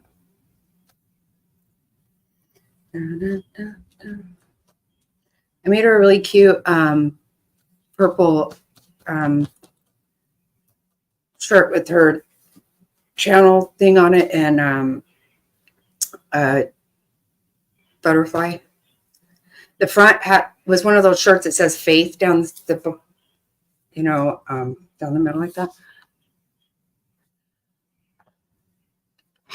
And then I sent her this thing Mr. Snotty got in Korea.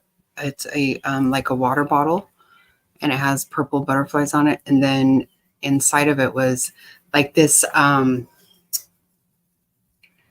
don't know what it actually is. She asked me, "What is this?" And I'm like, "Okay, I got to tell you, I don't know." Looked like a pillowcase maybe, but I don't think there was an opening. Anyway, I think probably like in Korea, what they would use it for would be like maybe a placemat. They put placemats down like wherever they go and stuff. I think they do. I could absolutely be making that up, but I kind of feel like that might be it. But it's like satin. You think it was satin? Okay, maybe. See? Did you see it? Yeah, it's like satin and it has purple butterflies on it too. He brought that home and I was like, that. See, I kind of think, I mean, but it did look about.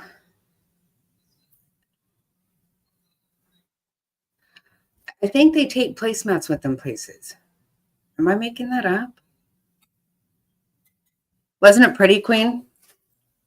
If you see it like in real life, it is real satiny.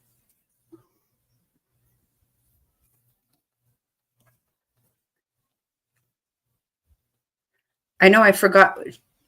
I told her you need to open that up because definitely a place. Okay, that's what I thought.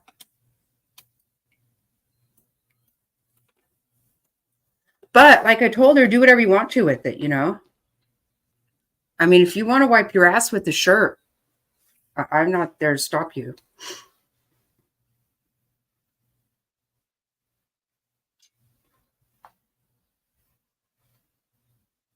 You know, if it's yours, it's yours. Do whatever you want to with it.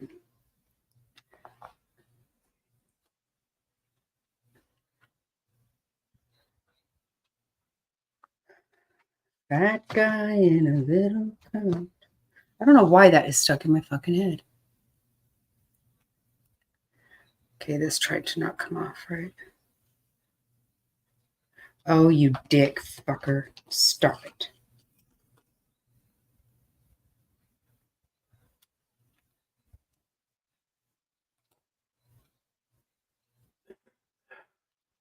Sometimes you can get some bad vinyl. Well, and you know what happens too? Some vinyl is you take it off when it's hot, and some is when you let it cool off. And if you're not, but you know, it's not like I keep that with my roll of vinyl. I don't have time for shit like that. So I just kind of roll and see what happens. Lots of times go ahead and fuck some shit up. If you could see all the shirts I have fucked up. And this is so funny. So at Christmas, I don't know if you guys remember, but I made like 35 shirts, right? And so, my God. We went over to my brother and sister-in-law's house and I took them a shirt and something else. Anyway, he all totally inspected it. He was all, did you make this, sis? What's this? Think we're gonna, and I was like, get the fuck out. I mean, seriously. But I told him I got 2,000 subs and he didn't respond to that at all.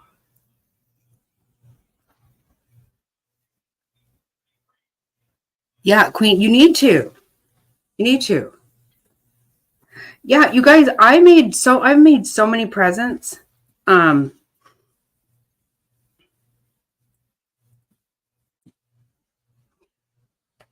did you know, like a few years ago, I think I told you guys this, but when the Broncos were in the Super Bowl, the kids were telling me like those little tiny slip-on shoes you can get at Walmart for like $3, something like that. The kids were saying they could buy those on Etsy for $100.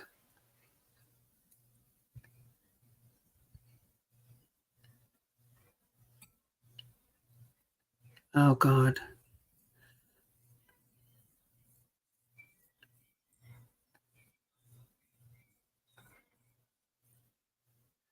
But I made shoes with I made all the kids shoes that had Bronco stuff on it, and then shirts. And then even, I don't know if you guys, so at one time they were doing a thing at God, what did it say?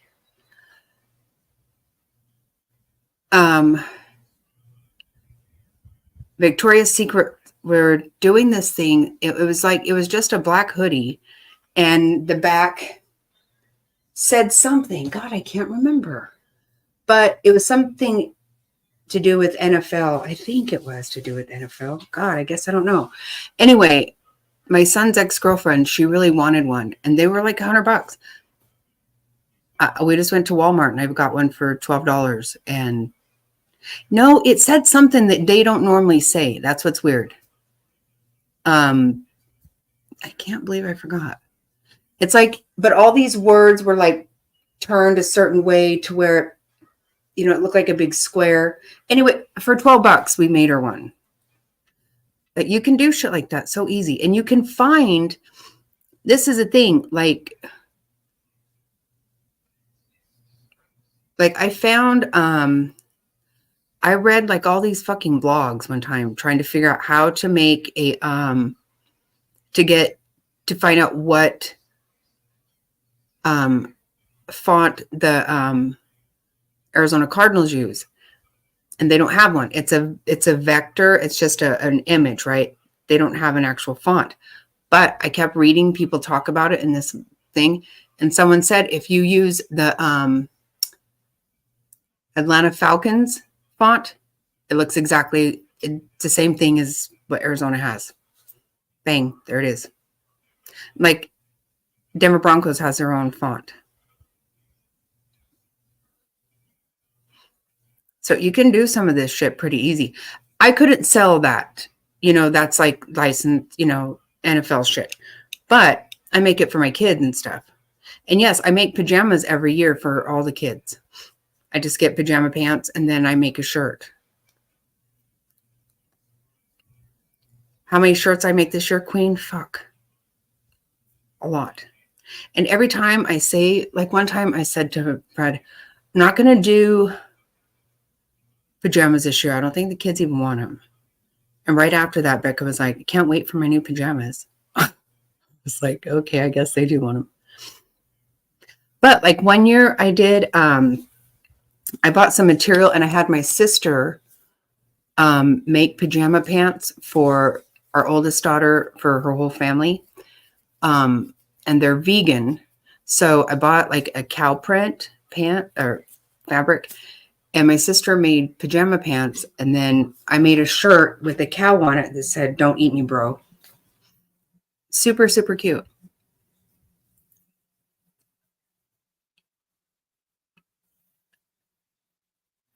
Really?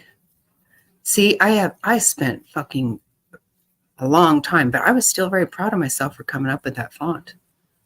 I know, isn't that cute?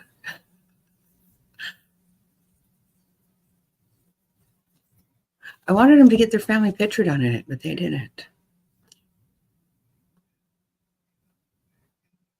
But even like,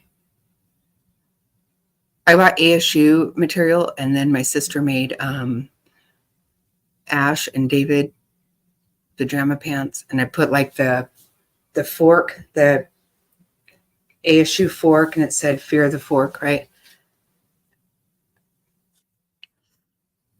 Yeah, I know. We should do some. We should do some of this. Becca does a lot of this too. I told that person yesterday to go to Becca's channel. Becca has old videos and stuff too. Becca's really good with this machine.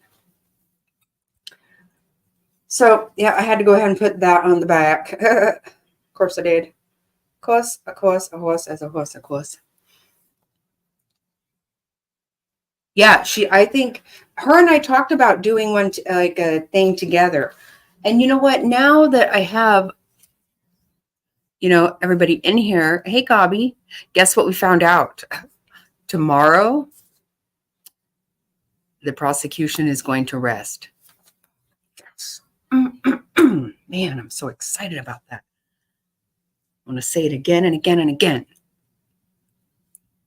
That is good news. One more witness. Uno más. Yeah, I know. So freaking excited.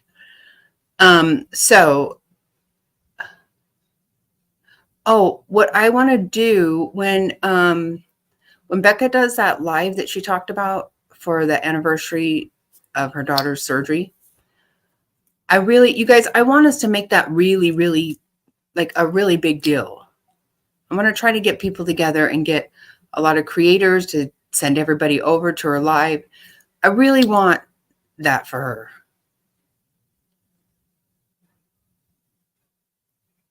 That's a big deal. Isn't it exciting that this shit's going to be over with? Oh, guess what? You didn't see this shirt, Gobby. You just got here. Okay, this is actually for Love Louie, because she won a game last week about this. We did some just out of nowhere. I don't know why I pulled it right out of my butt. For some reason or another.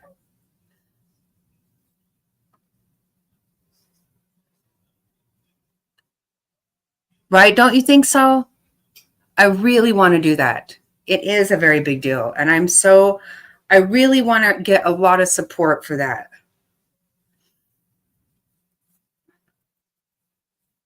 Okay, Gobby. So this is what I made today. This is what the shirts are going to be like for the winter. Okay, I didn't do this straight. Good God almighty. See, look.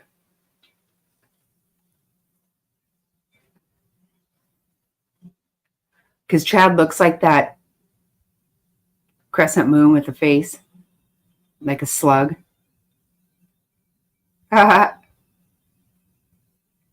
was going to put surviving the trial, but with Storm, because Storm is the name of his penis. Don't you love that? Great. That's what I want to do, is think about Chad Daybell's penis, for fuck's sake. Isn't it cute? I know people are like, what does that mean on your shirt? Chad Daybell's penis. Ew, exactly. Ew. That's exactly right. Okay, if you missed the other shirts, these are this right here is actually for Try Me Bitch. Because she won one of the 2K party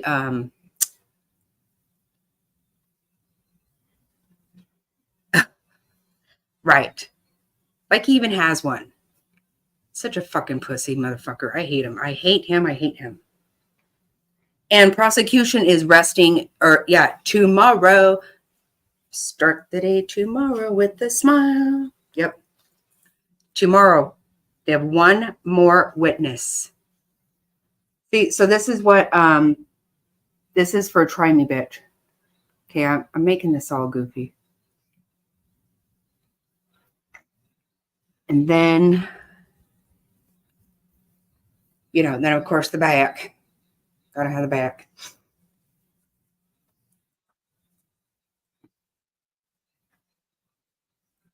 Don't you? I know, I do too, and I want one. I need to make one for myself. And you saw this one then. Did you see this one, Panda? This is for the people when we're playing this game. Yep. Surviving the storm that is Chad Daybell. My God, I can't get it straight. Yeah. You can't see it. Surviving the storm, serial prophet killer with man tits. Man tits. So we're talking about his tits and his penis right here in this shirt.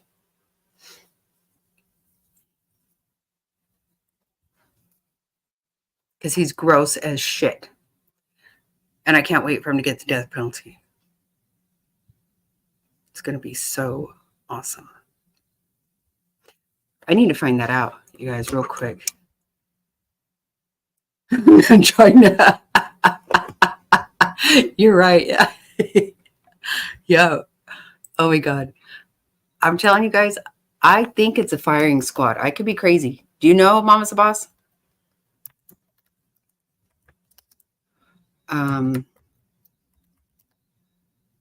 Death penalty. See, I told you. Wait, I think Idaho will become the 5th state to authorize the firing squad as a method of execution. Fuck, I told you guys. You know what? I kind of thought I might have made that up. Oh my God. Yes. Shit, you know what? Oh my God. Oh, I cannot wait. Put his sorry son of a fucking bitch ass up there. Yeah, isn't that wild? You know what? In the military, it's still hanging. Death by hanging, or was.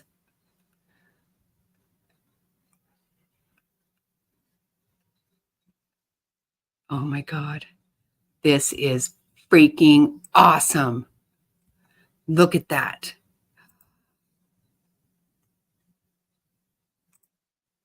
No, don't ruin it for me.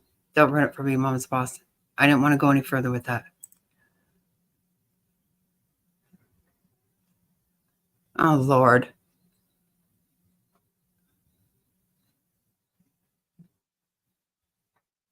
Okay, well, yeah, but you know what?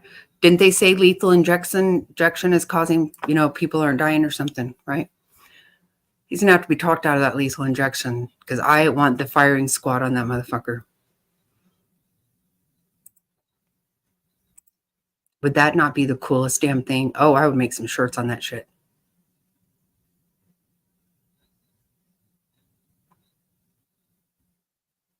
That would be so awesome. Yep. Done with the fucking storm, Dick. Get the fuck out. See what God thinks about you now. See, that's what they need to do. They need to quit acting like God's good with their fucking behavior. God is not good with that shit. Stop it. He has to have a firing squad. I want that. So bad. Can you imagine his pussy ass? Fuck no. Mm-mm. God, I can't stand him. And he's always all, really? Well, you're killing people. Stop what you are doing. No, exactly right. God does not like ugly. He does not. And he damn sure does not like you acting like you are God. Deciding who's going to die, who is dark and zombie. Get out of here. You're sick and you're twisted. And that's why I love that the prosecution for both of these came in here and said, this is about money, sex, and power. They can be all day long with their fucking portals and beyond the veil and all the God stuff. That is crap.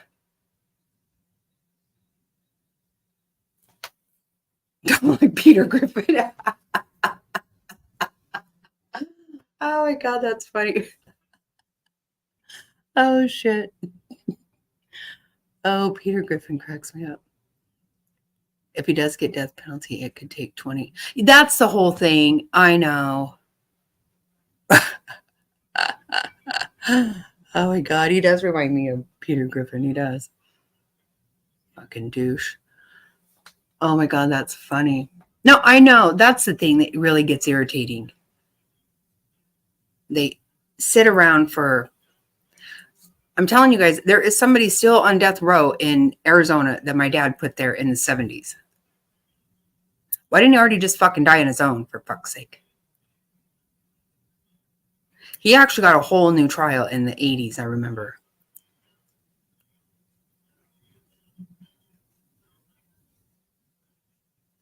Yep, they drag that shit out. It's almost, they say it's actually more expensive for someone to get the death penalty than life.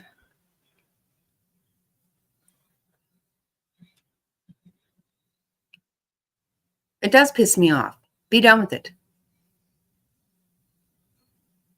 Exactly right. And talking, and you know, what they did to JJ's pelvic bone is just beyond what I can handle.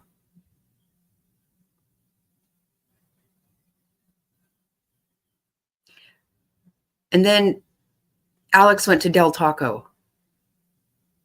The fuck is wrong with these people?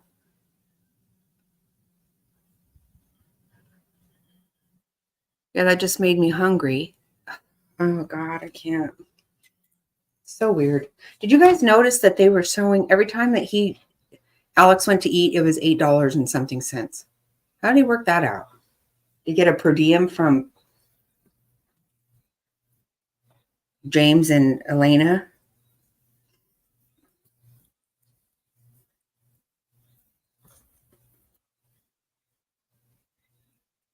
Those poor kids, I can't handle it.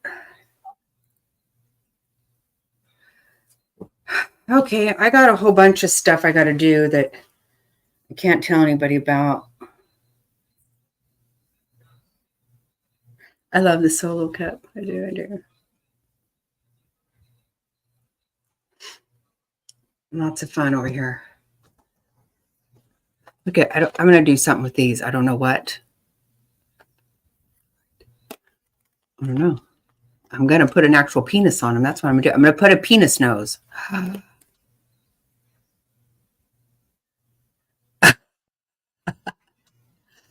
No, I'm going to go too. Yeah, I got stuff to do. The boy's asleep. I really got to jam on it. All right. So you guys saw the shirts and I've got more coming. So thanks a lot for hanging out and look forward for tomorrow. This is good stuff. Yes, love you too. And tomorrow is the day. Can't wait. All right. Thanks, guys. Love you.